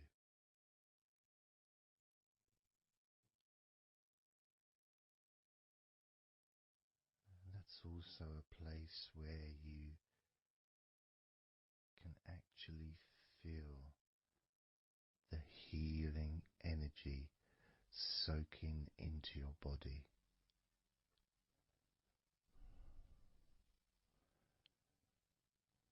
Healing energy soaking into your body. And that healing energy spreads through your veins, traveling to each and every single part of your body.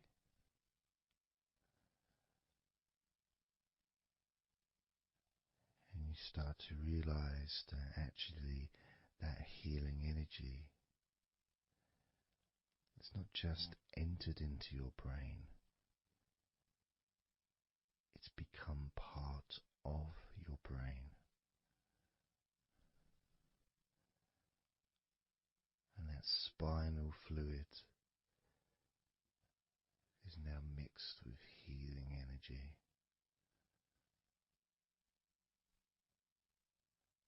Not just allowing you to feel so much more relaxed and healthy in this moment, but also you start to realize that actually what's happening now with that healing, relaxing energy spreading through your body is actually changing your life. It's actually changing the way you're going to feel, not just now, but tomorrow and the next day, as your health improves.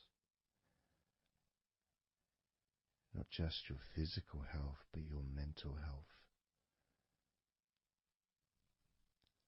Things that used to bother you in the past, for some reason, no longer have the effect that they used to, because something has changed deep within you. Maybe things that used to cause you to feel anger no longer have that power to control you the way they seemed to be able to before. As you realize that you're the one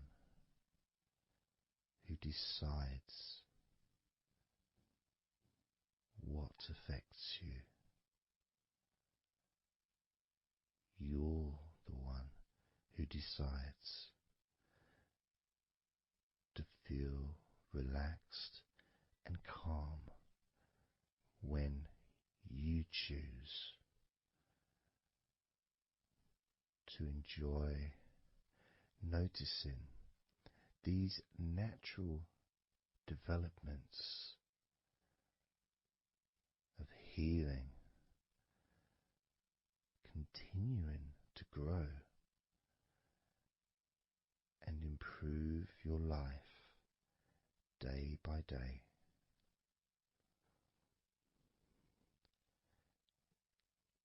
Including, of course, your ability to relax so much easier and sleeping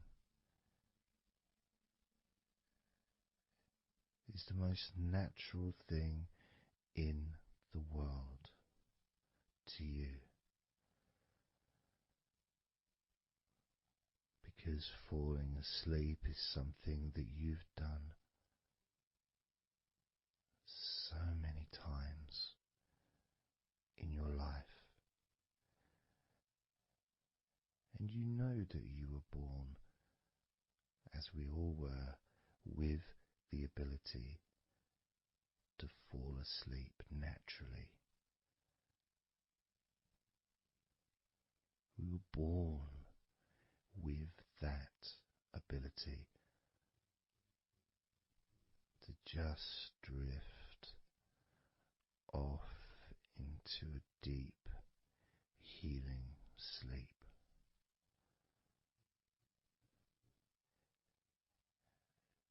Even when we're kids, sometimes we'll fall asleep when we don't even want to. We try to stay awake.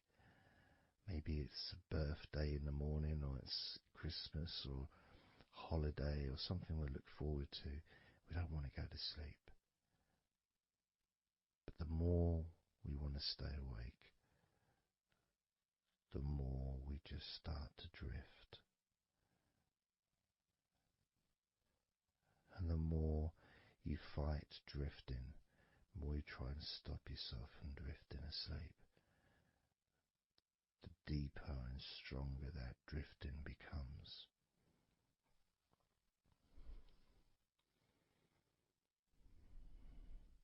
Because we're born not just with the need to relax deeply and to naturally fall asleep, but it's our birthright. It's part of our DNA.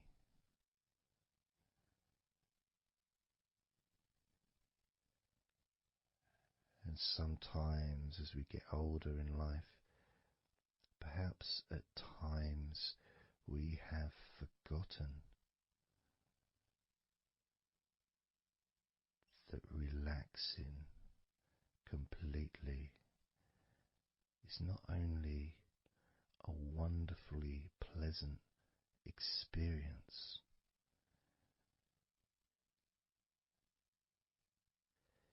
it's also really easy.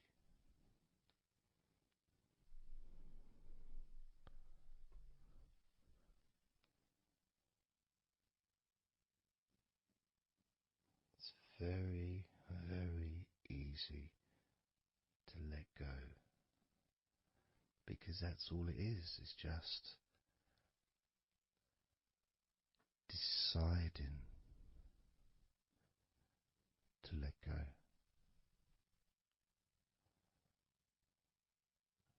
And when you press the play button on my recordings, you have given permission for my voice to relax you. When you press that play button, you have given me permission for my words to affect you in a positive, only a positive way, opening up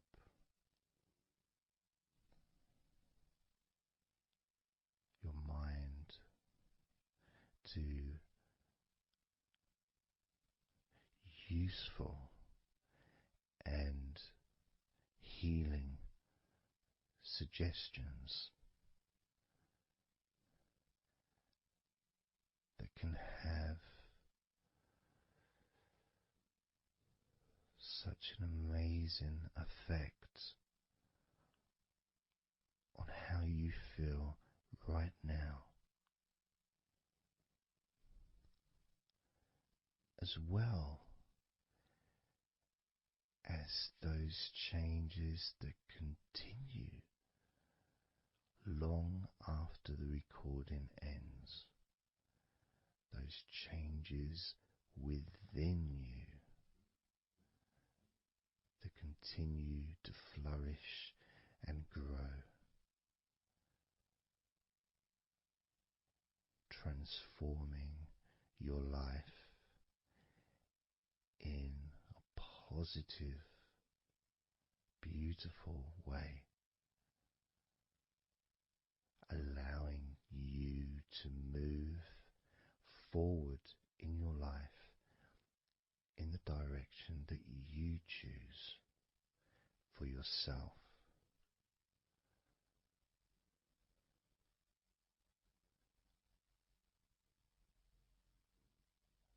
And this feeling that you can experience of safety, comfort, calmness,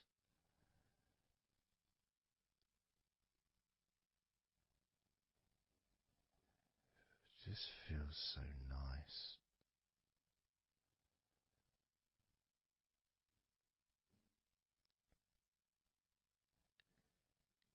It's such a healthy place to be.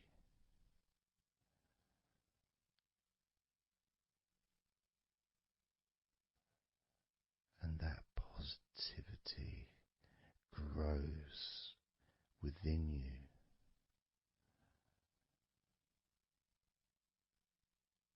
Each and every day, moving forward, you're going to find that you're more relaxed physically and in your mind is more relaxed. And it's not that you're thinking slower, it's just that your mind will be less clogged up with unnecessary negativity. Because from now on, your mind rejects negativity. From now on, you're going to start noticing when negativity arises, and you can just say stop. Stop. And that negativity will turn around and leave you alone.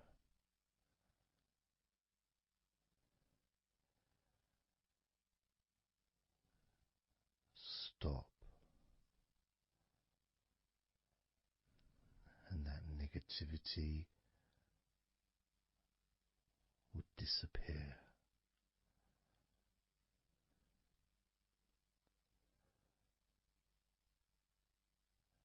And as you notice that you feel way more relaxed than you probably expected,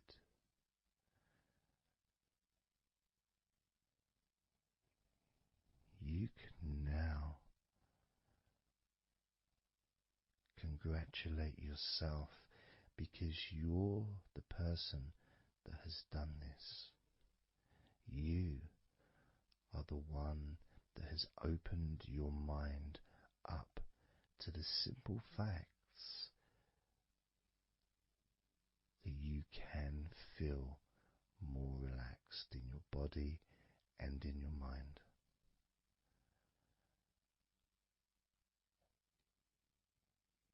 You've opened your mind up to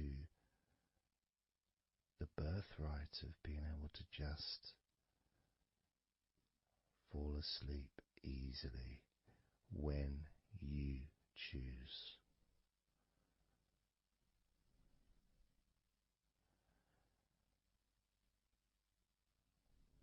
And that's a nice feeling, don't you think?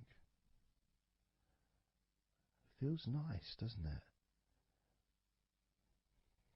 To feel calm with all that healing energy spreading through your body and your mind.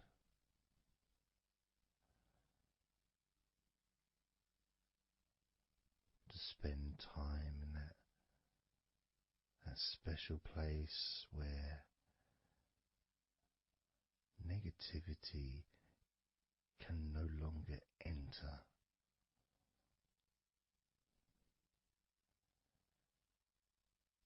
Negativity is banned, it's barred, it's not allowed entry. It doesn't deserve to be here, doesn't belong here. Negativity has no place in your life.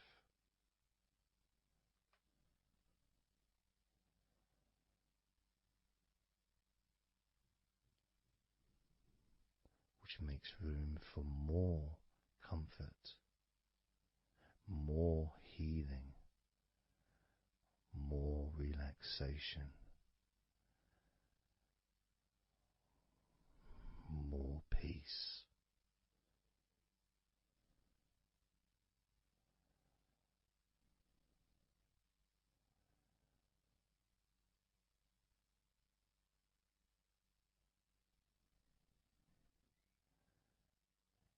It feels nice, doesn't it?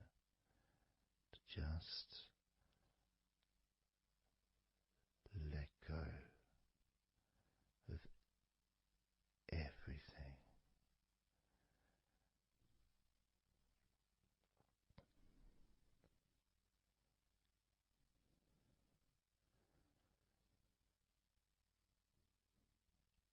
And I'm going to count down now from 20 down to 1.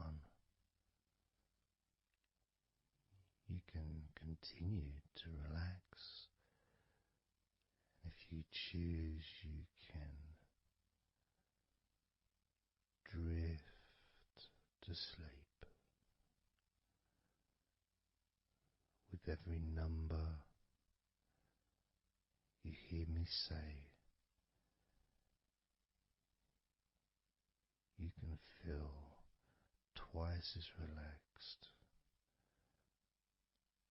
Or if you choose, you can feel twice as sleepy.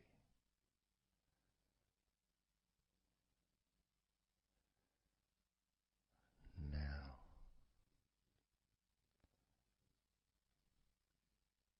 20.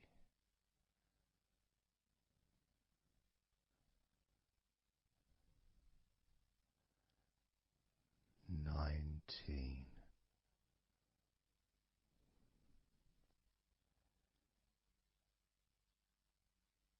18. 17,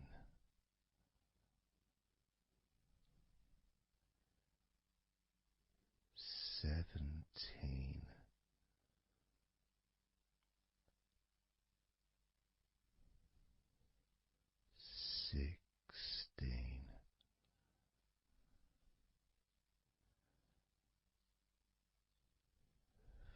15,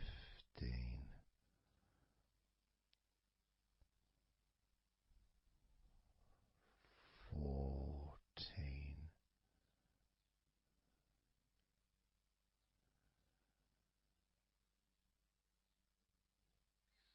13,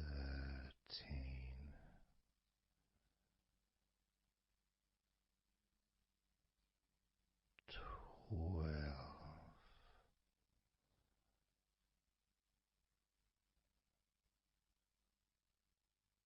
11,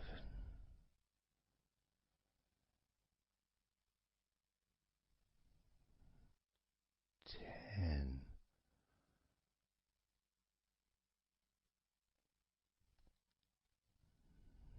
9,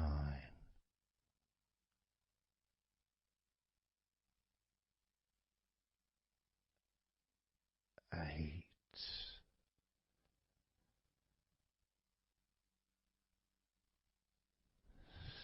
7,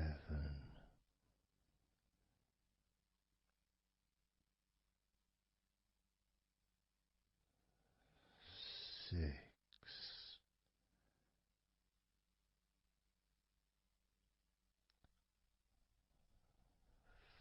5,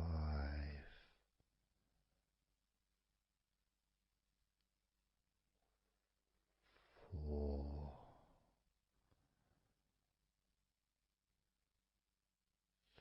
3,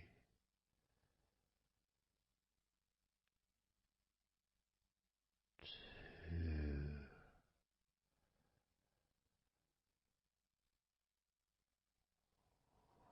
1.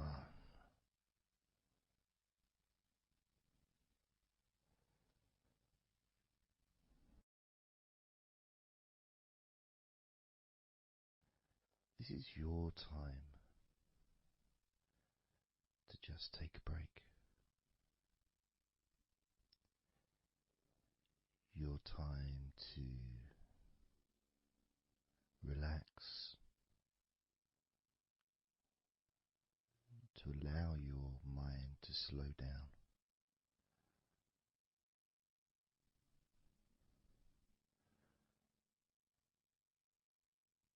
To give yourself permission to take a break from everything. And you're the only person that can make that decision. You're the only person that can actually tell your mind to just relax.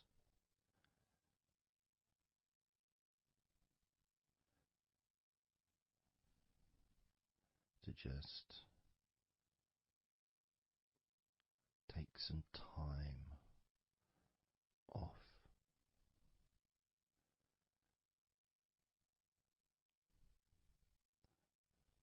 So that you can focus on your body, getting in touch with how you feel physically.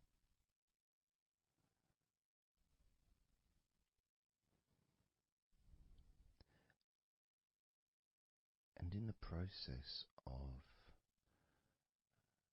this body scan, where you focus on different parts of your body,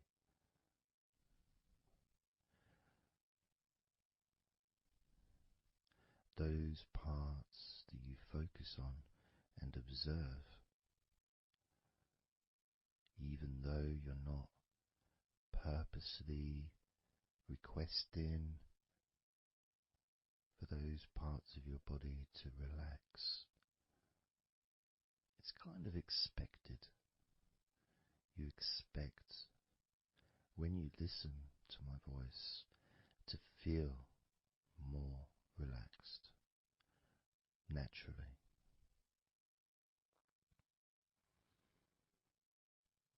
Because when you're listening to me, your attention is focused on my words, and as my words guide you to focus on those parts of your body, your focus increases,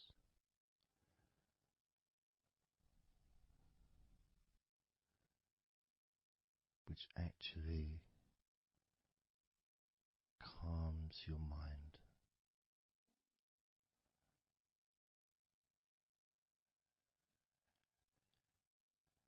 And when your mind calms down, your body relaxes.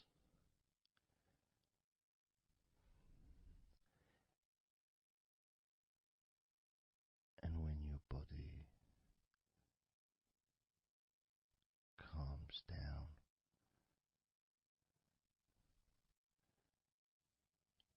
your mind relaxes.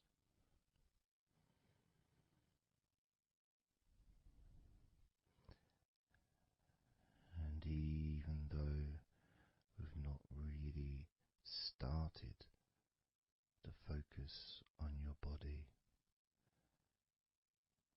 you can already feel that healing energy spreading through your body, pushing out stress and tension, healing all the parts of your body, including your skin, your bones, your blood, all of your organs inside your body, all of the muscles, all of the fat, all of everything. Every hair on your body is filled with that healing energy.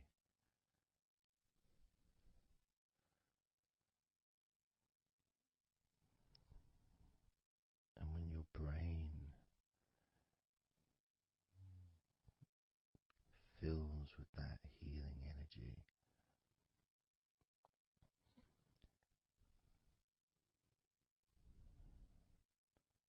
the feeling of comfort and relaxation increases.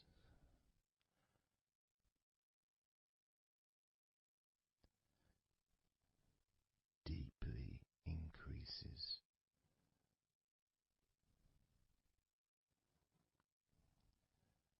In a way that your mind starts to feel perhaps a bit drowsy,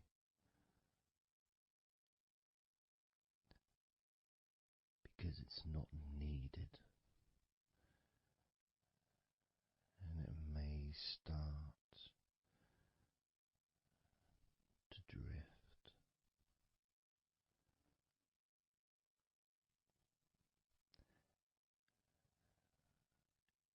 If that's what's needed. So if you're listening to this and what you need is deep relaxation, that's what you'll get. If what you need is to fall asleep naturally and easily as your mind drifts, that's also what will happen.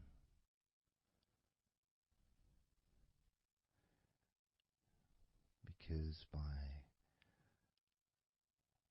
pressing that play button on the podcast and listening to me, you give permission for your body and your mind.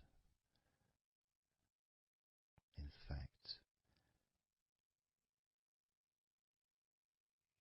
you give the command to your body and your mind to relax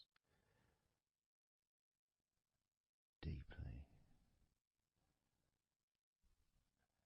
and to drift off to sleep if that's what you want or need.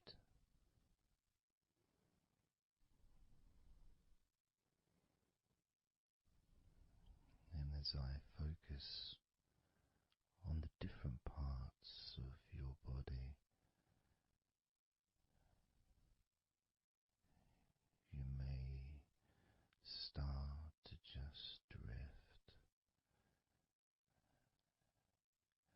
and then you come back again and you hear me talking, and I'm focusing on a different part of your body. And you may find yourself drifting,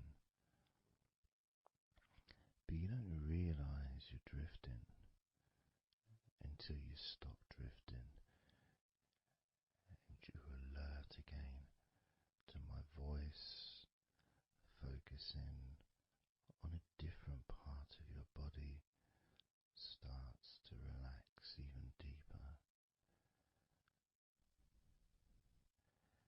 because that drifting is basically you already in the sleep zone.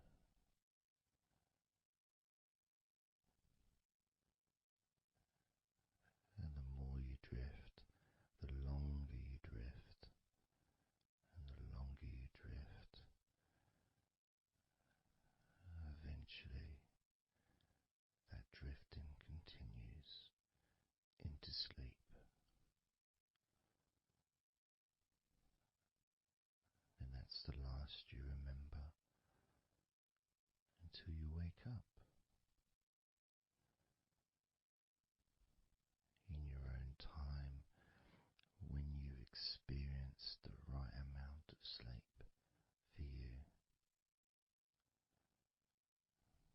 Because when you do, and if you do fall asleep, it's extremely pleasant, so relaxing, so deep, healing sleep.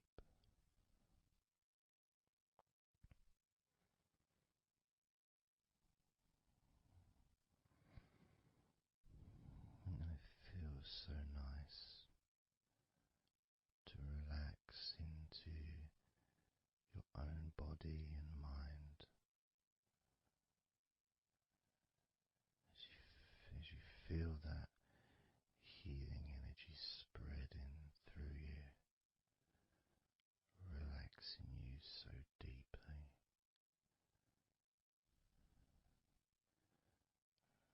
relaxing you so deeply.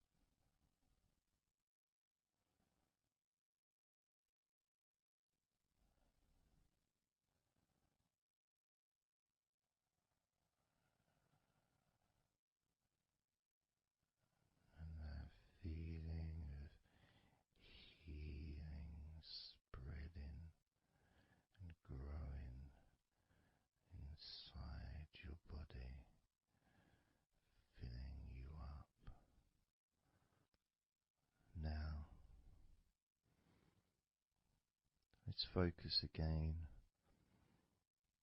on parts of your body. Focusing this time on your forehead.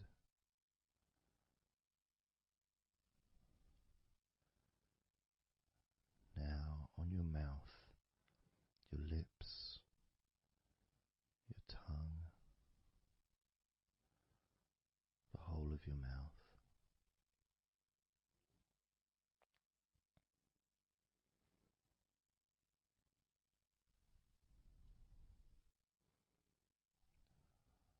Focus in on your fingers.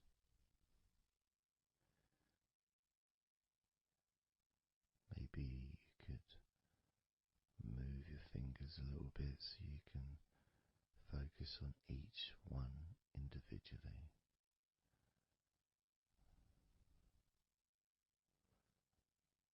Both hands. And even though as you focus on both of your hands now, they almost seem to just melt into one.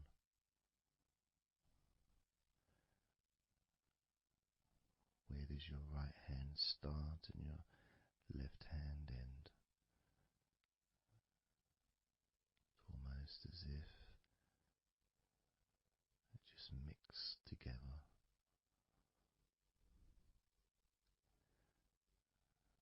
Now focusing on your knees.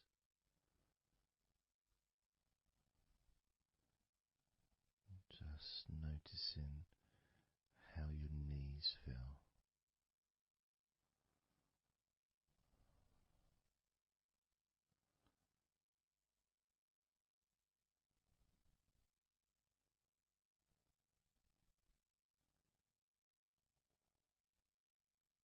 Now focusing on your elbows. Focusing on both of your elbows.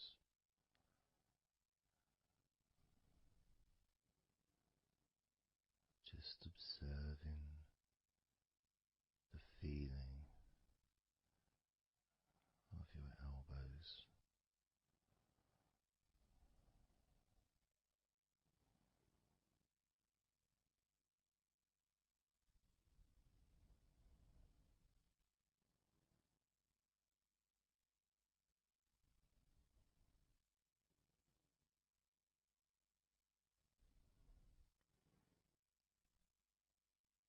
Now focusing and observing the back of your neck.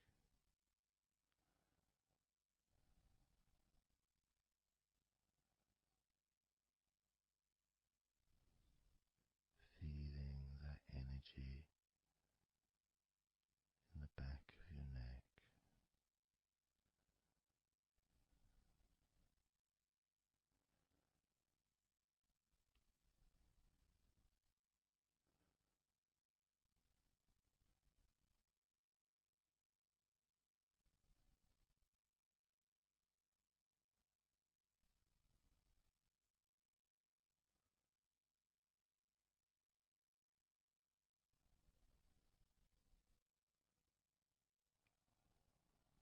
Observing your ankles.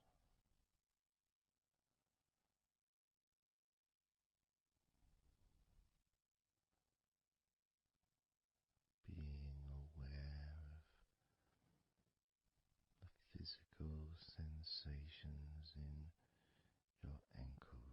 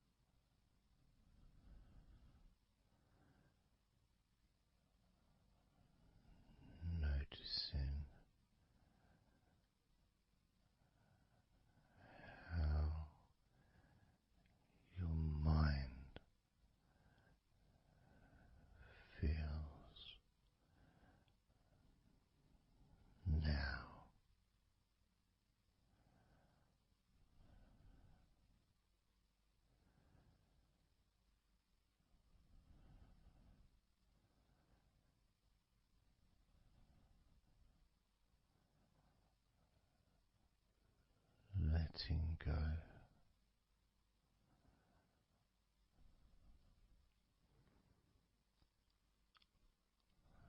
Letting go.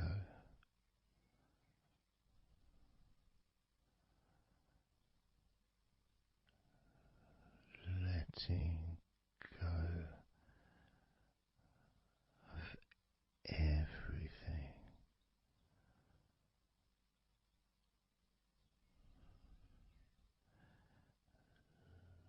Letting go.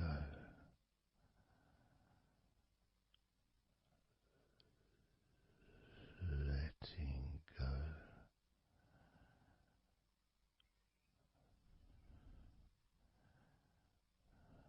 Letting go of everything.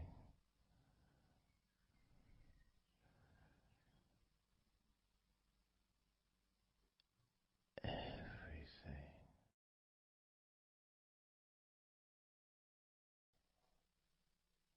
I'm going to start now, and I'd like you just first of all just to see yourself lying down on that massage table, lying on your front, your head is supported, your arms are supported,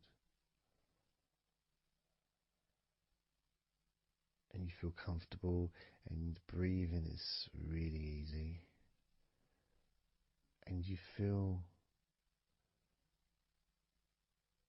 confident in how you look as well. So there's none of that issue of body problems or shyness, because I'm a professional, and this is a therapy session, so none of that stuff matters whatsoever. This is about you. This is about how you feel and how you can enjoy that sense of comfort and relaxation that comes from letting go and allowing my hands and my fingers to relax you by massaging your body.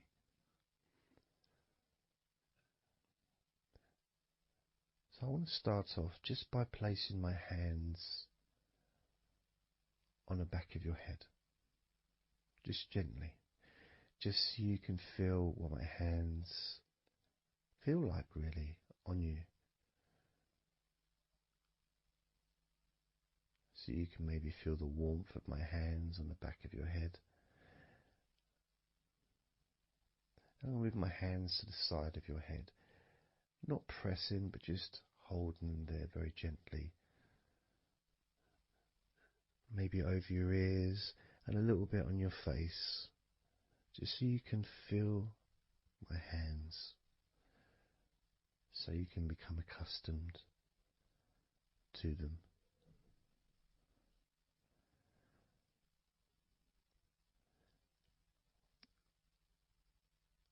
And now put my hands on the back of your head again and gently let them slide down onto the back of your neck.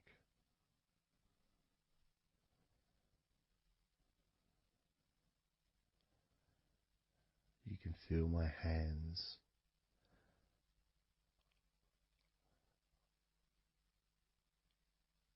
gently stroking the back of your neck to start with, just so you can get used to the feeling of my hands on your skin. Get accustomed to it. Realize that you're safe and it's all good, it's all fine.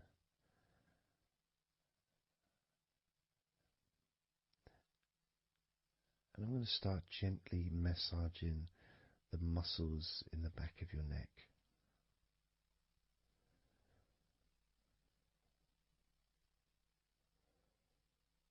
With both hands.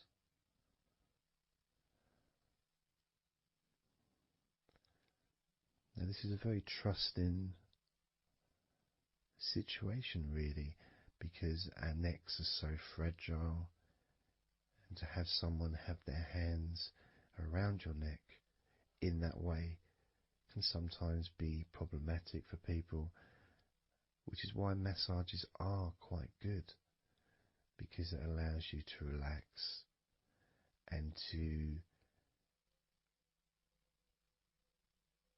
get in touch with trust, to feel peaceful and calm.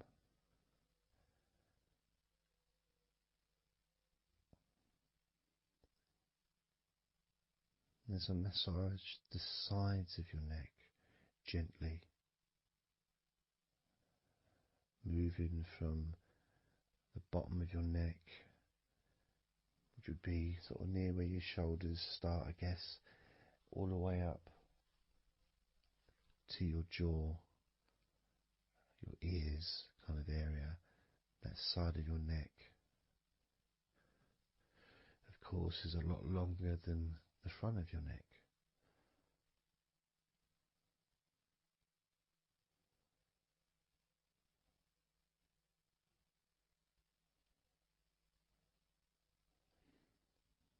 And then massaging the back of your neck,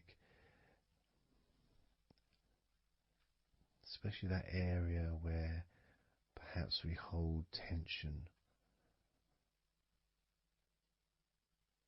And as that area is massaged, you can actually feel a sense of release in the back of your neck.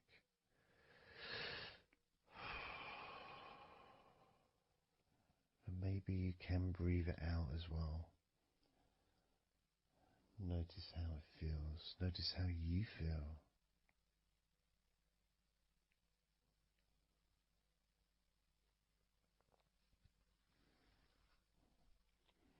Then moving down to that area between your neck and your shoulders, that muscly area,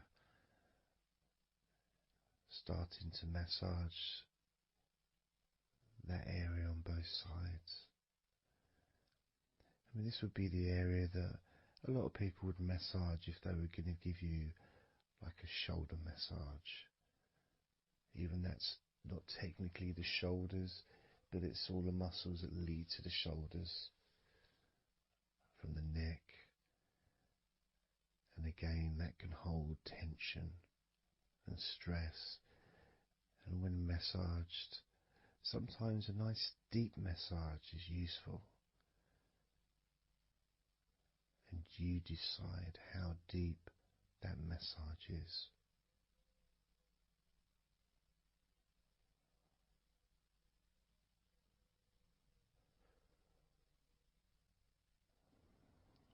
And just allow my knuckles just to dig in, to get to those muscles and to really relax them. All the time being firm yet gentle with you.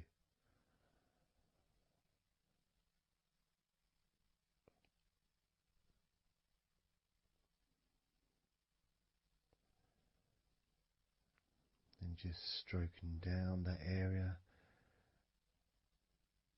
to your actual shoulders, moving to the muscles of your shoulders.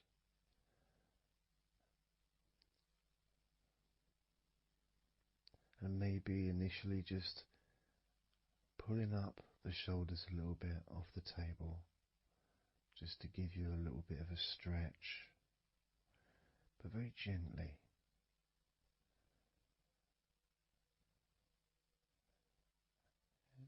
And you've got the muscles at the front of your shoulders, the sides and the back.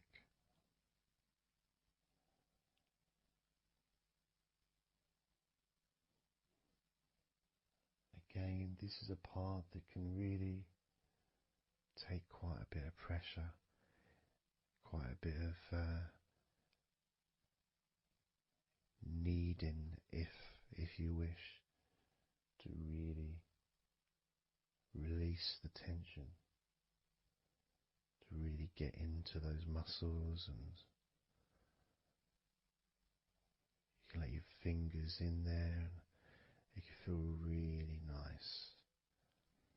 Sometimes just being stroked gently or being massaged quite strongly can all be beneficial to the relaxation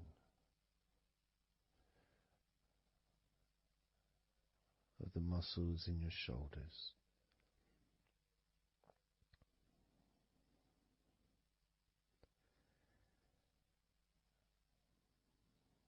Now, as we move down your arms,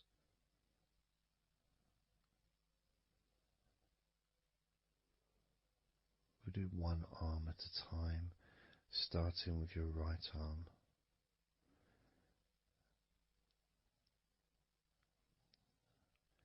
What I'll do is I'll just lift your arm up, just hold it to the side of you.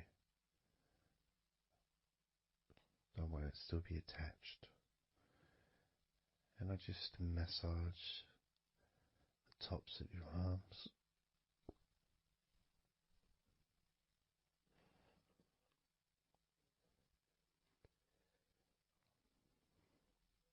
All the way down to your forearms, into your wrists.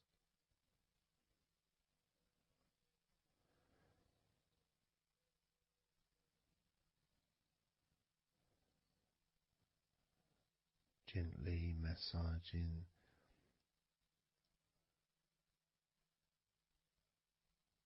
that part, the softer part, which is the under part of the arm,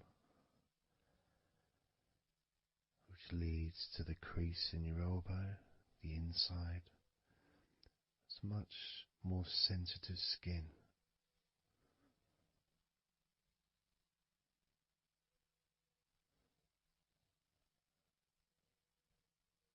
Sometimes just having that stroked can feel really nice, pleasurable and relaxing.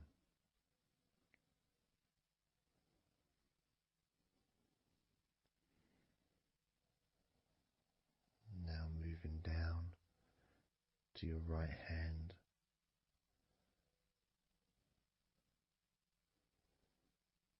Just holding your hand in both of my hands.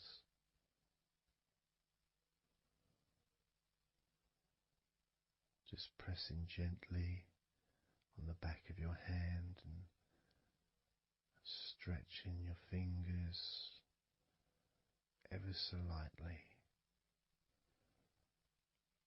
At the same time, pressing down and massaging each finger.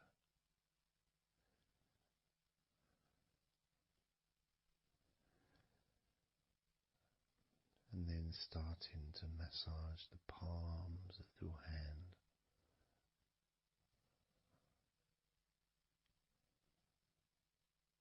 Just turning the hand gently, stretching it gently.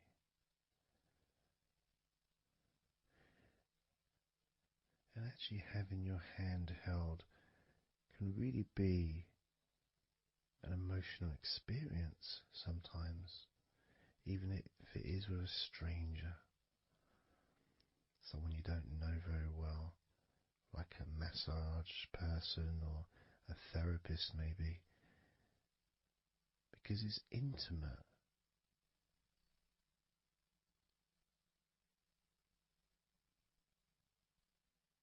And it can feel nice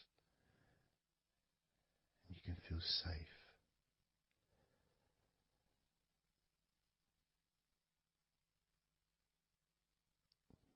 And as I put that right arm back down where it was,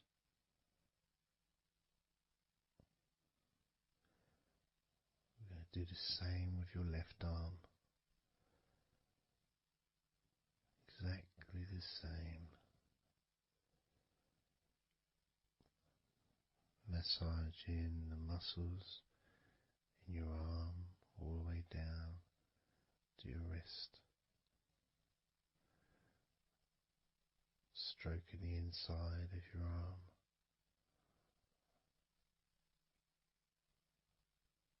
Just being gentle or as firm as you require.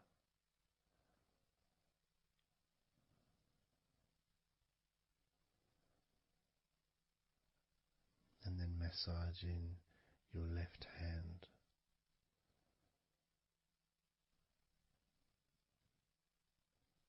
Stretching the fingers gently, massaging the palm of your left hand.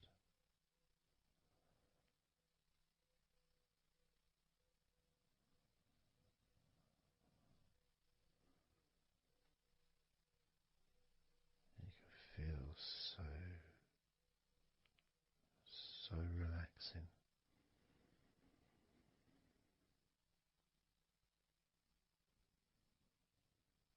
So comforting.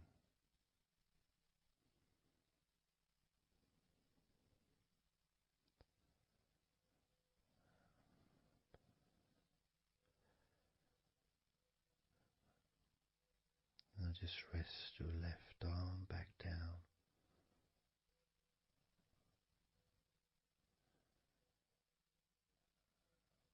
Start to massage your back, the biggest part of your body.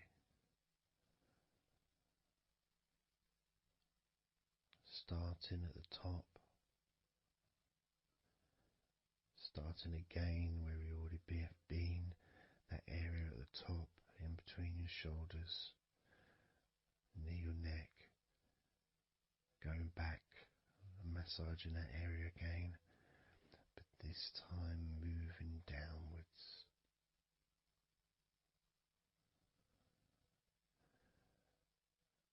Making a downward stroke to the middle of your back, working from the outside inwards. So massaging your back, but the outsides of your back. The parts where your arms would maybe rest against.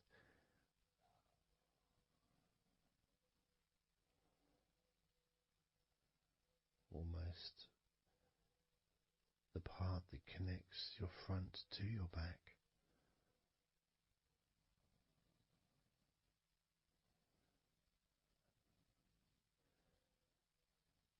And just massaging down firmly but gently, as firm as you want.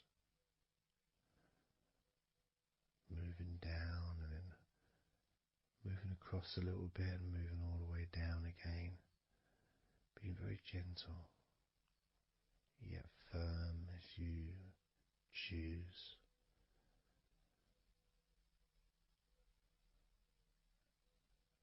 Eventually we get to the spine. We can massage the muscles on either side of your spine, from the top of your neck all the way down to your lower back.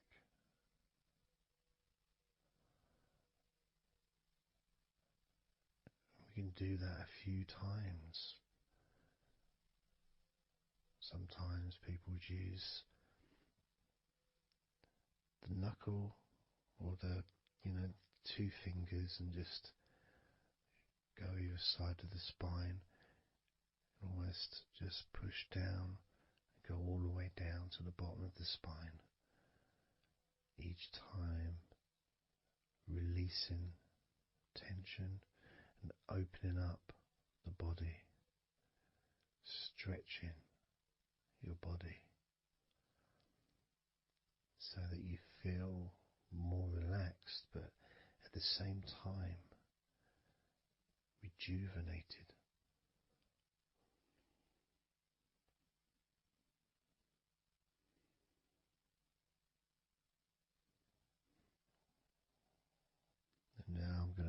to one side, to your right side, and from the bottom of your ribs to your pelvis. I'm going to massage that area of your back.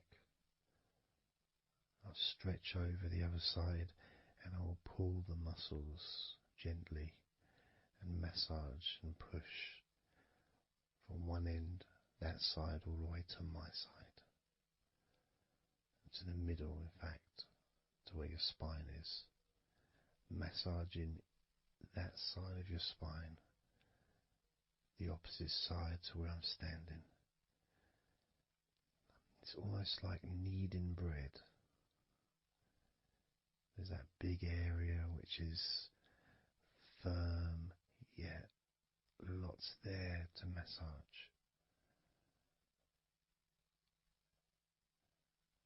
Potentially one of the most important places to actually have a massage, because you really feel it. You really feel the release and the pleasure of having your lower back massaged. It releases so much from your body that's not useful, starting a healing process which will continue long after this recording is over.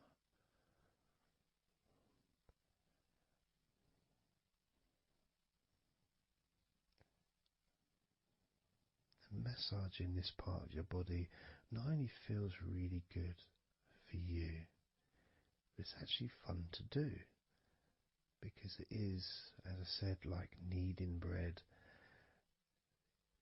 It's a part that you can really get a hold of and really massage deeply, if that's your choice.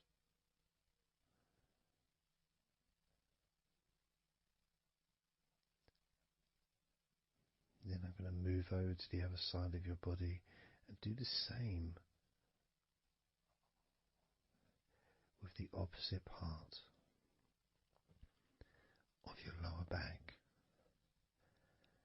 kneading and massaging from your sides all the way to the middle of your back where your spine is. Pressing and kneading,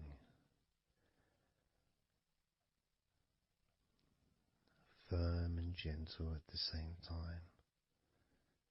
It feels so releasing. This mixture of pleasure, comfort, release, calmness, relaxation, all mixed together.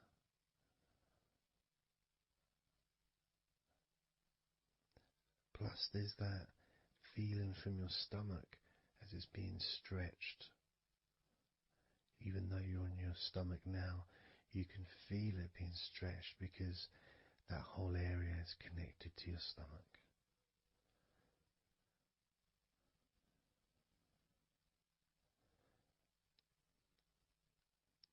Now we're going to move further up to your top of your body, and I'm going to do the same. This time starting with your upper back, put my hands forward over and massaging that area up to your spine, from the side of your body up to your spine. So some of that massage area, the muscle tissue, or whatever, fatty tissue even, will be possibly from your chest, because it's all connected. The chest and the back connect together. I'm going to be massaging and just pulling some of that skin from your side up and massaging that area of your upper back all the way to your spine. and then I'll move down a bit and I'll continue with the middle of your back, doing exactly the same thing. As gentle or as deep as you choose.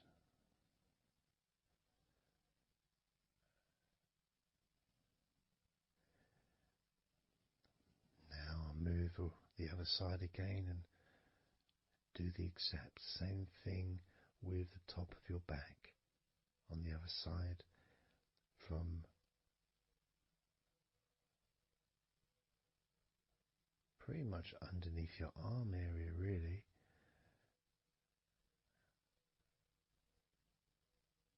to your spine.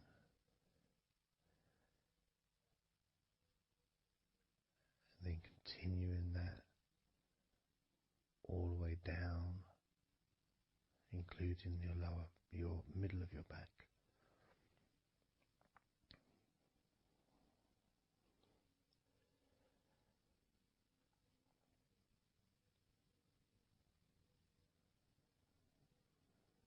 Now I'm going to go to your thighs, the backs of your thighs,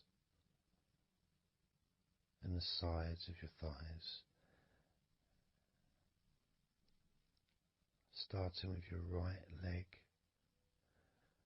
massaging the back and the sides of your thighs, gently and firmly. There's a lot of muscles there. It's an area that can be very tense at times and maybe needs a little bit more pressure than the rest of the body. But that's up to you. You can gently stroke the back of your legs where, opposite your knee joint or underneath your knee joint. It's a very sensitive, gentle area.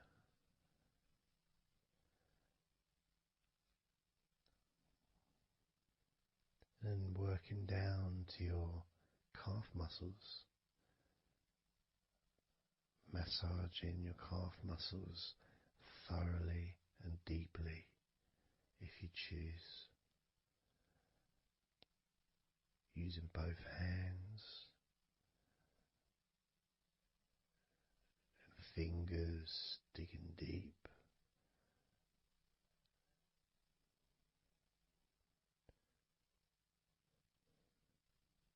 To your ankles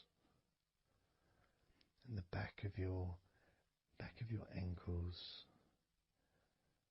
just gently massaging that area.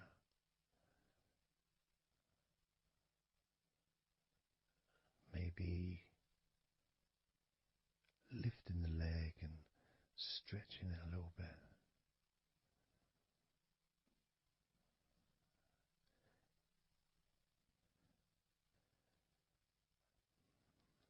Moving to the right foot.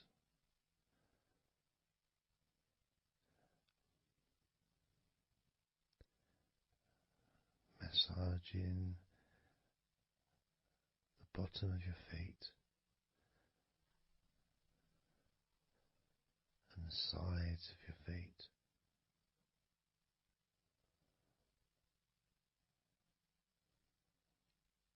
Gently but firm enough so they don't tickle.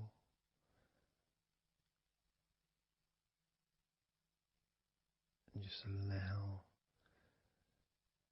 the pleasure that you get from having your feet massaged to just overtake you. As I continue to massage your feet, the bottoms of your feet, the sides, your arches, your heel. You can put a lot of pressure into your heel and it feels amazing. Yet the arches need to be a bit more gentle. Stretching your toes gently. and massaging the bottoms of your toes with my fingers, each one individually.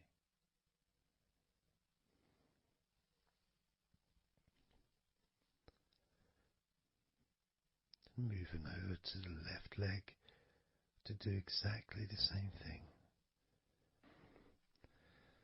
Starting at the top of the thighs, working the back of the thighs and the sides, massaging deeply and gently that whole area, working all the way down.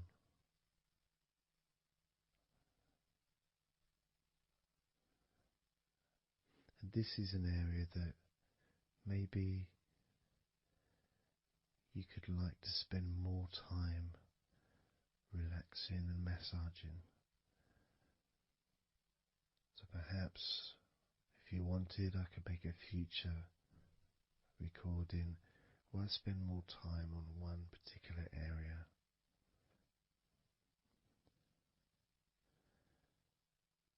As you move down to your calf muscles,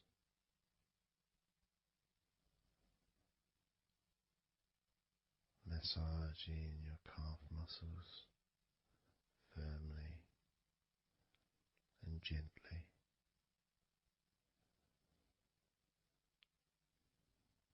Moving down your ankle and to your feet, massaging the backs of your feet, the bottoms of your feet, stretching your toes and massaging each toe individually. And that feeling of pleasure and release that you experience when you're having your feet massaged feels really good.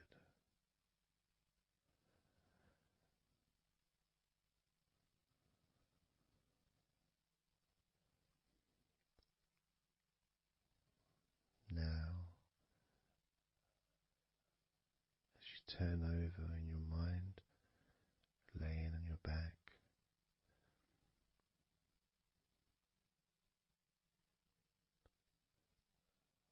I'm just going to start again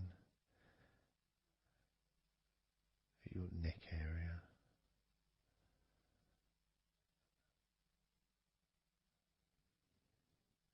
In your shoulders,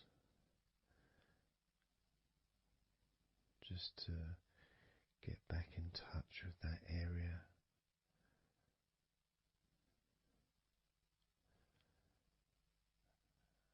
And as we move up,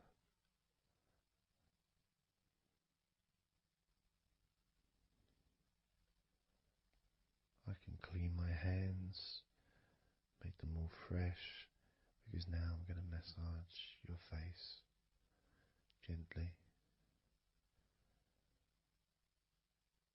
Starting off with your forehead,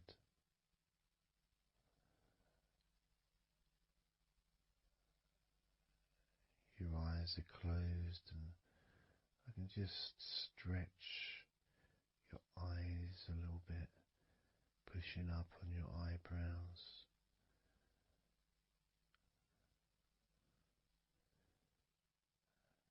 Just massaging around your scalp.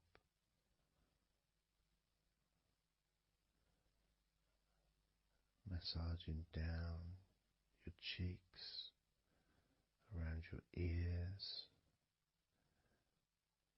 into your jaw, gently. The sides of your neck, your chin,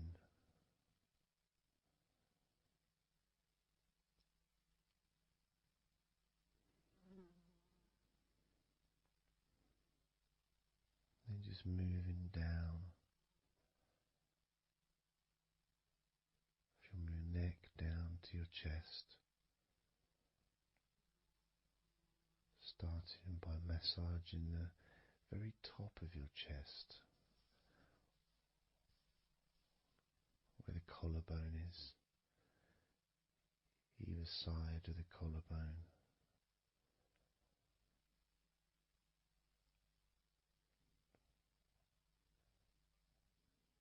And then just massaging the whole of the chest.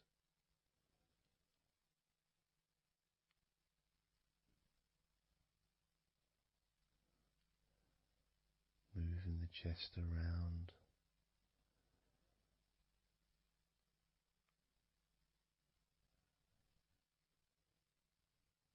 Because it's quite a large area, you can move from one side to the next, moving my hands from underneath pretty much where your arms are, stretching up, stretching some of the muscles of your back in the process.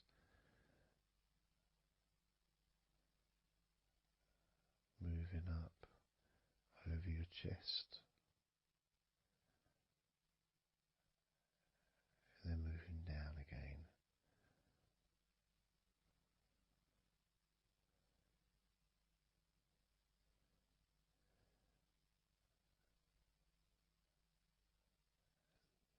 Then allowing my hands to just massage gently and slide down towards your stomach, starting in the middle of your chest. And then gradually my hands moving apart and massaging and sliding at the same time, moving down to just below your rib cage.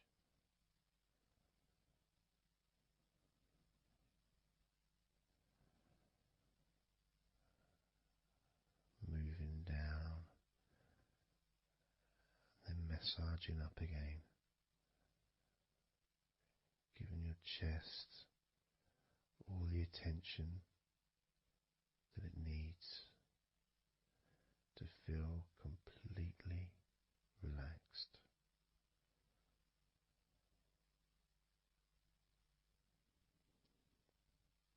Remembering that I'm also going to be focusing on your sides as well, an area that really doesn't get much attention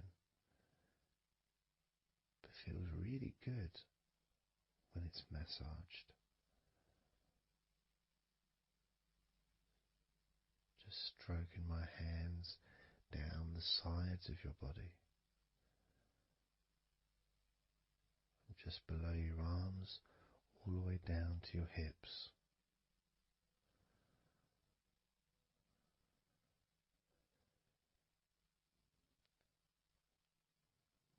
Now, moving to your stomach area, I'm going to stand one side of you like I did when I did your lower back. I'm going to do a similar process of just stretching the muscles from your side, gently massaging from one side to the next, moving that whole area from below your ribs all the way down to below your belly button.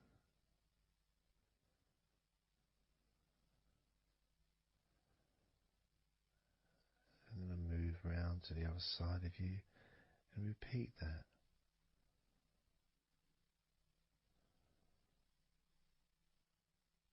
Process of relaxing deeply, calmly. You feel loose, you feel free. And there's something about having your stomach massaged that's different from any other part, because we do have a tendency of holding different kind of stress in our stomachs that we may not be aware of.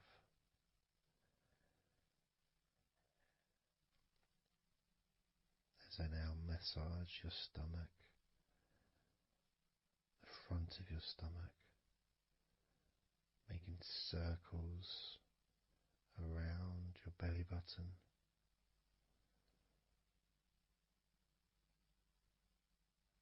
and then going the other way around.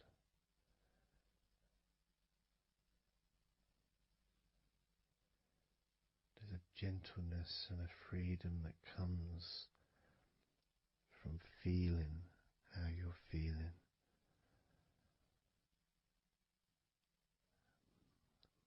As I now move down the tops of your thighs, the muscles, massaging them. And I can do this two legs at the same time, pressing down, massaging deeply those muscles in your thighs, the front of your thighs.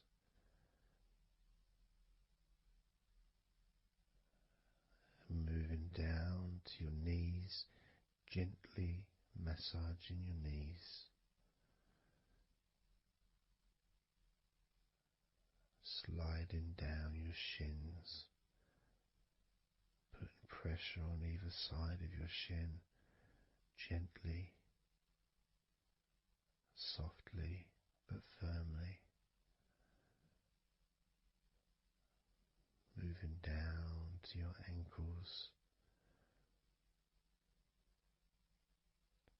stroking the tops of your feet.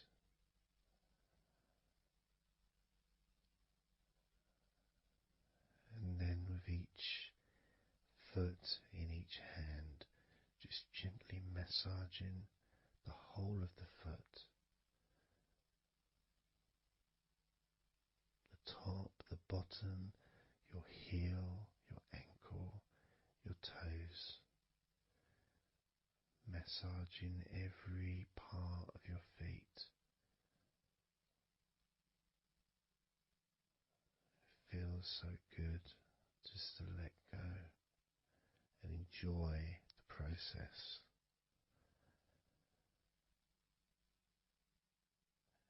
Enjoy feeling so deeply relaxed.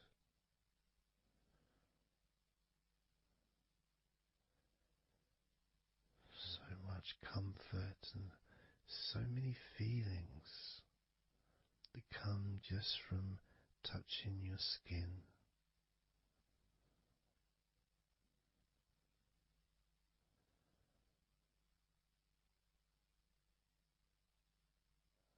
And you can just lie there for as long as you choose,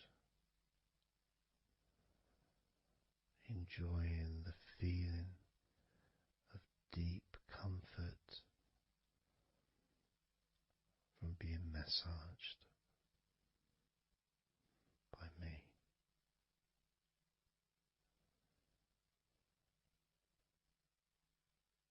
Enjoy feeling deeply relaxed.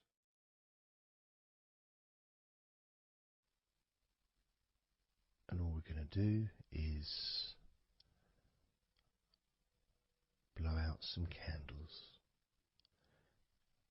in your mind.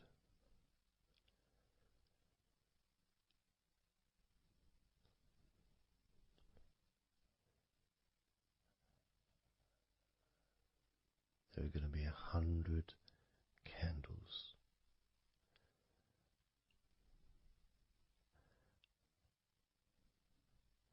And you're going to blow each one out individually, one by one, starting at 100 as I count down,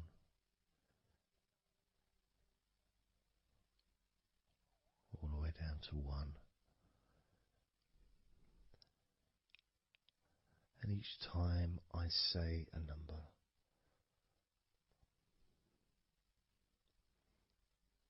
you can imagine that candle in front of you,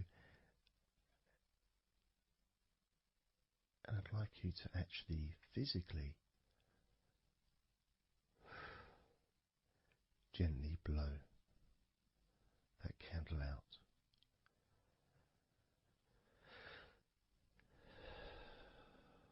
Just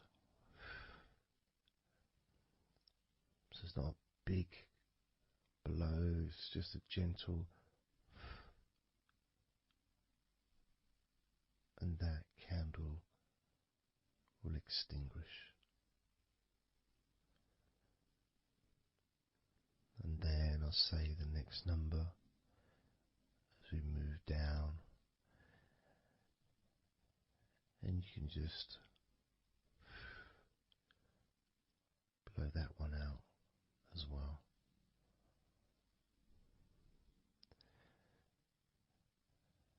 And as we move down the numbers, you'll find yourself feeling more and more relaxed. And if you need to sleep, you'll also find yourself becoming incredibly tired and sleepy. In fact, you may struggle to blow out all 100 of these candles.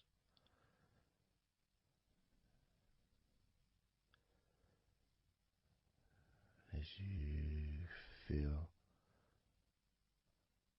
more and more deeply relaxed,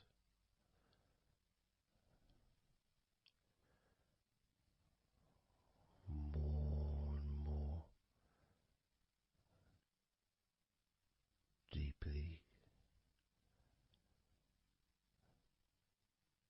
tired, and the further you go down, the more your mind starts to drift.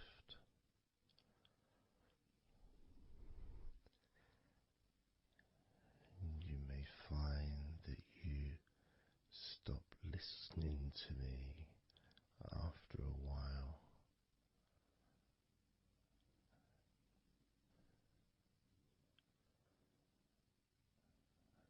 And even though there may be background sounds where you are, you'll be aware of those sounds at the moment.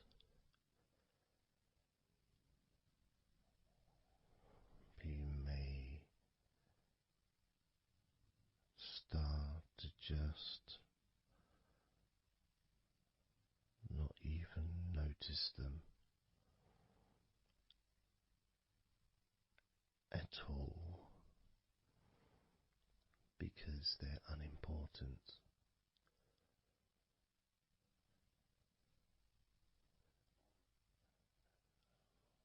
Where I am, I've got the sounds of the birds. There's Horace the pigeon, who likes to say hello sometimes. And there's the odd plane that goes by. Maybe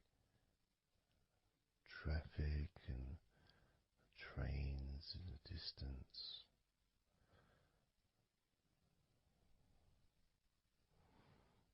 But none of that seems important whatsoever. The more candles you blow out, the less important anything is. The more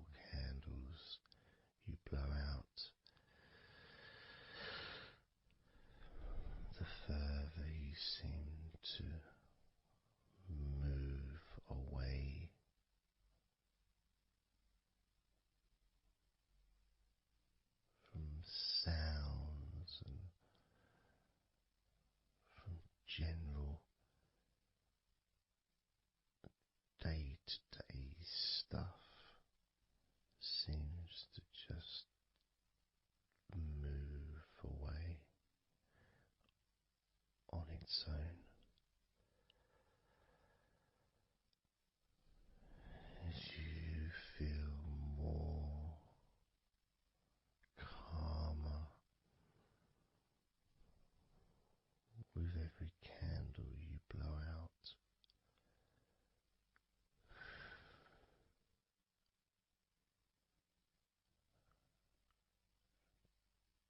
Guiding you to the next number that you hear me say,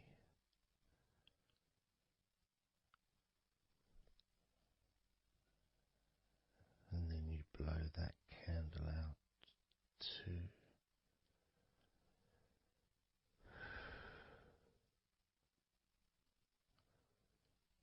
So easy, so simple.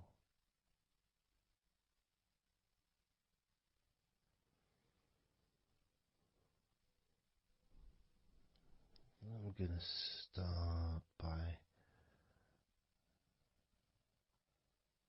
introducing the first candle, which is 100. The first candle, which is 100.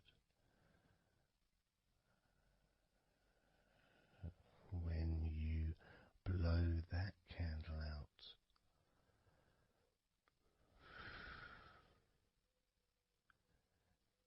you'll find immediately a slight change in how you feel,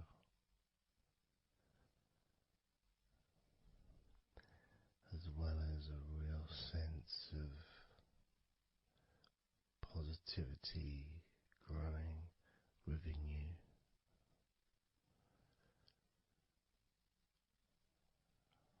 Relaxation and sleepiness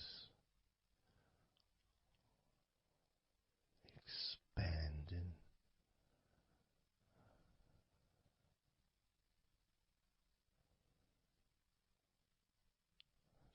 starting with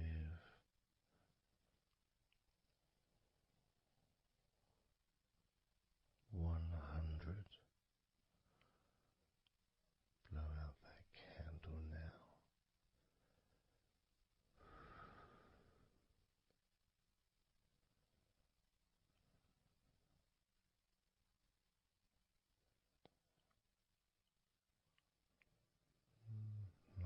99.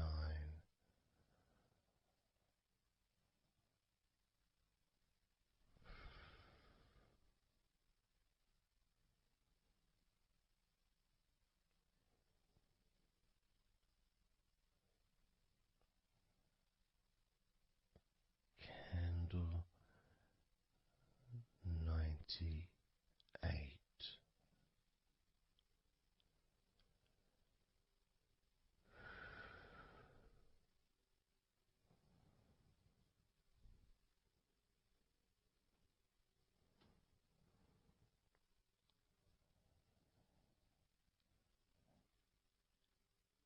Candle 97.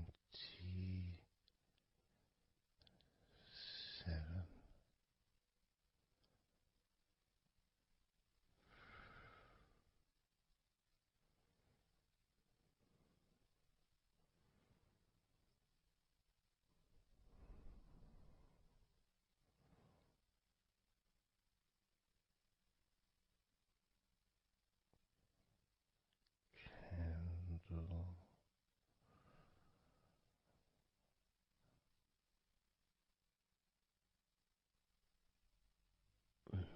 96.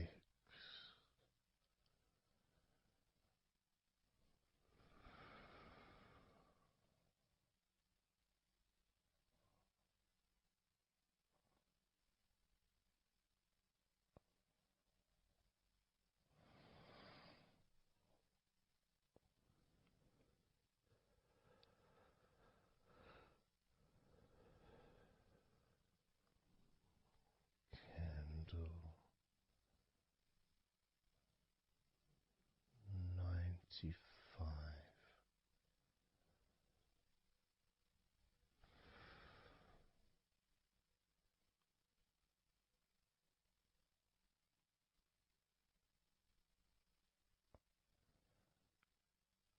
Candle 94.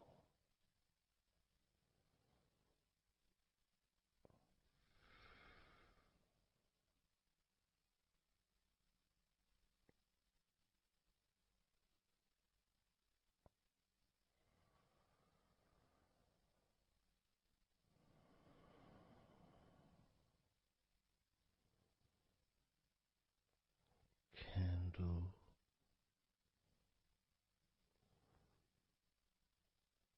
93.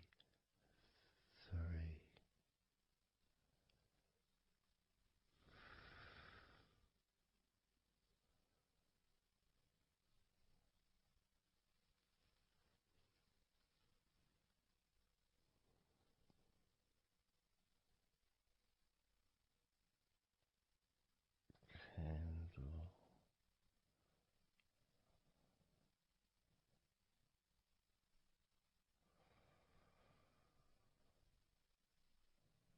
92.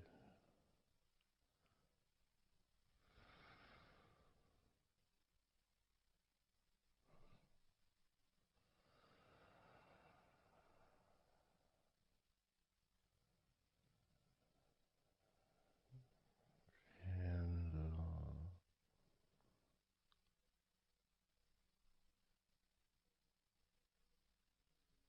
91.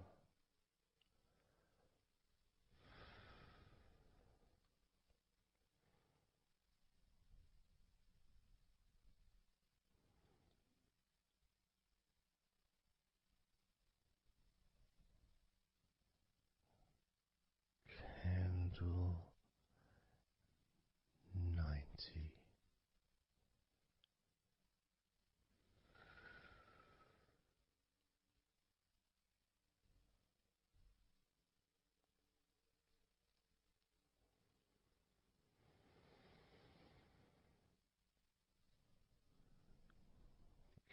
Candle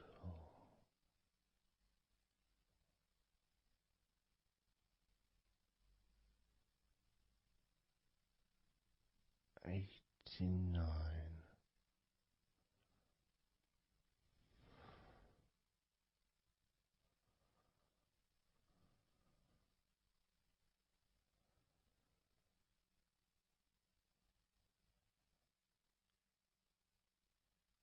Candle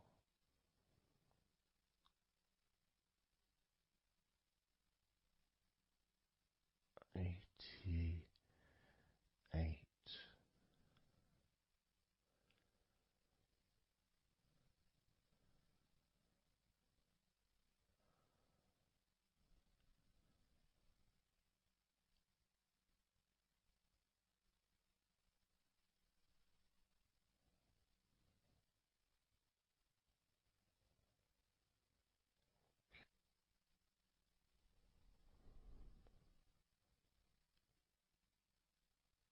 Candle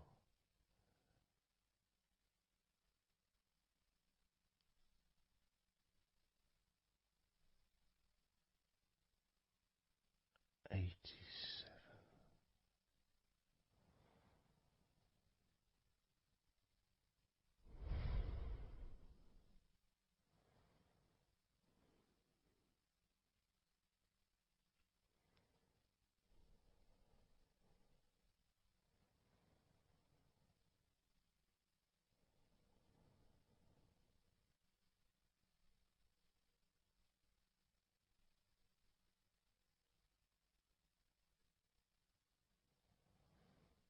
Candle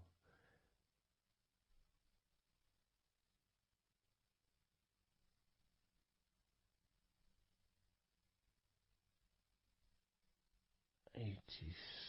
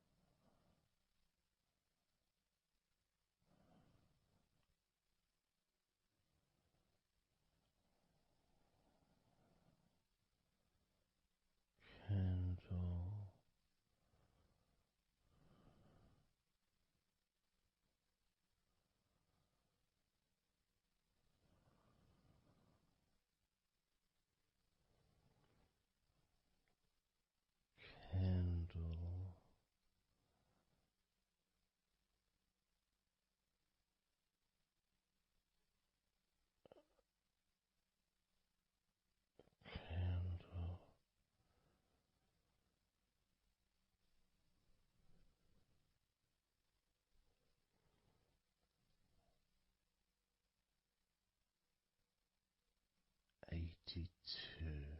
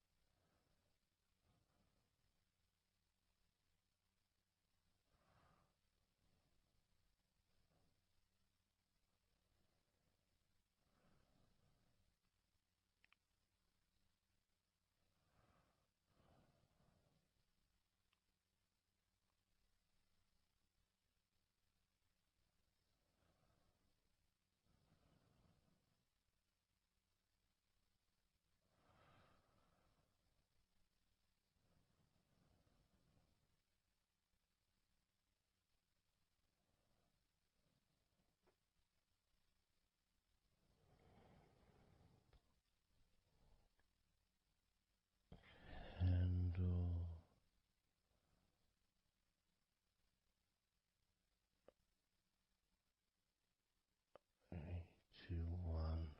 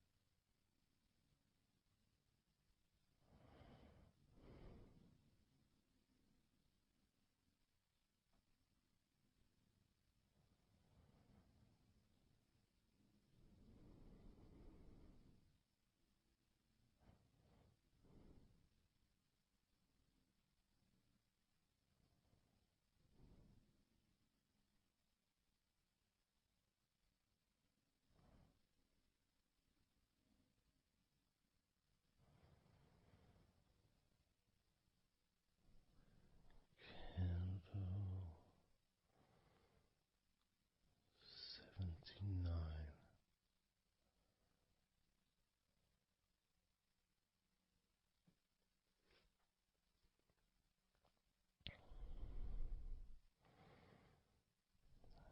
Candle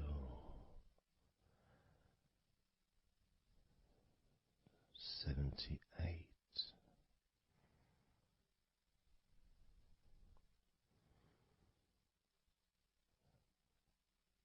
Candle 77.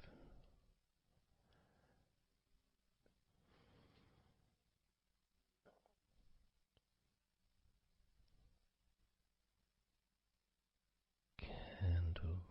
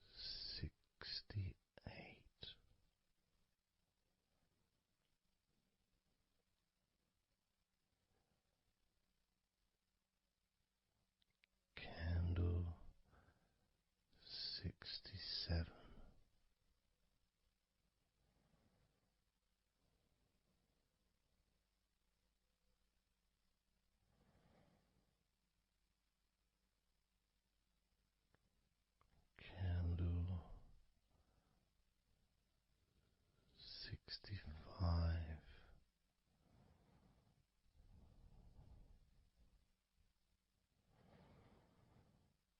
Candle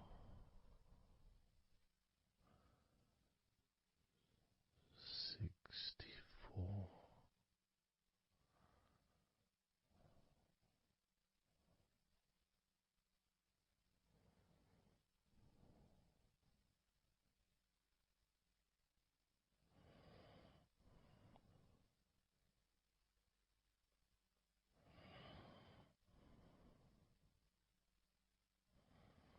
Candle 64.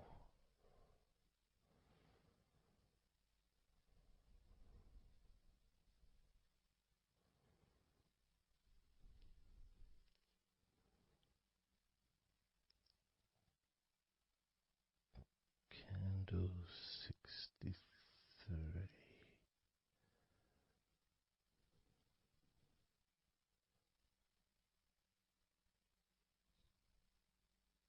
Candle 62.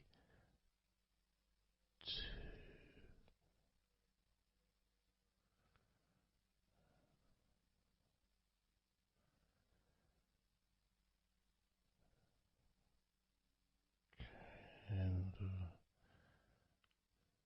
61.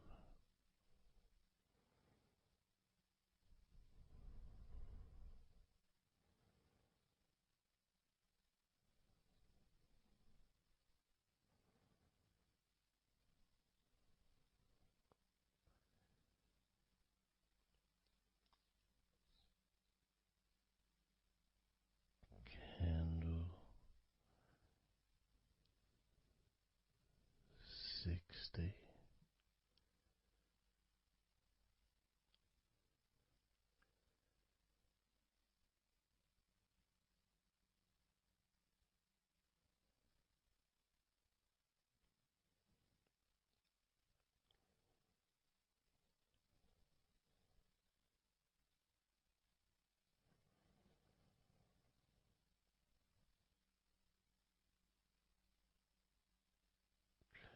Candle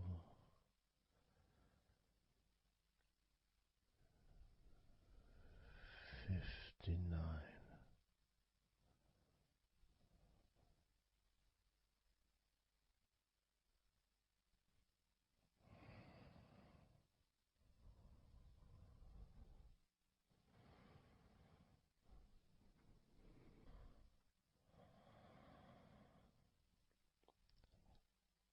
Candle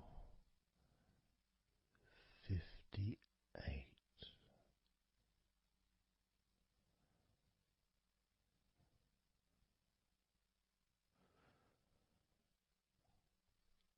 Candle 57.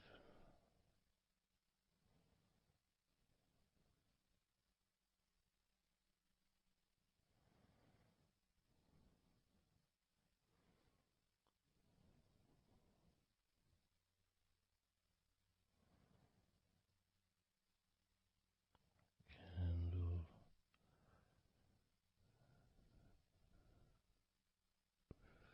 56.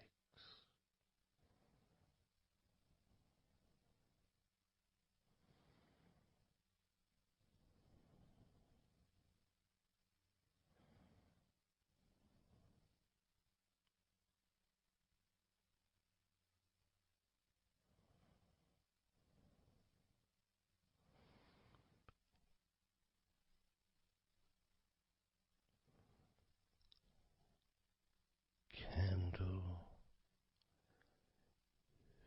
55.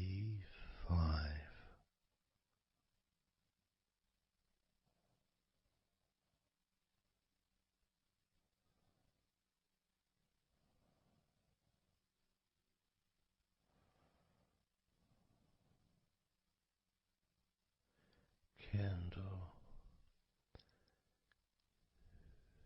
54.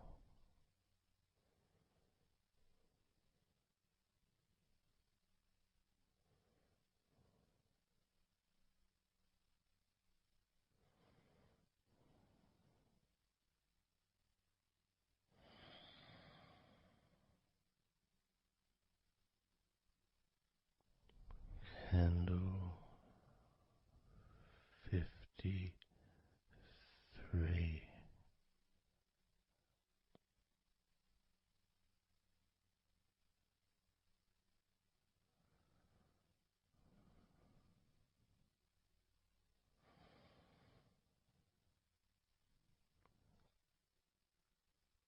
candle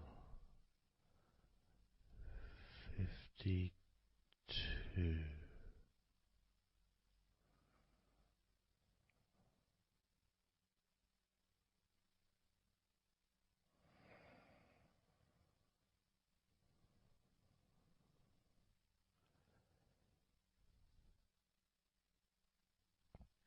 candle 52, candle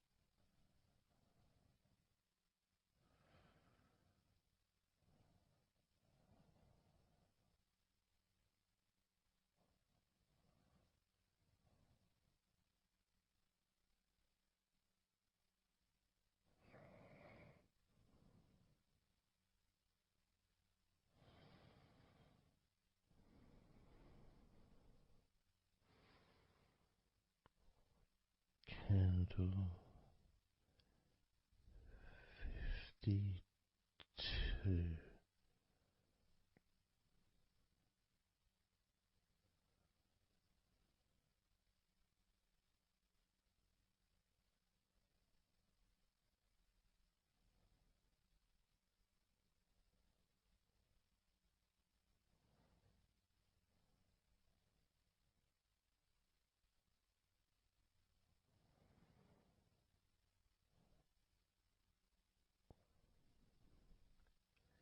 candle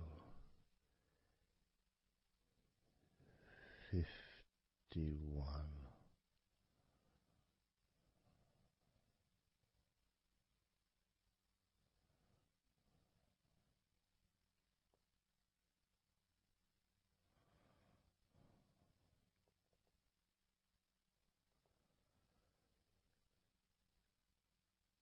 candle 50,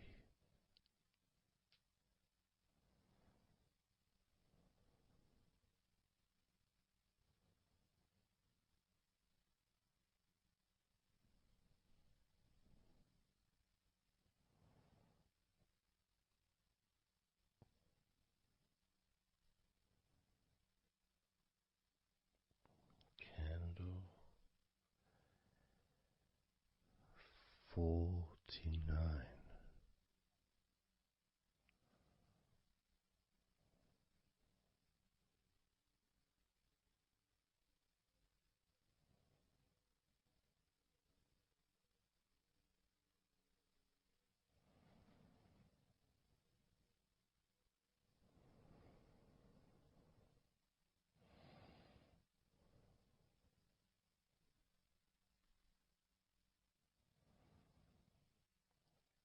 candle 48,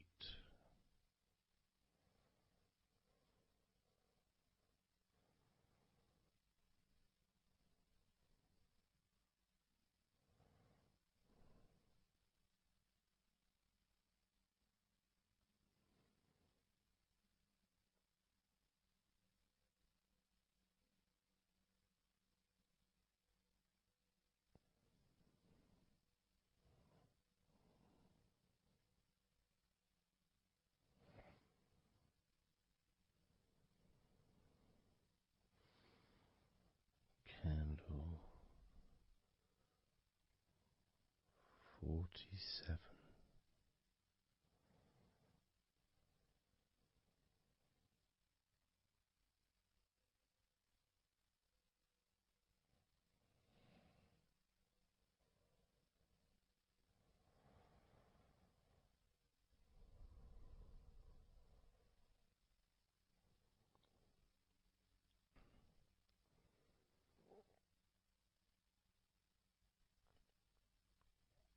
candle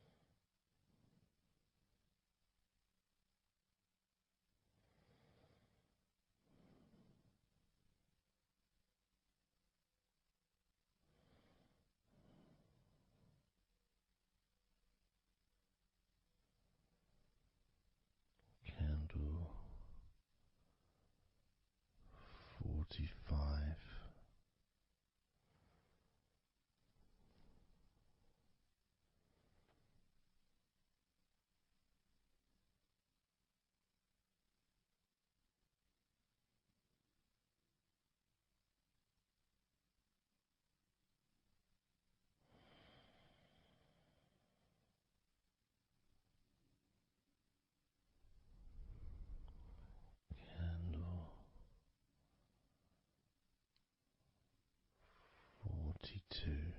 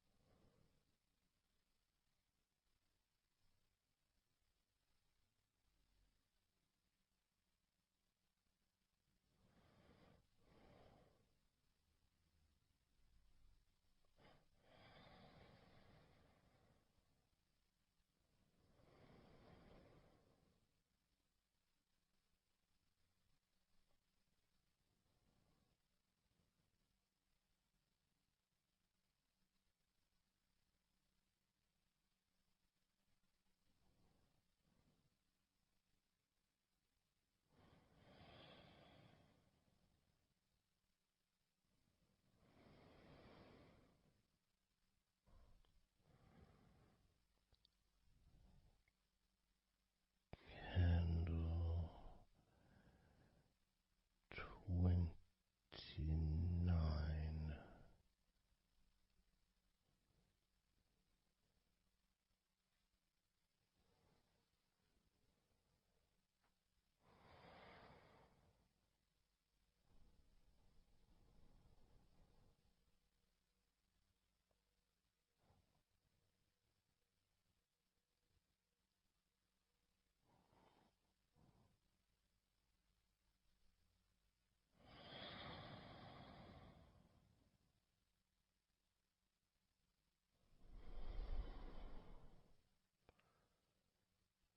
Candle 28.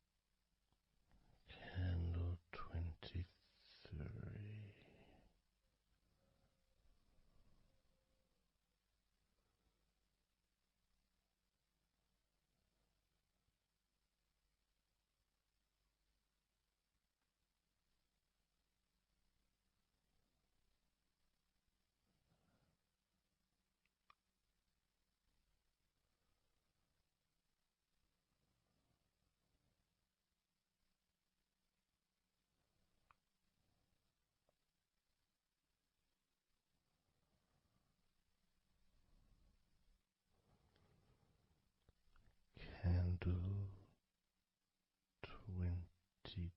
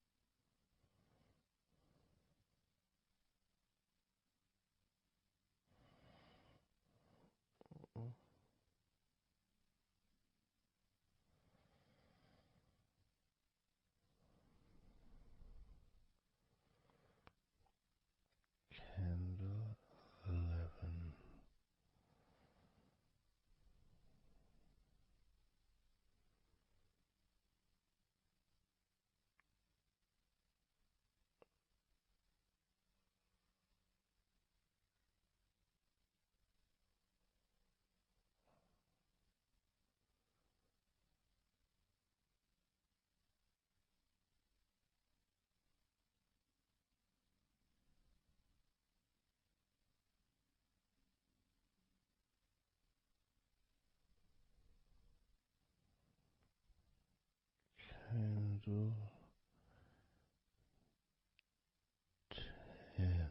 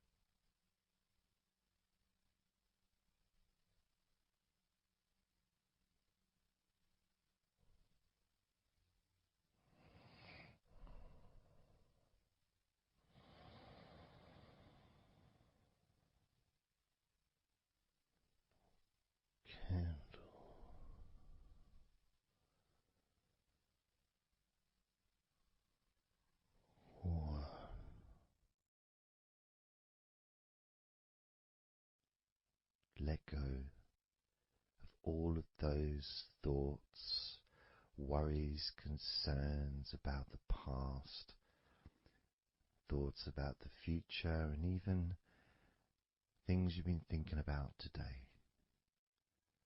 Just let it all go, because none of it is useful in this moment. This is your opportunity to just focus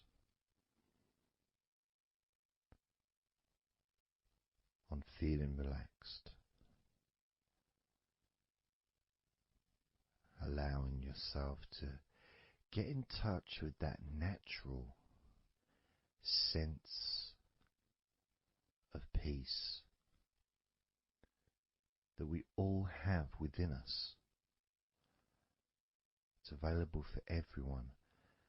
It just sometimes takes a little bit of effort to set up the right time and place in order for you to just let go. Because when you do decide to let go and relax, that's what your body starts to do. Because you've chosen to just allow your body to unwind, and your mind starts to slow down. And it's a nice feeling. It's a nice feeling at the beginning just to know that you have chosen to decide to relax deeply. And because you've made that decision, your body will just follow suit. Because sometimes all the muscles in your body need is just permission from you to relax. Because so often we're busy, we're going from here to there, we're walking around and we're doing stuff, and the body doesn't have any time or space to really relax deeply. So it kind of waits for you to lead the way, waits for your permission. And when you do give your permission, when you give the say so, when you say, okay, it's time for your body to let go completely and relax totally, your body just follows. It's almost like a breath of relief. Ah, good, I can now relax. That feeling at the end of a day, of a very physical day that you may experience in the past, where you get home and you just sit down on a chair, maybe you kick your shoes off and feels so nice. Knowing that you don't have to get up again for a little while at least. And if you choose, you can just sit there for maybe an hour or two. And it feels blissful. And just by sitting down like that, your body knows that it's time to relax. Your body has been given permission from you, because it's a mindset. In your mind, you're prepared to let go of everything and just completely allow all the stress of your body to evaporate, tensions can just gradually vanish.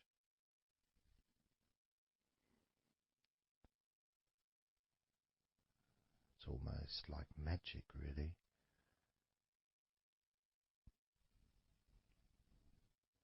Because that sense of relaxation in your body is a very natural state.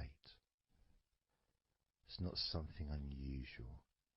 It may feel unusual when you first start to relax if you haven't really spent a lot of time focusing and giving yourself this space to let go completely and relax.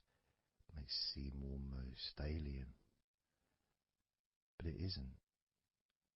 It's actually the most natural thing in the world to let go completely, to relax totally. The most natural thing in the world to allow yourself to feel really calm in your mind. And it is almost like a literal unwinding. It's like you press a button and all the tension just releases. And it's like a wheel, like a cog, like the inside of a clock just unwinding. And it's almost like you could see the little wind up knob that's used just going the opposite way that you would use to wind it up. And the energy, that frenetic, stressful energy, gradually winding down, losing its power, losing its strength, as the sense of relaxation becomes stronger and deeper. And you may find that the more relaxed you feel, that your mind starts to wander. Maybe you seem to stop listening to me for a while and your mind goes somewhere else, and then you realize you're listening to me again. And that was just your mind drifting to sleep,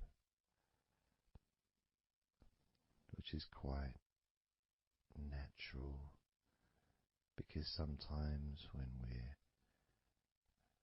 stressed and tense, we may not actually be aware of what we need, what we physically or emotionally need in this moment. But when you allow your body and mind to relax completely, and you let go of all thoughts, concerns, worries, ideas, all letting them go, allowing them to drop onto the floor.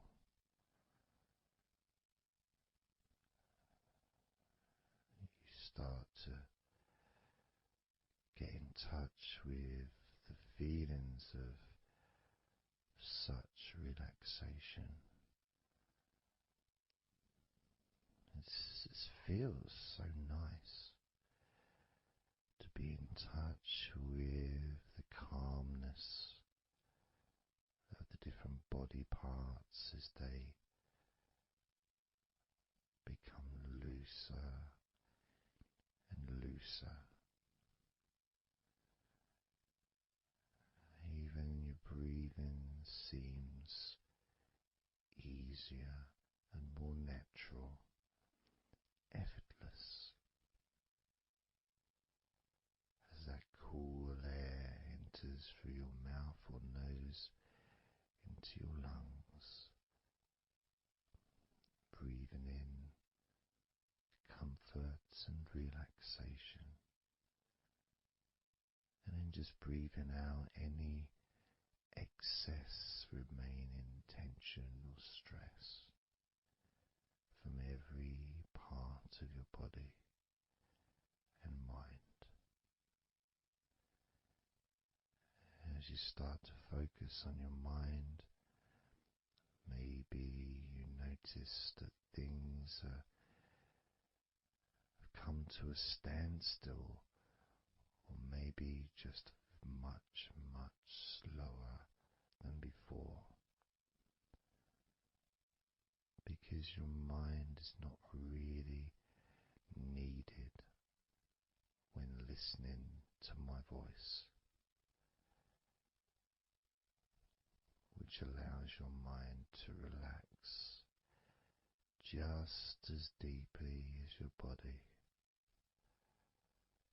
And that synchronicity between the relaxation of your body and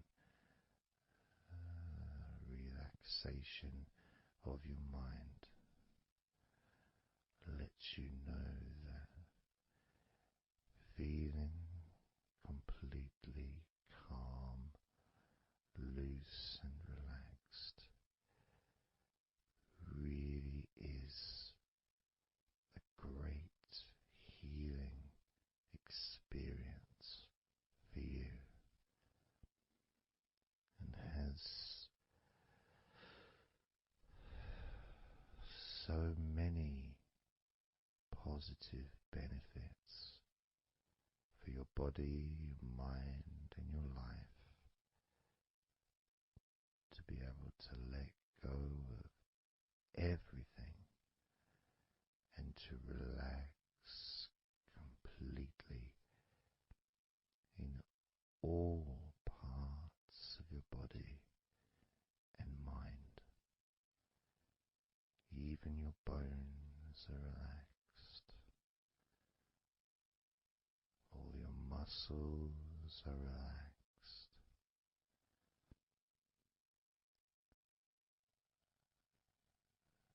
Even the skin that covers your body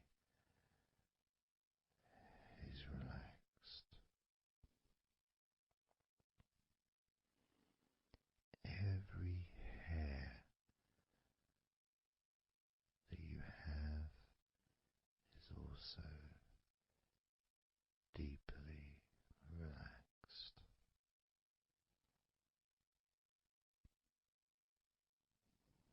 And your brain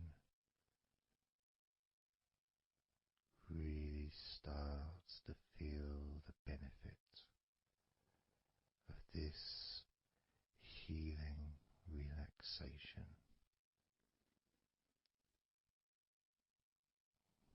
And as you focus on the inside of your scalp, where your brain is, you can start to realize and notice the benefits of your brain relaxing deeply.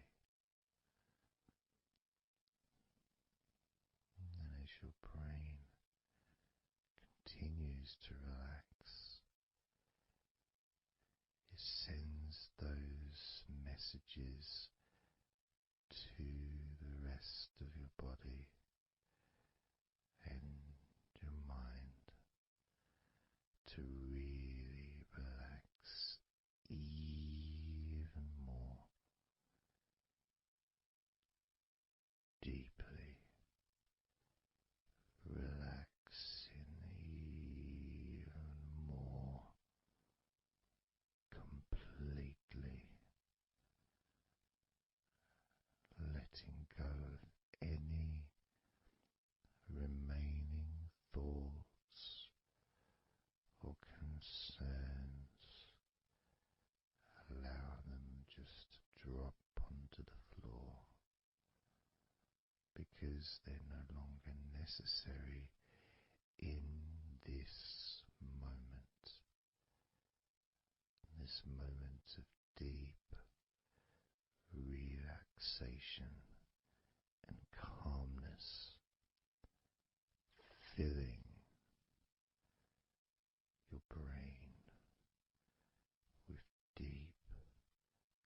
concentrated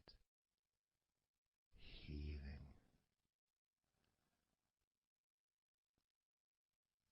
calming,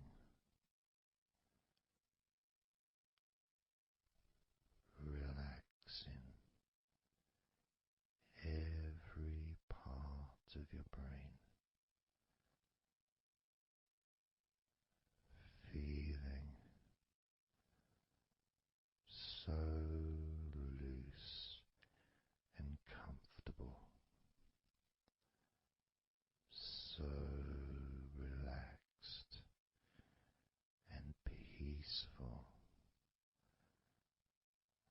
Your brain feels so light and so healthy. And that sense of deep, deep comfort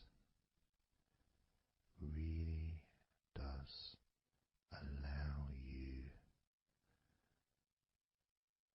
to enjoy those ever increasing sensations of comfort that are spreading throughout your body, relaxing each and every muscle of your body even deeper,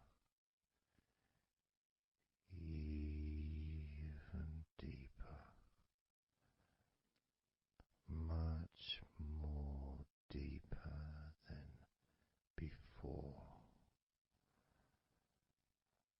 much more comfort spreading through your body and your mind, feeling so peaceful and calm, so very, very peaceful in every part of your body, letting go of everything, everything so peaceful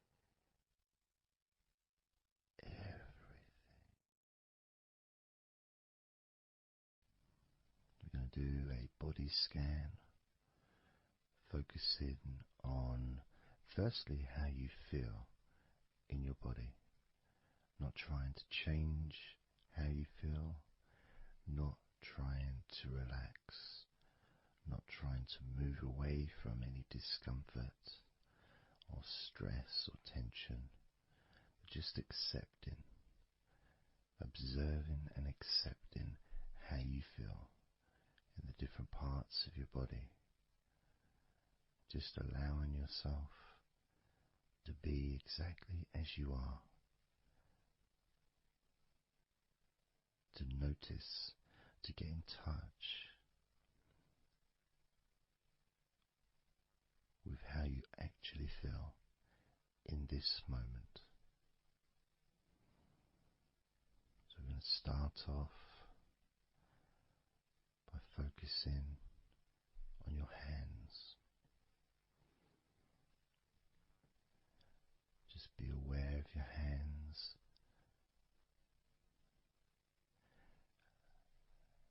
I'd like you to move your hands around. Just maybe move your fingers a little bit.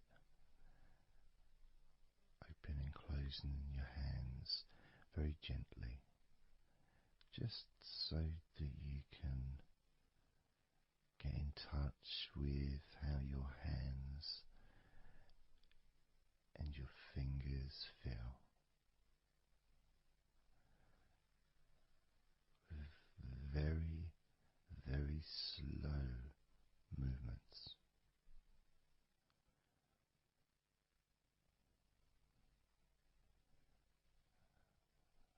Focusing now on your feet.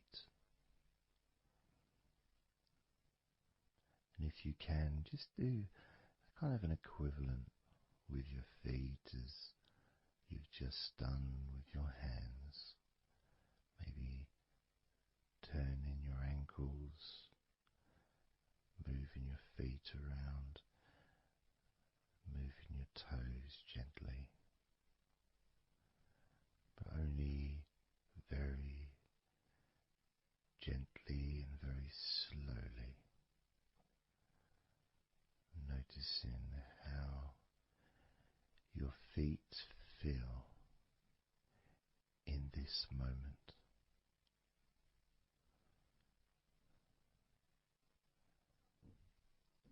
Focusing now on your eyes. I'd like you to just focus on your eyelids. Maybe you can open and close your eyes a couple of times to really get in touch with how you feel when you do close your eyes. The muscle changes in your eyes when you do close them. Maybe raising your eyebrows, which stretches the tops of your eyes. Perhaps squinting your eyes, scrunching up your eyes, just so you can really get in touch with all aspects of how your eyes feel right now.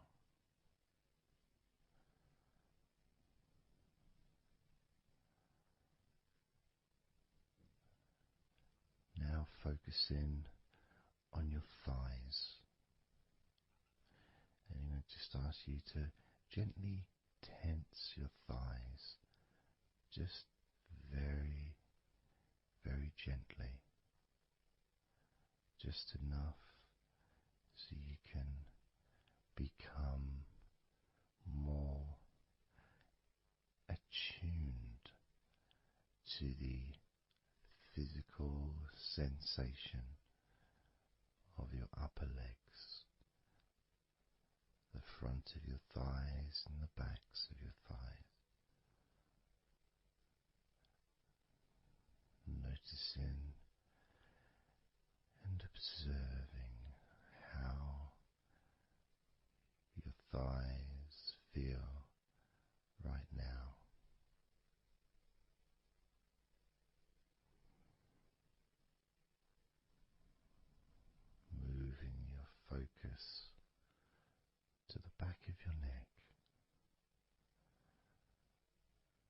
just noticing the back of your neck, the muscles. Of course, they lead to the side of your neck. They also lead to the top of your back, which lead to your shoulders. So as you focus on the back of your neck, maybe you can move your head gently upwards as if you were looking up. Maybe moving your head down as if you were looking down. Perhaps moving your head side to side, right to left, but only very slowly and very gently. Not trying to force anything. It has to be very, very gentle,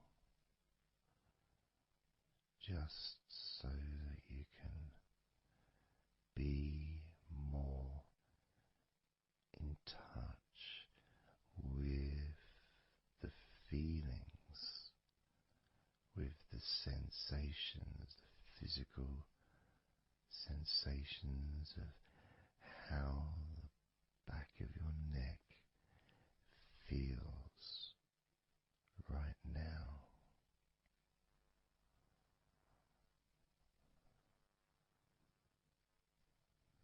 As we now focus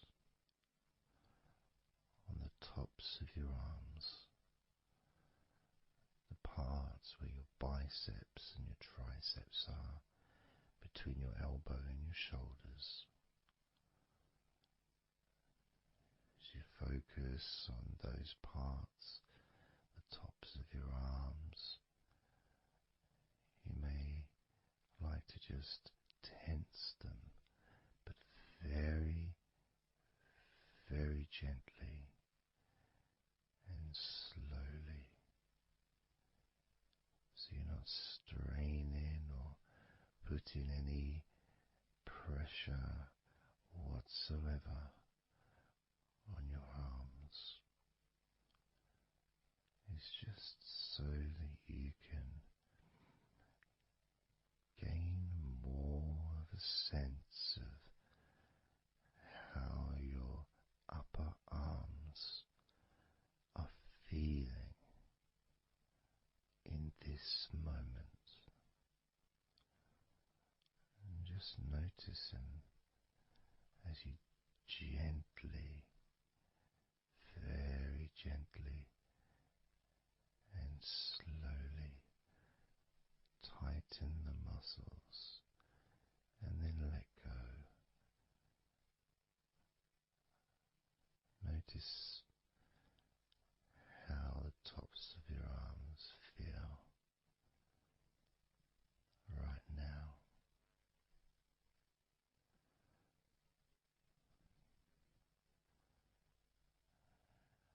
As we now focus on your stomach, the area, the lower abdomen area below your belly button, moving all the way down to your hips, just above your groin.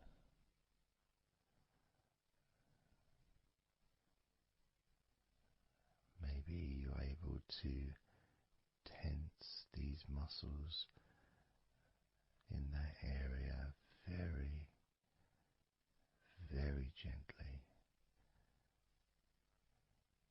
and slowly.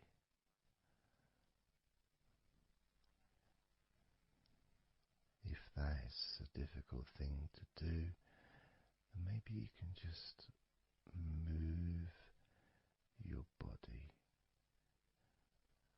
pushing your stomach up, maybe moving a little bit to the side, using your hips, just so that you can get more in tune with how your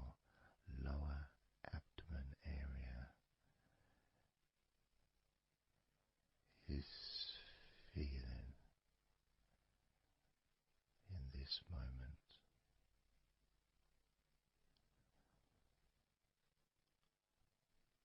Just noticing the physical sensations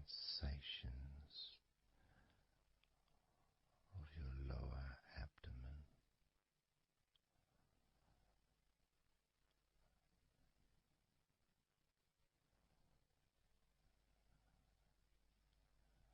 As we move your attention to your mouth,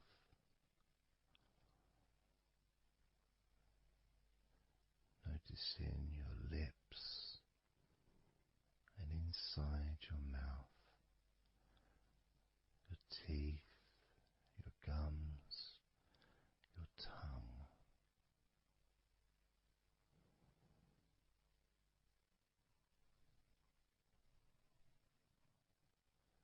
Just noticing how your tongue and your mouth feels, and it may help by moving your tongue around your mouth, moving it to your left, maybe pressing it gently against the side of your mouth, and then to the right, gently to the side of your mouth, perhaps pressing up against the top of your mouth, and then down gently against the bottom of your mouth. Always very slowly and very, very gentle, so that you can be aware of how you feel in your mouth area.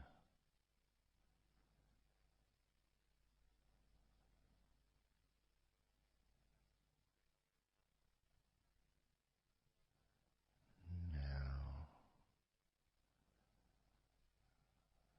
we're going to focus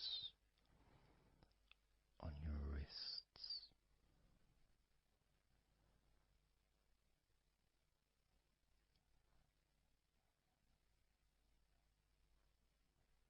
And I'm going to ask you to maybe just rotate your wrists by moving your hands in a circular motion very gently and slowly,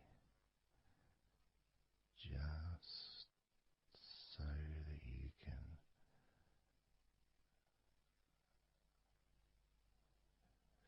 feel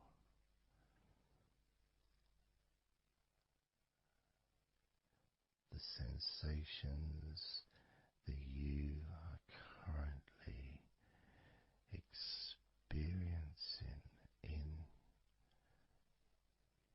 your wrists,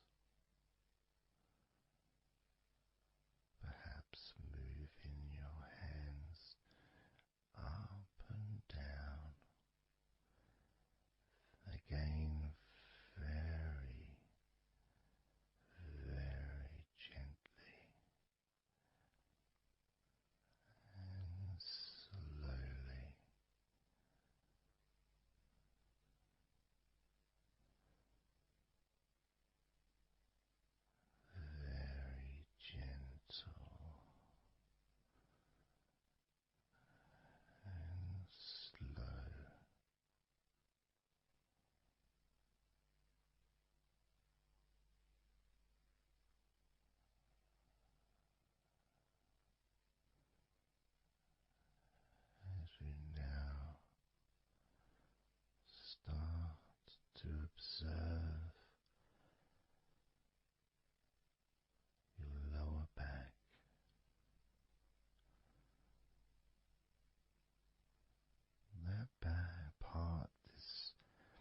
just above your hips, where your coccyx are.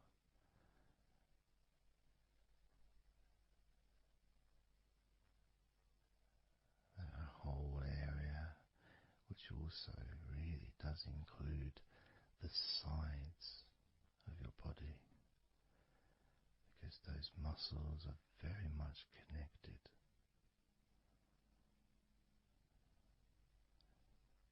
As those muscles also move into your hip area, connecting to your buttocks, the sides of your hips,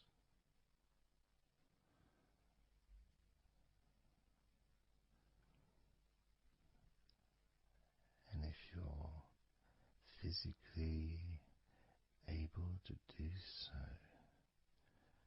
maybe you can very gently just move your body ever so slightly, very slowly, from side to side, just enough for you to gauge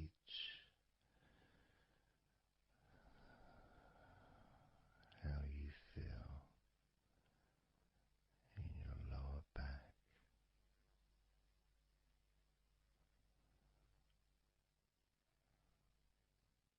Perhaps you could even move your hips gently up and down, gently and slowly, in order to really be in touch with the physical sensations of your lower back.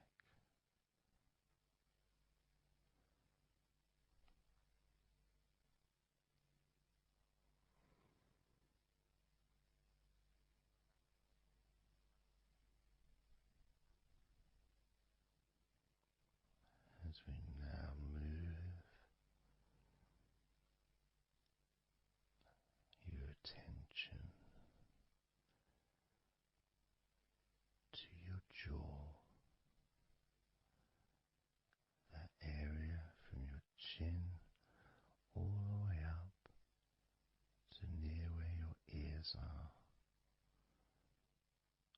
the whole of your jaw.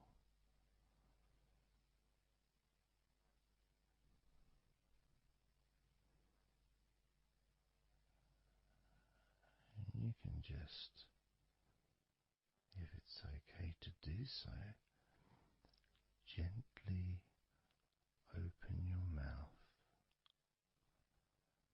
not wide, no stretching, just very gently and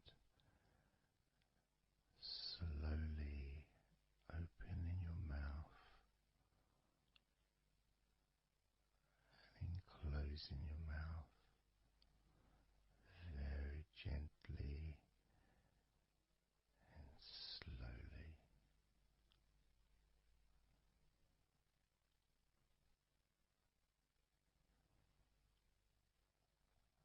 So you can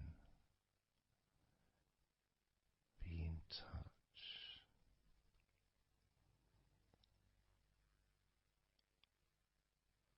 with how your jaw feels now.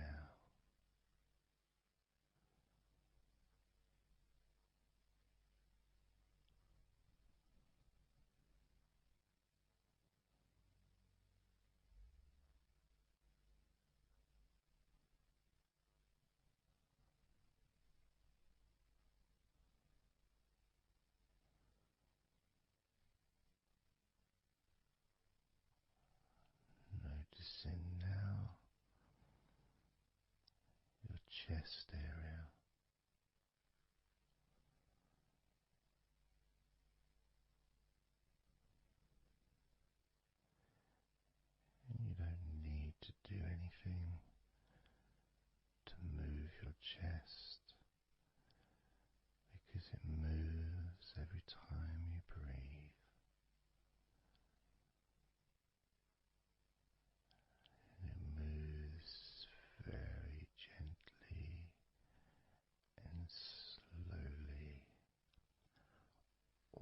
automatically with each breath you take.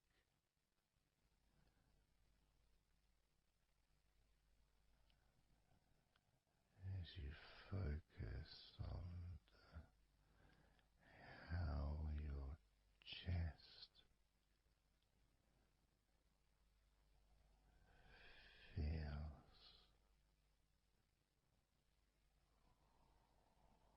when you breathe.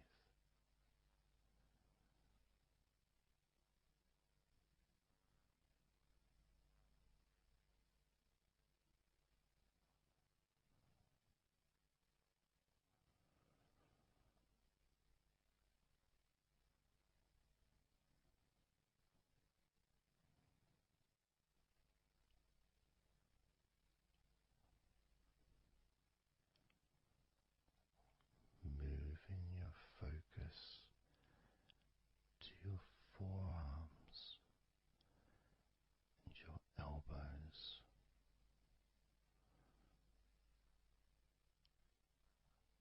Maybe you're able to very gently and slowly tense the muscles in your forearms. And when you do that, you can feel your elbows as well.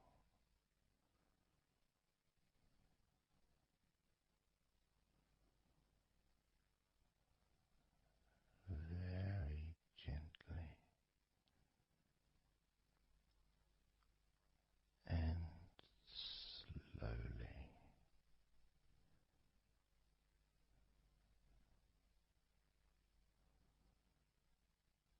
Gently and softly observing your forearms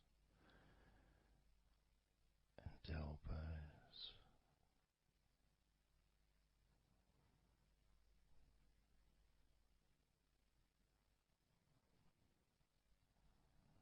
Now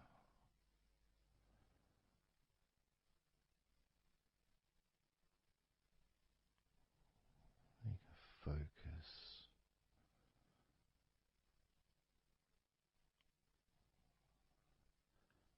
on the rest of your back, your upper back,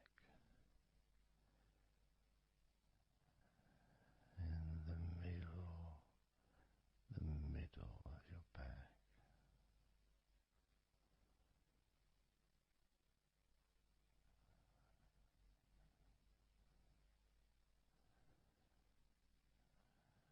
Again, this part of your body moves also every time you breathe. You may not notice that usually,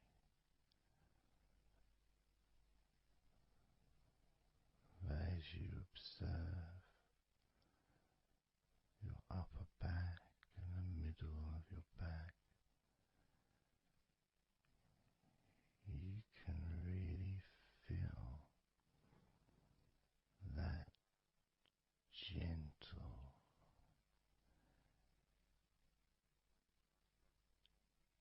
and slow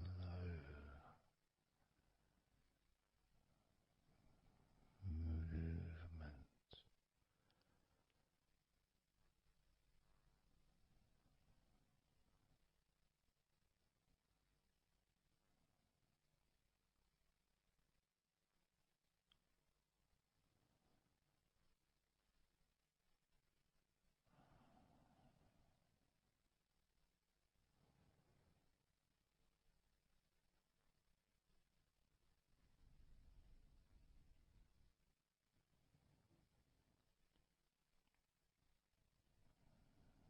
Moving your focus into your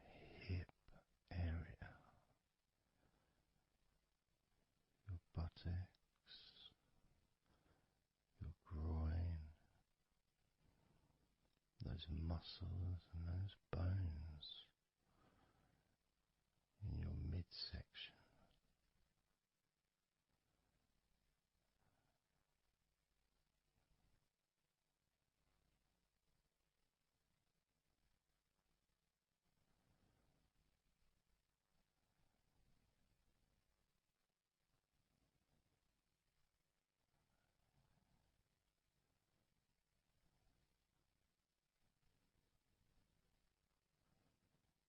Just noticing how your hips feel right now.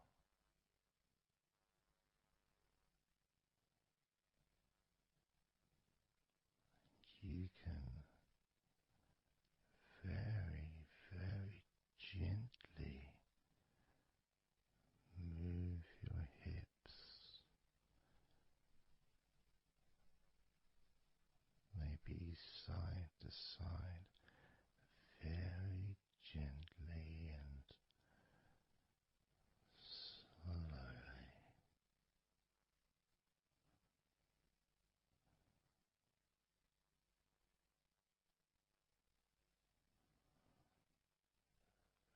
Very,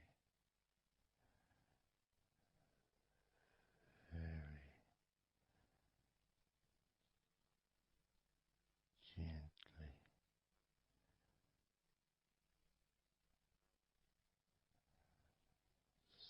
softly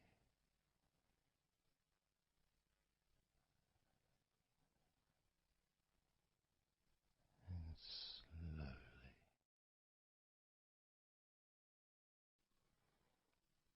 Everything starts to slow down,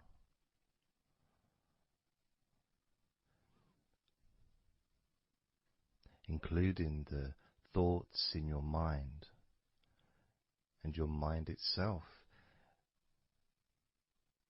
just starts to gradually, it doesn't have to be instant, but just gradually starting to, it's almost like time is stretching.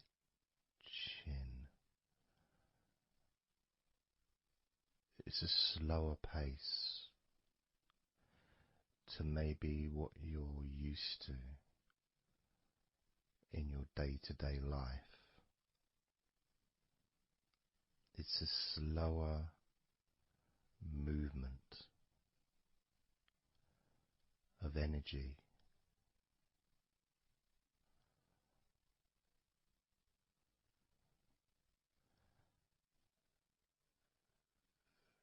Very small movements which make up the larger movements, which is always the case. You know, when you move your hand, it might seem like it's one movement, but it's lots of minute different muscles moving in accordance with each other, and what happens in this space that we're sharing is we move from that big movement into those smaller movements,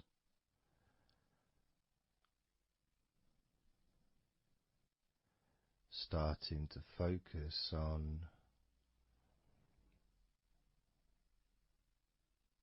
how your body feels, but not just as a whole, not just, oh, I'm feeling this way, I'm feeling stressed or tense, or I'm feeling relaxed and calm, I'm feeling this way, I'm feeling that way. starting to notice that your body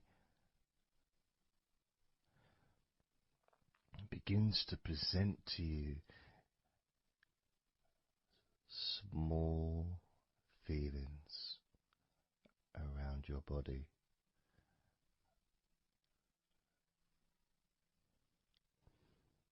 Small physical sensations in your legs, whether pleasurable or not. Maybe resisting the temptation to label them or to judge them, those feelings, just thinking about them as just being neutral, just feelings.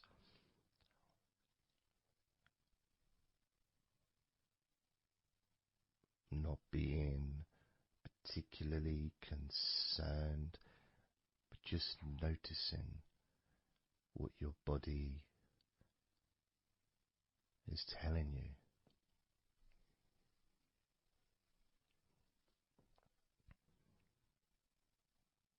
The feelings in your arms.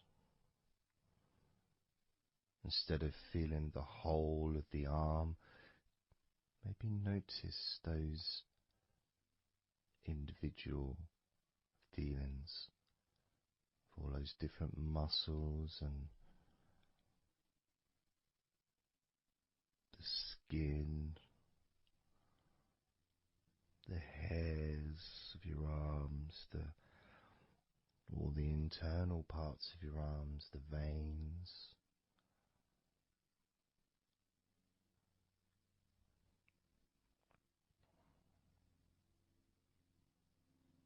The bones, just being aware of maybe your elbow on your right arm has a certain feeling, maybe your left wrist also has its own individual physical sensation.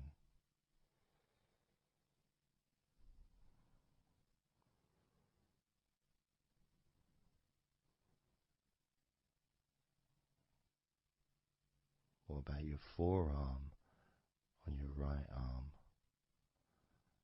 Your right forearm.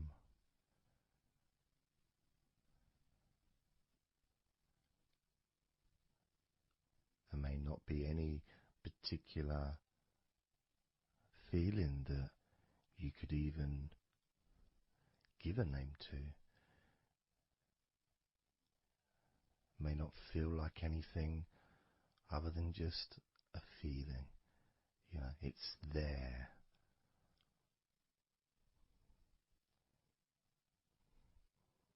The feelings in your shoulders. Perhaps your shoulders, when you think about them, they're kind of almost like they're the same, you know, the same feeling. Almost like both of your shoulders are just one thing. But of course they're not.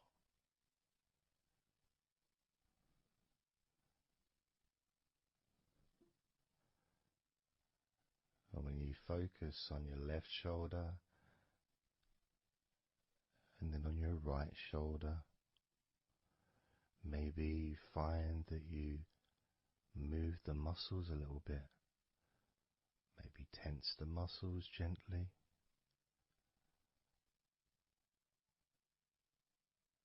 Noticing the difference in each shoulder.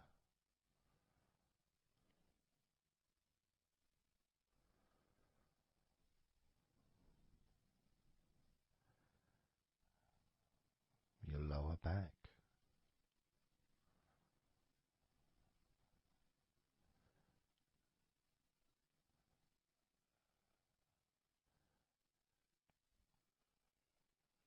The left side of your lower back and the right side of your lower back.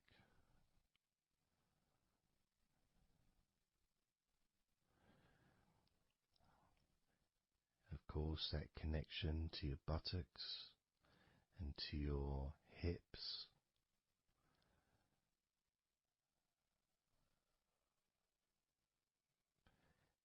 and also moving up into the middle of your back.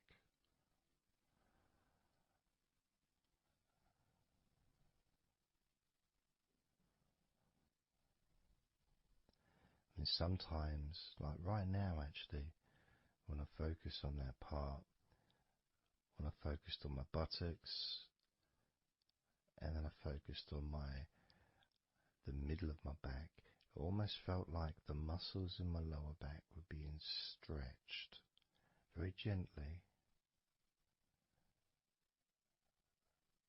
but just stretched a little bit, even though I wasn't doing anything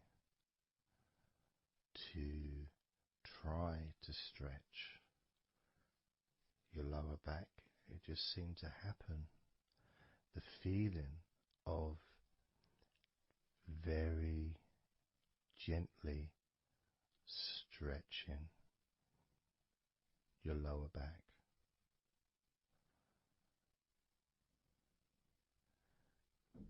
Comes along, that feeling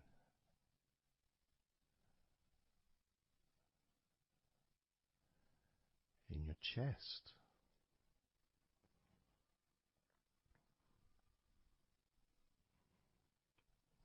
Just noticing what sensations you are experiencing in your chest right now.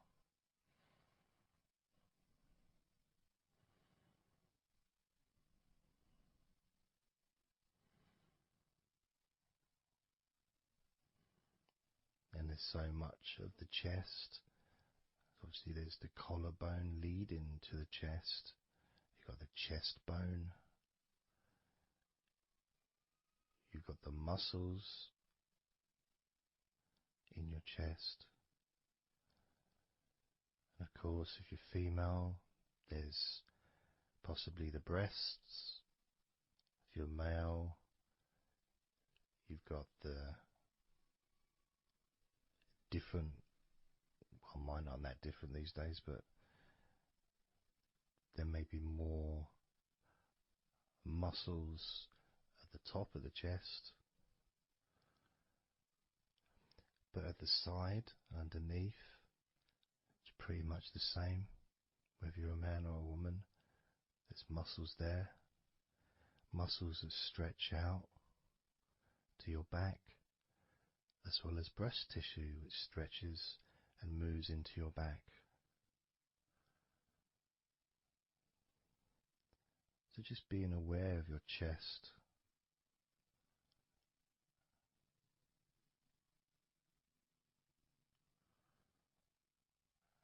being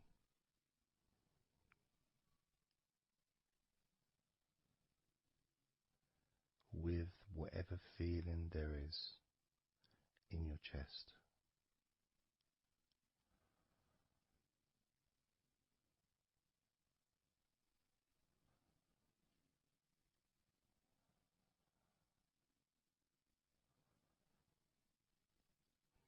And when I notice that I focus on my chest, I feel it in my back, my upper back. I mean, I guess the obvious reason would be because, I breathe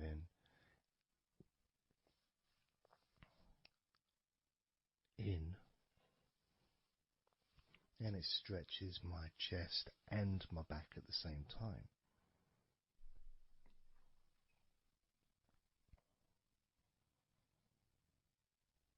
Yeah, it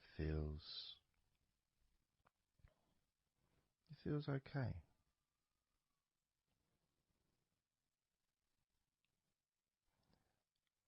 Doesn't feel I got a little bit of pain in my right chest. A little bit, not pain, but little discomfort, maybe stiffness possibly. I don't know. I notice my shoulders are also wanting to flex for some reason. I think that's probably part of my upper back.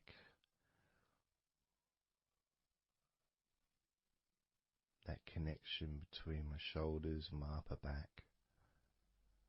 Because I can move my shoulders and stretch the muscles in my back.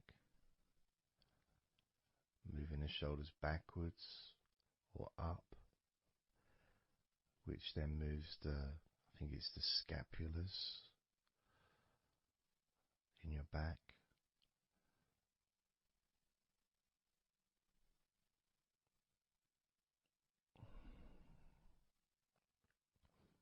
It feels quite nice actually.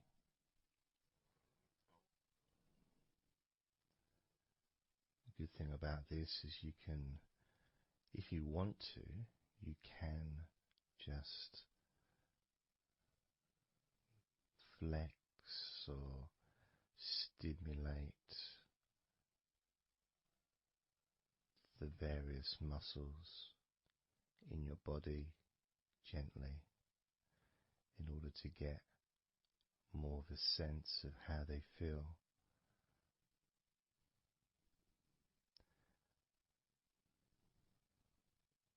And when you're relaxing, when you do tense a muscle and you let it go and you let it relax, it relaxes way more than it would normally. But you have to feel that you're able to do that. There's no point doing it if there's an issue with a part of your body. You need to be gentle with yourself at all times when relaxing deeply. It's important to be kind to yourself.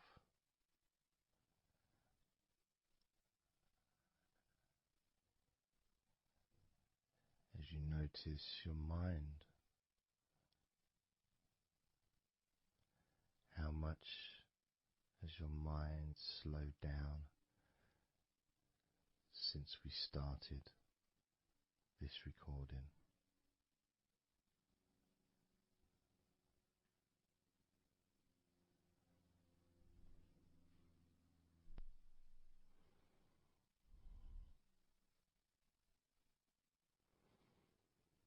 How calm and peaceful is your mind right now?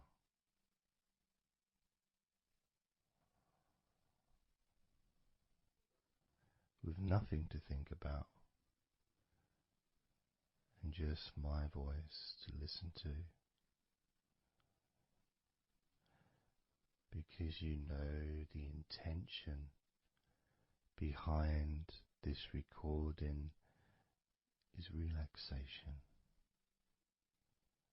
At the very least, for you to feel more relaxed at the end of the recording than you did at the beginning.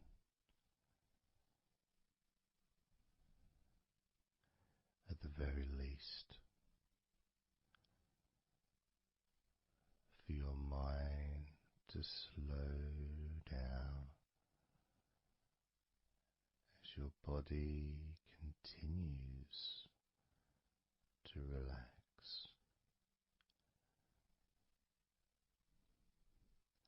Because that's what you want to happen. That's what you expect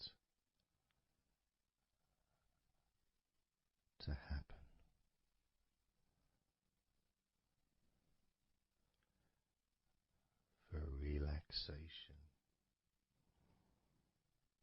to feel your body.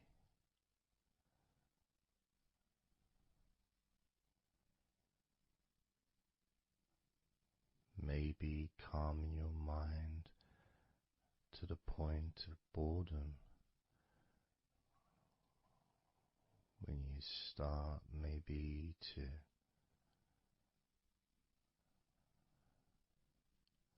drift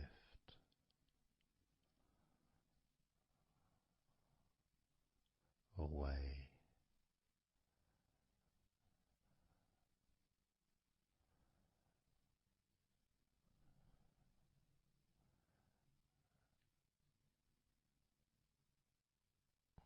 Drifting.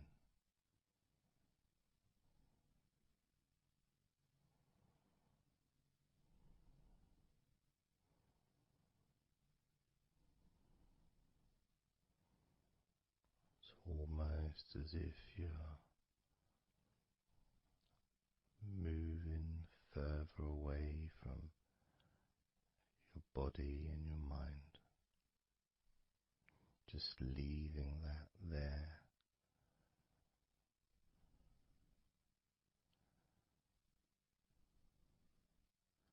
Kind of like in an escape pod in a spaceship, a movie, a space movie, when they get into that little pod and it sends them far away from the spaceship.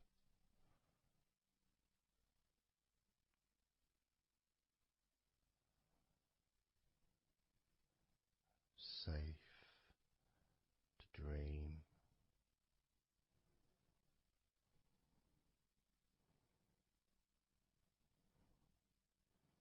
And continue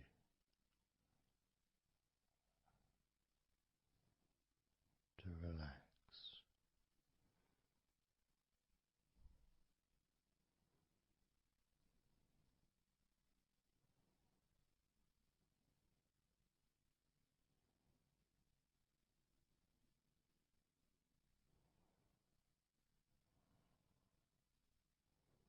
Drifting.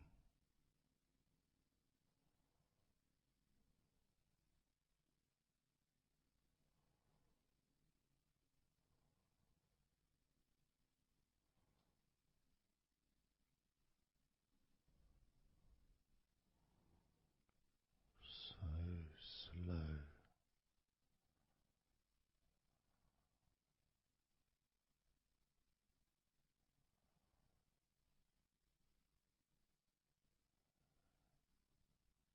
And peaceful.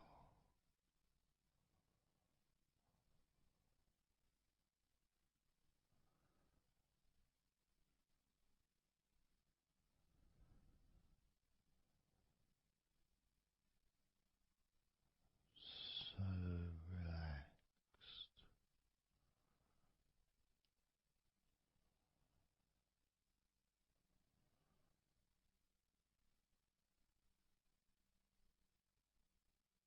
And peaceful.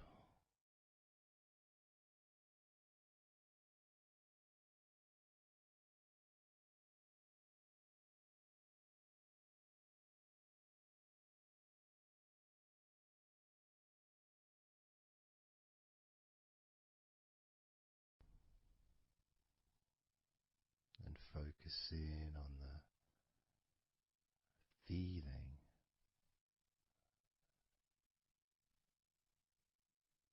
of those individual parts of your body that are relaxing one by one.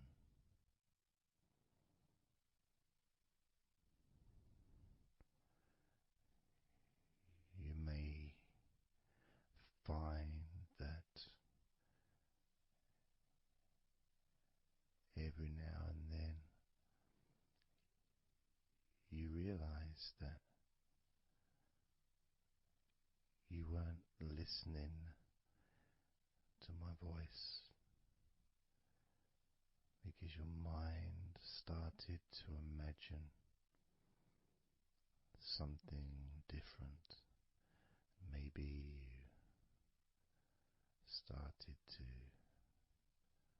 almost move into some kind of a dreamy state. And then you become aware of my voice again.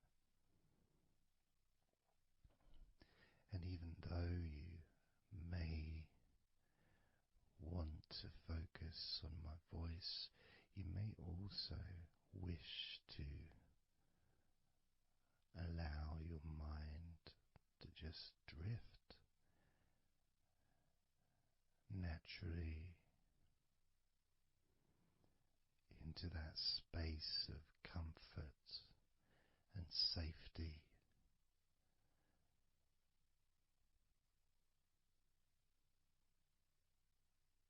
As you feel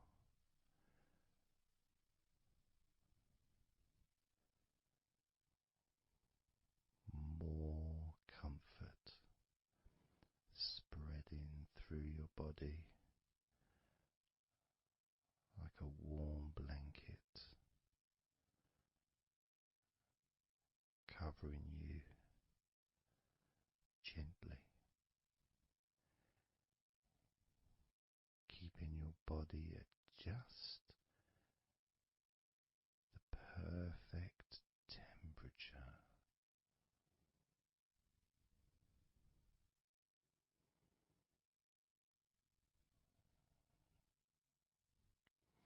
And even if you can hear background sounds,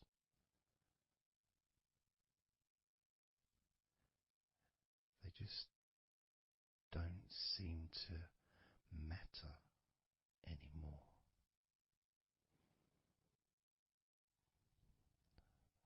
As that sense of peace spreads through your mind,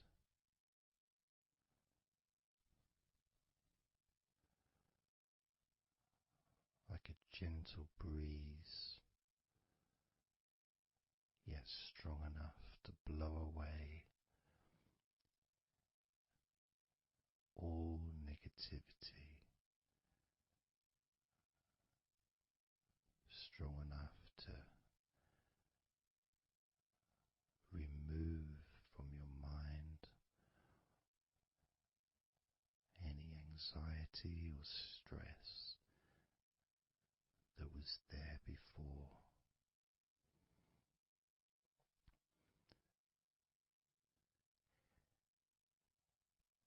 And blow away any other thoughts or feelings that just don't fit with the sense of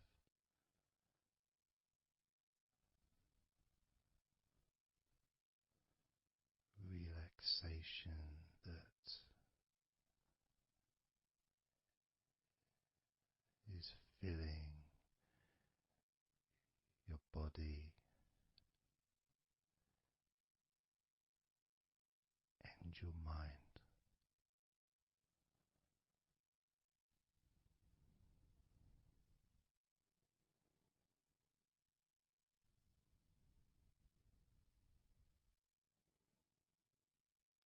And as you focus on your mind,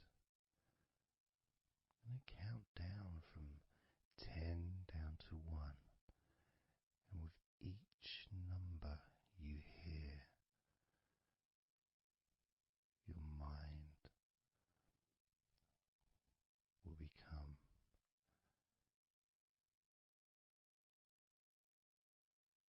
slightly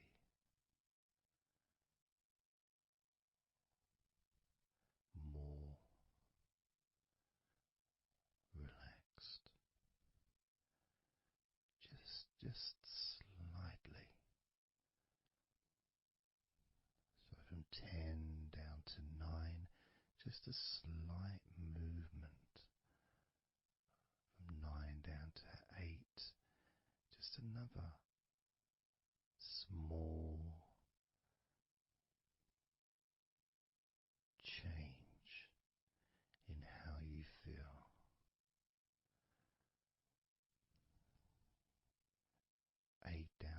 7,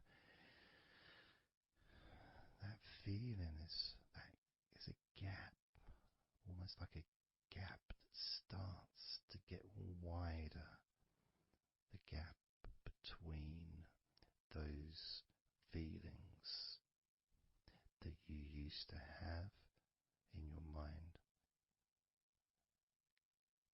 compared to the feelings you have that are growing now. Feelings of comfort and security and confidence. And that gap becomes wider. 8 down to 7, 7 down to 6. And when you get to 5, your mind will start to have a certain physical sensation, almost like there's a magnet outside of your head, sucking the tension and the stress and any remaining feelings that you don't want, sucking them out through your skull.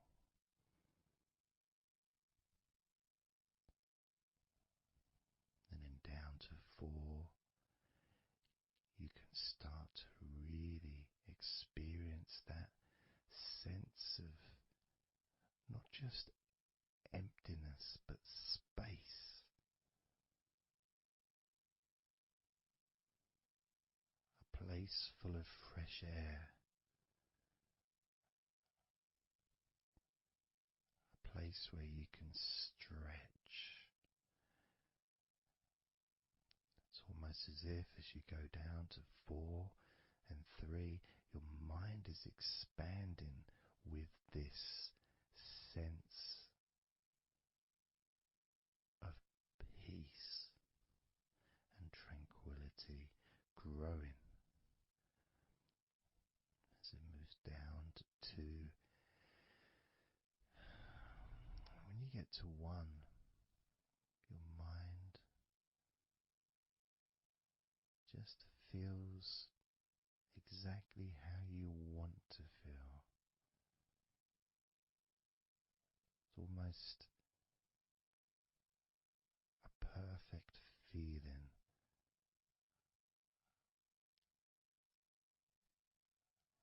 Maybe a sensation that you'd like to keep. A place that's safe where nothing can affect you at all.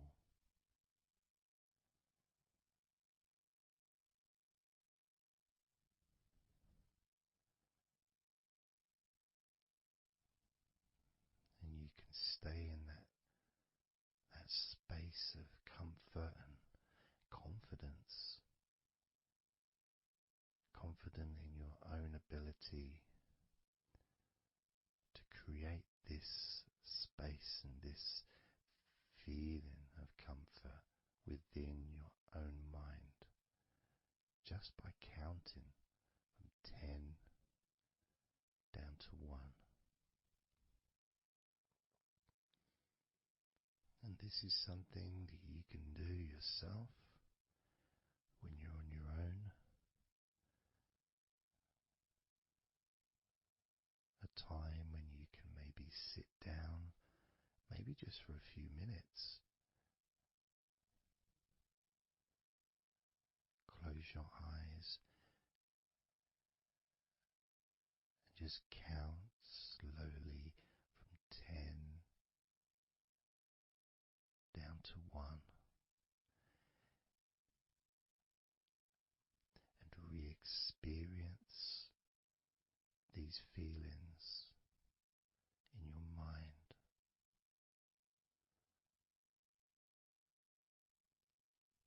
And when you feel that way in your mind, your body copies your mind.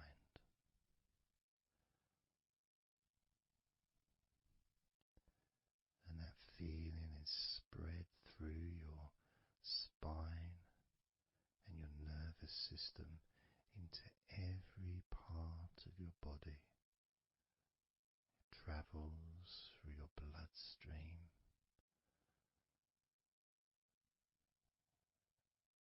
healing and relaxing every particle of your existence.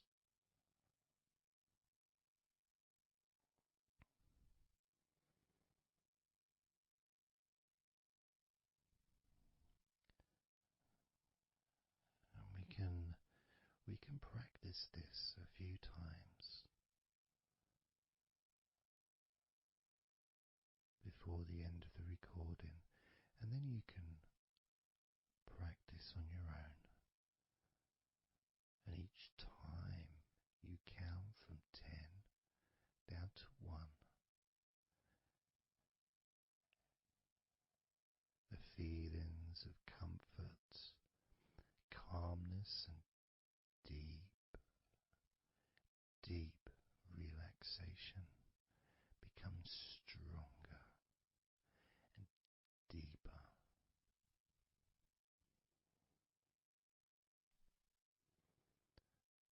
Filling your mind and your brain with these positive chemicals that spread throughout your body, relaxing you so quickly, relaxing your whole body and mind so very, very easily, just by counting from 10 down to 1.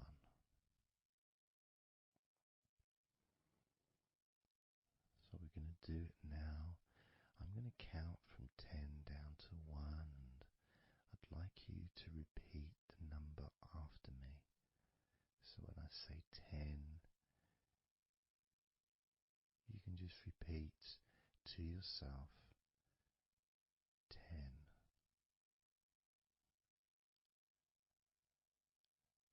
Just notice, be aware of how you feel in your mind and your body. Then when I say 9, you can repeat to yourself 9.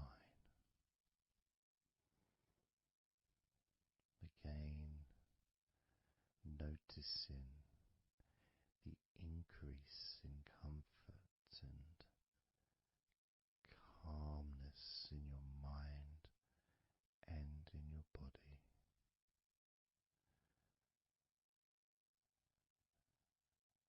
The same when I say 8, when I say 7, 6, when I say 5, 4, when I say 3, 2, and lastly when I say 1, you can repeat that number.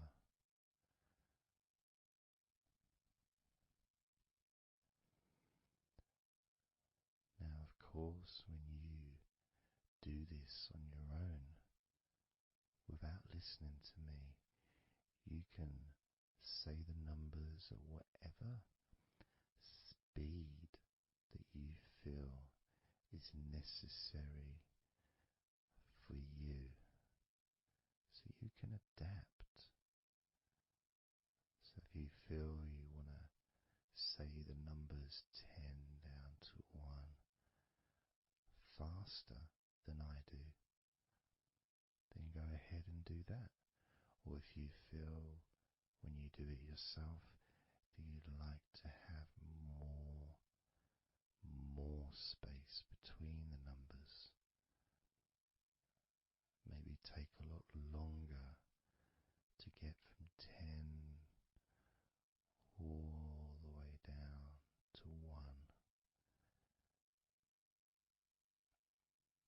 your choice also to do.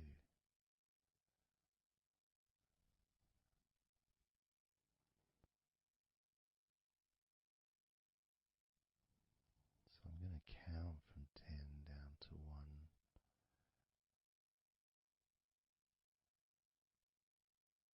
And when I get to 1, that will be the end of this recording. Unless, of course, you're listening with music, then the music will continue.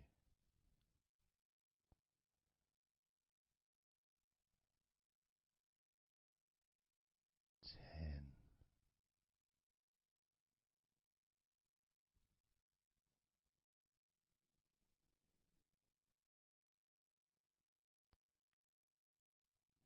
9.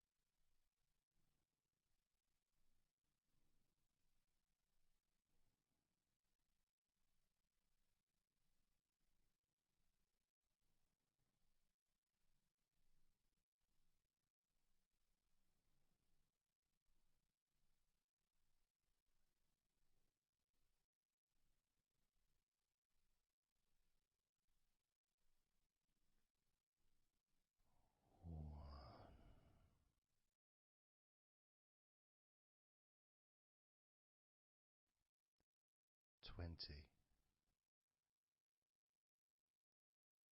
19,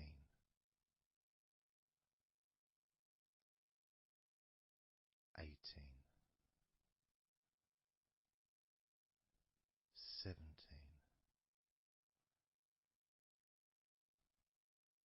16, 15, 14, 13,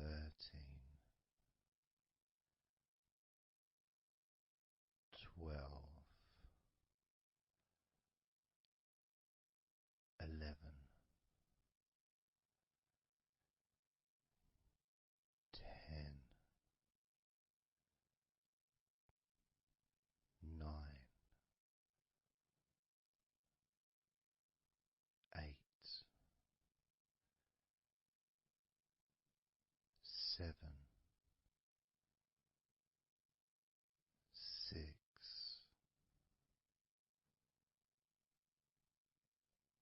5,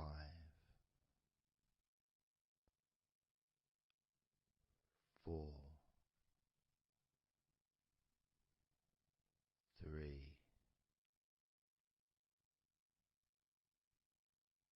2,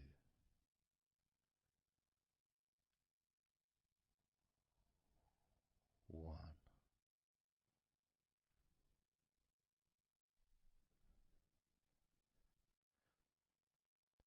Now open your eyes,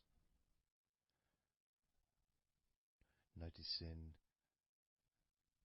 how you physically feel, having counted down from 20 to 1, allowing stress and tension to leave through your fingertips and your toes. And as you focus on your fingertips, maybe they feel a little bit tingly, which is, I suppose, quite understanding considering the tension has been exiting your body through your fingertips.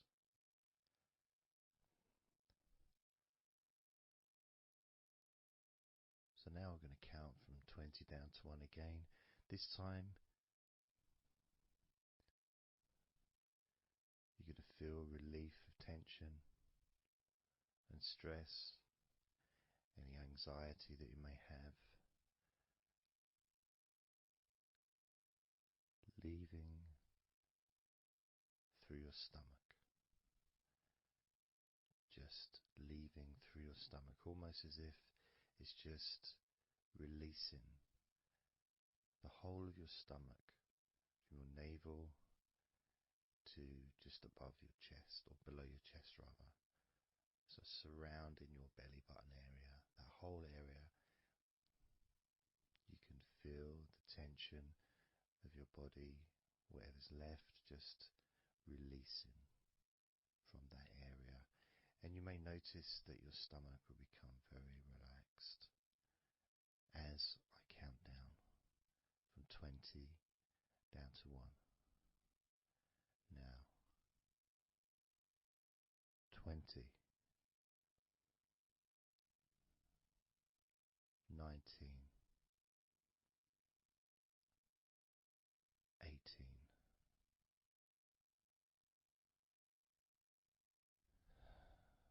17,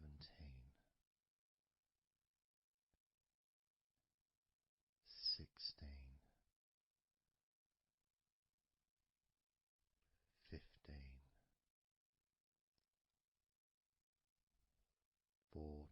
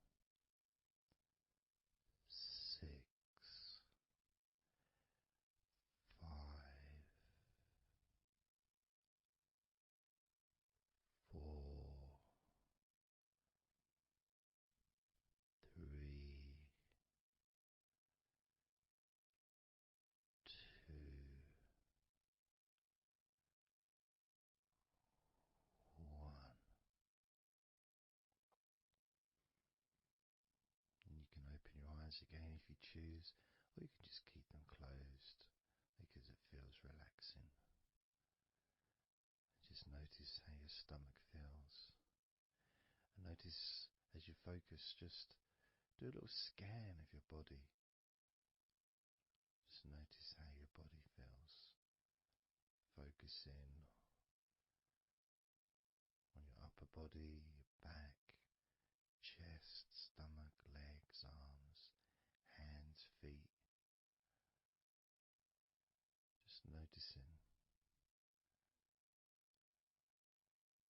And you may start to feel more of a sense of tiredness, which may be the reason you're listening to this recording, because you would like to let go completely of everything and drift off into a nice, natural, calm, relaxing sleep.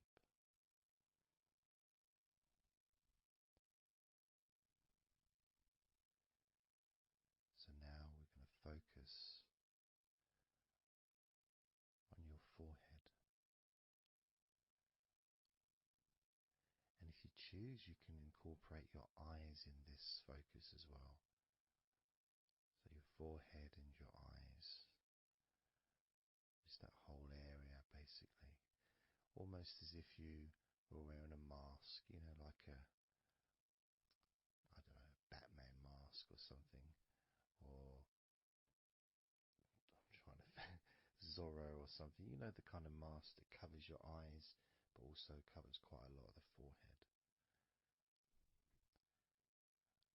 And focusing on that area, because that's the area that we're now going to release tension and stress from your mind, from your brain and from your mind, and any tension that you may have remaining in your face, in your neck, in your jaw, in your eyes, your forehead, or your scalp. So basically any tension within your head area, including your mind and your brain. And that's going to be released through your forehead and your eyes. As I count down again from 20 down to 1. Now, 20, 19, 18,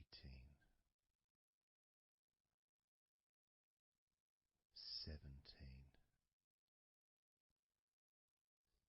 16, 15, 14, 13,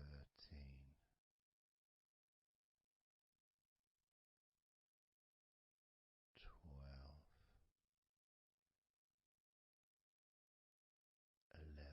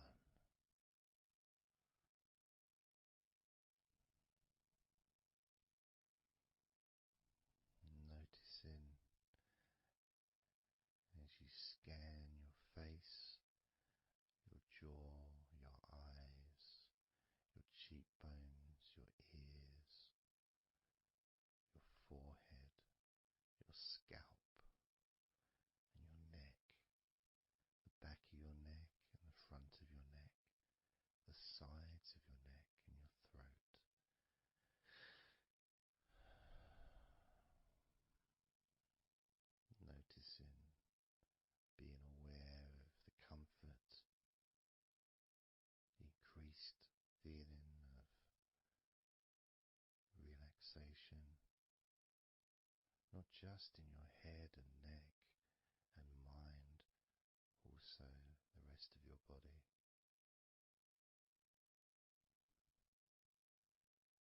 Just notice how loose and calm you feel, and how easily it is to just let go completely. Let go completely.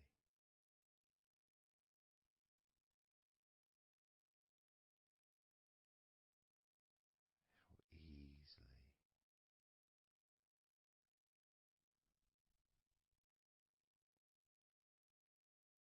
So what we're going to do now is I want you to focus on the top of your head.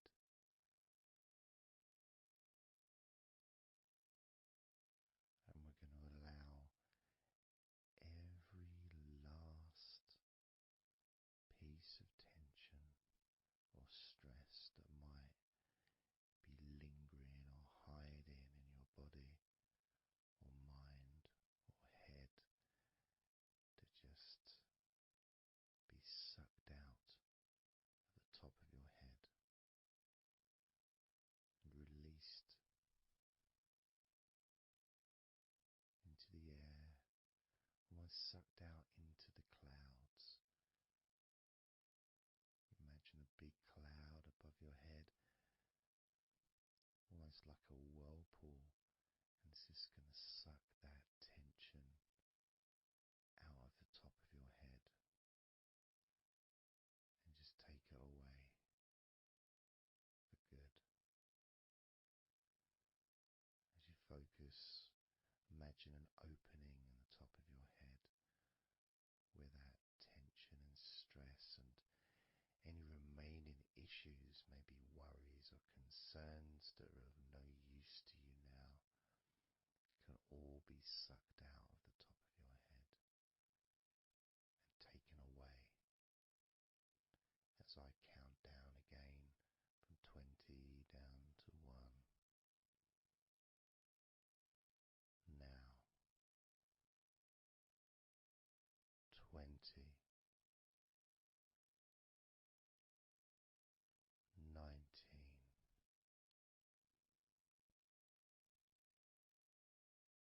18.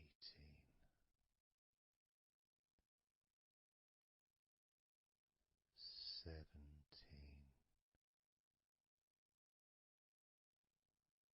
16.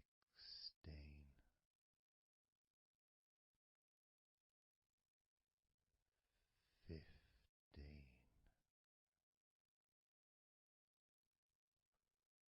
13.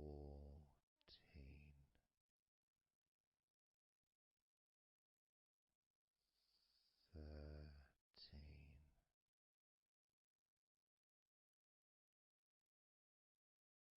11.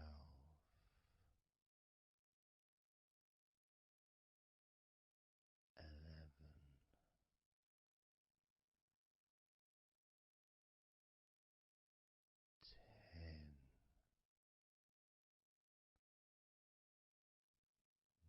9.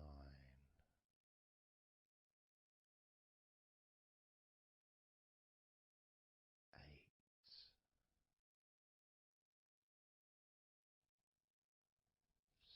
7.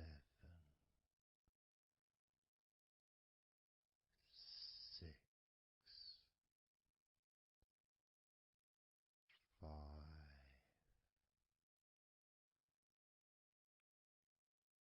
4. 3. 2.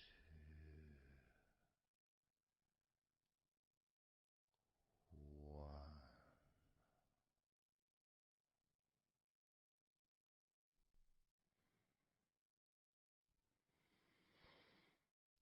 Breathe, noticing how you feel,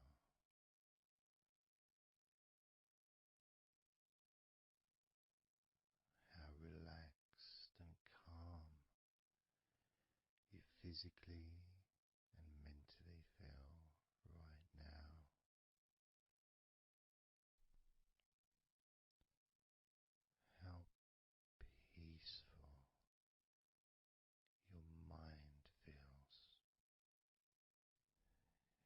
feels so nice to just let go, to give yourself some space to breathe easily, to think calmly, and just to take a break from all that pointless worry and concerns about things that you don't need to think about right now, because this is your time to let go. This is your space to enjoy feeling deeply relaxed, peaceful in your mind, relaxed in your body. It can feel so good, so nice to just not have to do anything, to be able to really enjoy that serenity that comes with letting go completely, that peacefulness that comes with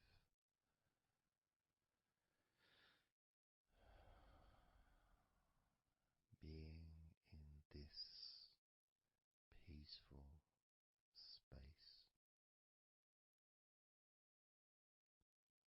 And you can keep this sense of calmness for as long as you choose.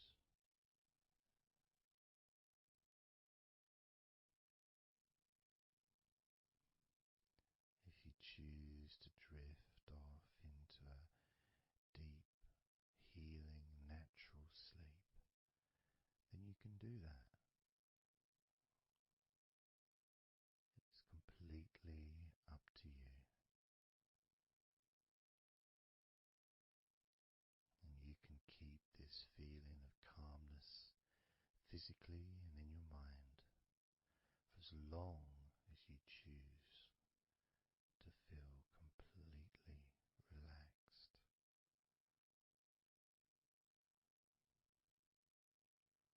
Completely relaxed. And I'd like you to make up your mind that you're going to relax.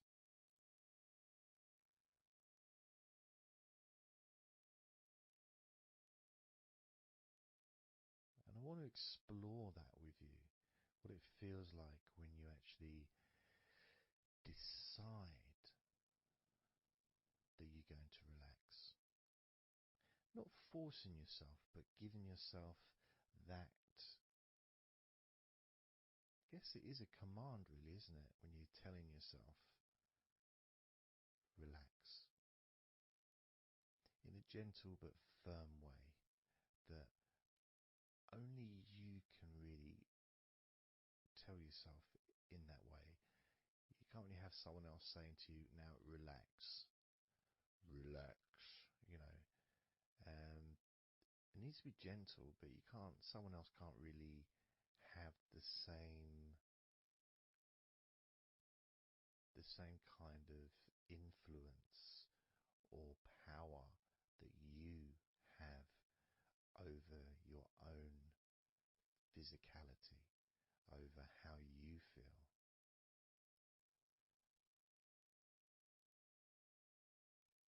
Because when you say it to yourself, it means more. It's personal, and your brain and your unconscious mind and your body listens to what you say. So, for example, we'll test it out. We'll do a little test, a few little tests along the way, and you can get more of an idea of the force, the positive force that you can have in creating a sense of comfort and relaxation in your body and your mind quite quickly, just by you telling yourself to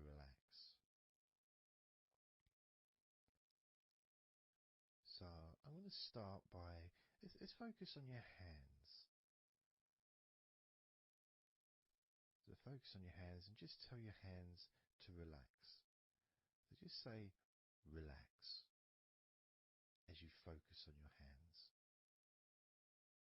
You could say, my hands are relaxed, or I want my hands to relax. But I think if you actually do it directly, by focusing and imagining that your hands can hear what you're saying, like they've got little ears, which is a bit weird. So talking to your hands and just say, relax.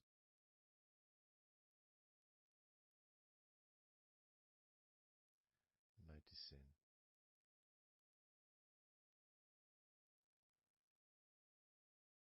how your hands start to relax.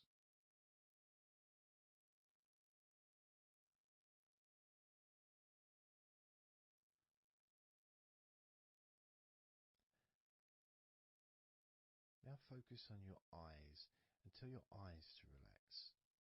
So you're just saying the same word, relax. And find the right tone for you.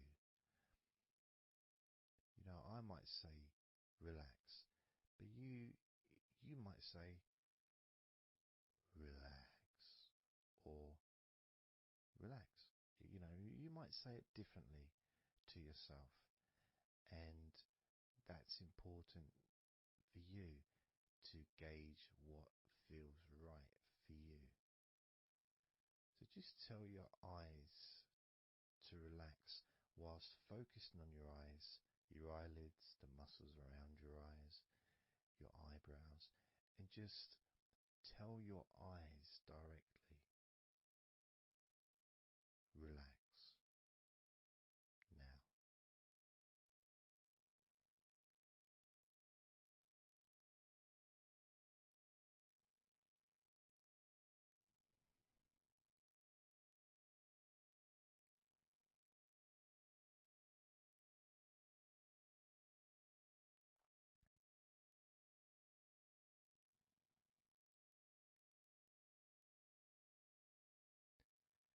Now I just did that myself, and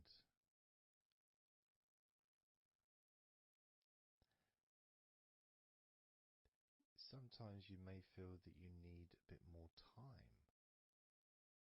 for the different parts to relax, because I start talking again and maybe that part hasn't relaxed fully.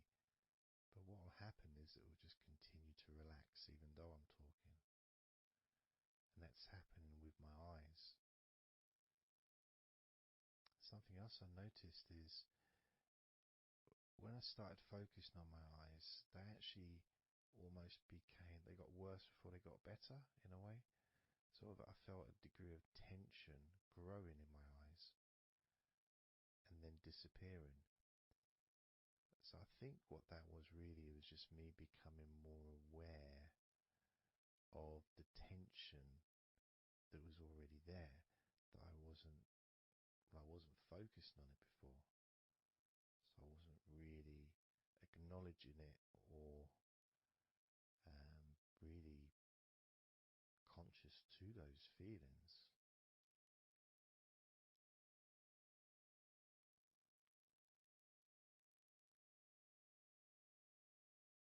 Yeah, my eyes are still continuing to relax, as well as my hands actually. My hands have got a certain kind of energy, like not buzzing, but I can kind of feel a degree of energy in my hands. Maybe that's where the tension's being released. Maybe that's causing that.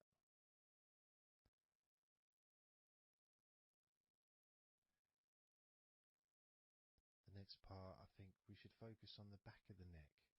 That's a part which quite often,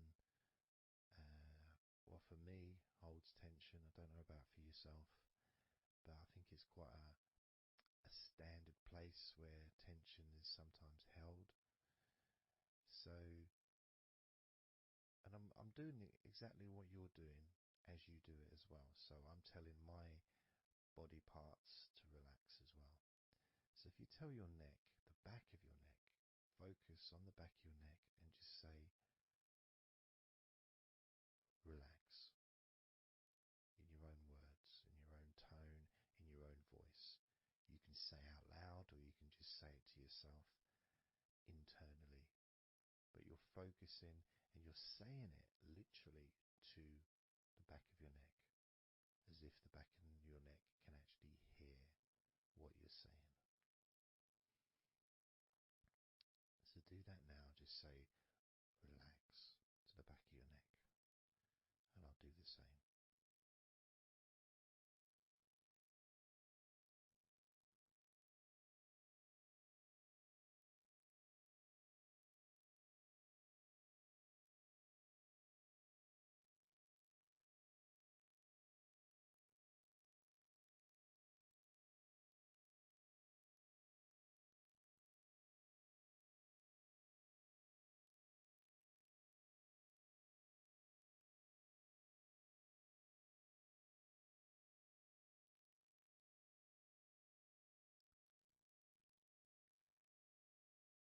Now what I noticed, and you may have had a similar thing, is even though I was focusing on the back of my neck,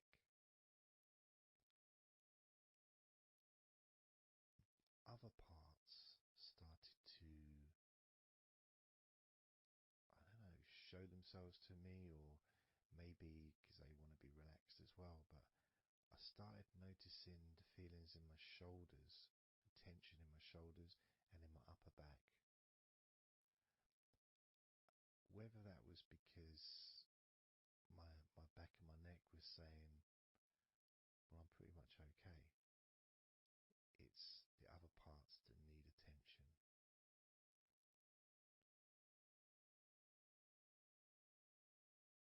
But my back of my neck is still relaxing. But I just became more aware of other parts that needed attention. Now this might happen, and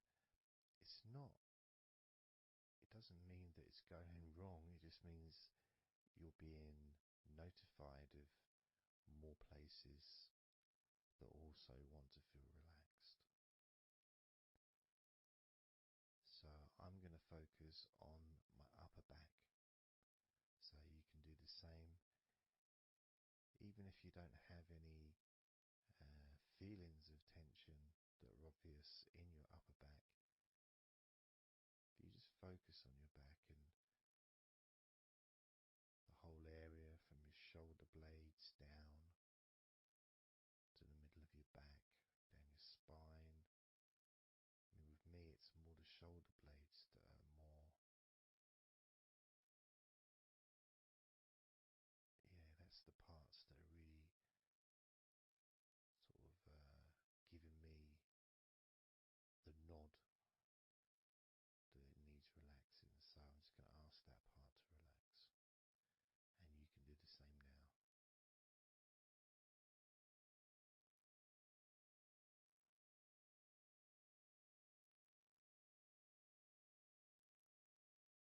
Relax your upper back.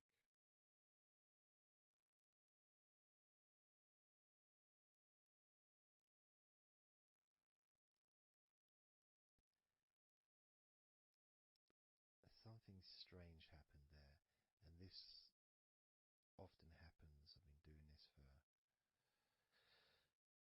16 years or something, and often, I don't know why I'm surprised, but amazed really that there can be a feeling. So when I was focusing on the back of my neck, my upper back was starting to feel quite stressed and in need of attention. As soon as I started talking to you about my upper back and talking about, getting ready to ask the upper back to relax, my upper back already started to relax. It's almost as if it doesn't need to hear the words, just needs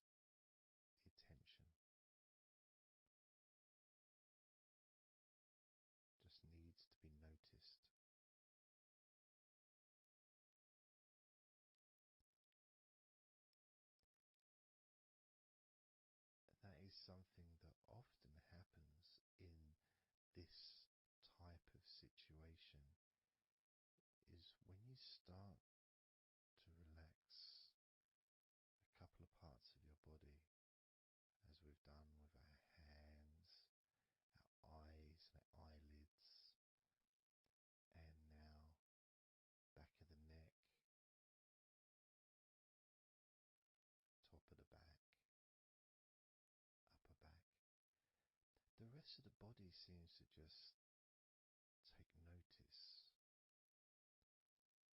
and decide in its own way to start relaxing. Other parts of your body start to just become looser. I suppose it's kind of like a bit of an avalanche, you know. The little ball starts rolling, and before you know it, the whole of your body is completely relaxed and calm.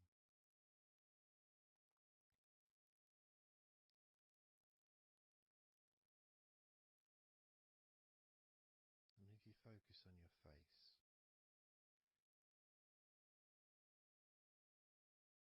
you focus on your eyes,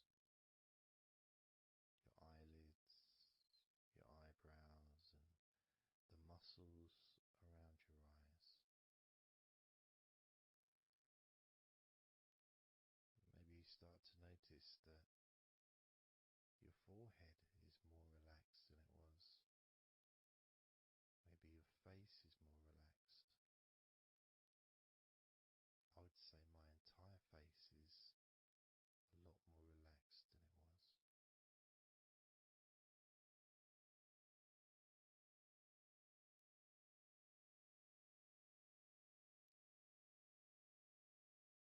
So we're going to focus now on your shoulders.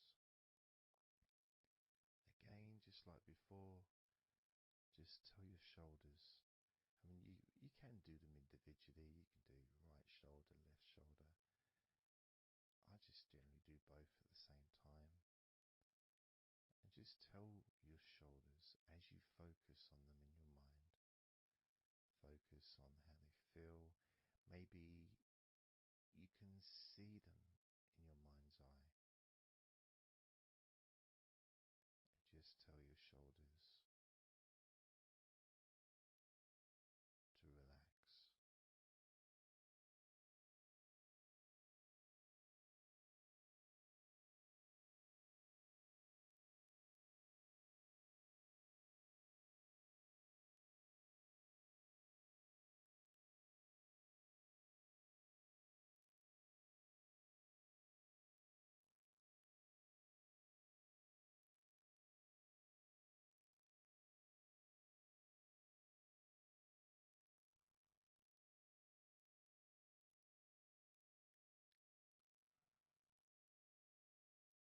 It feels nice as they relax.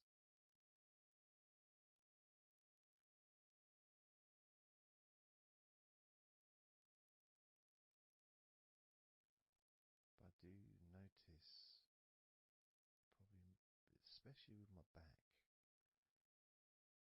is the connection between the different parts.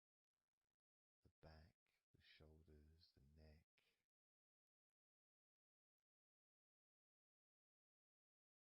Being all connected and being such a large part of your body. It's almost hard to separate them from each other.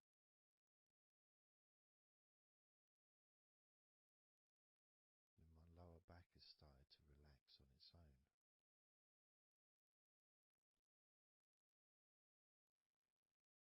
Maybe I'm going too slow. And that could be an issue because we all go at different speeds. And the idea at the beginning of this recording was for you to be able to just say to yourself,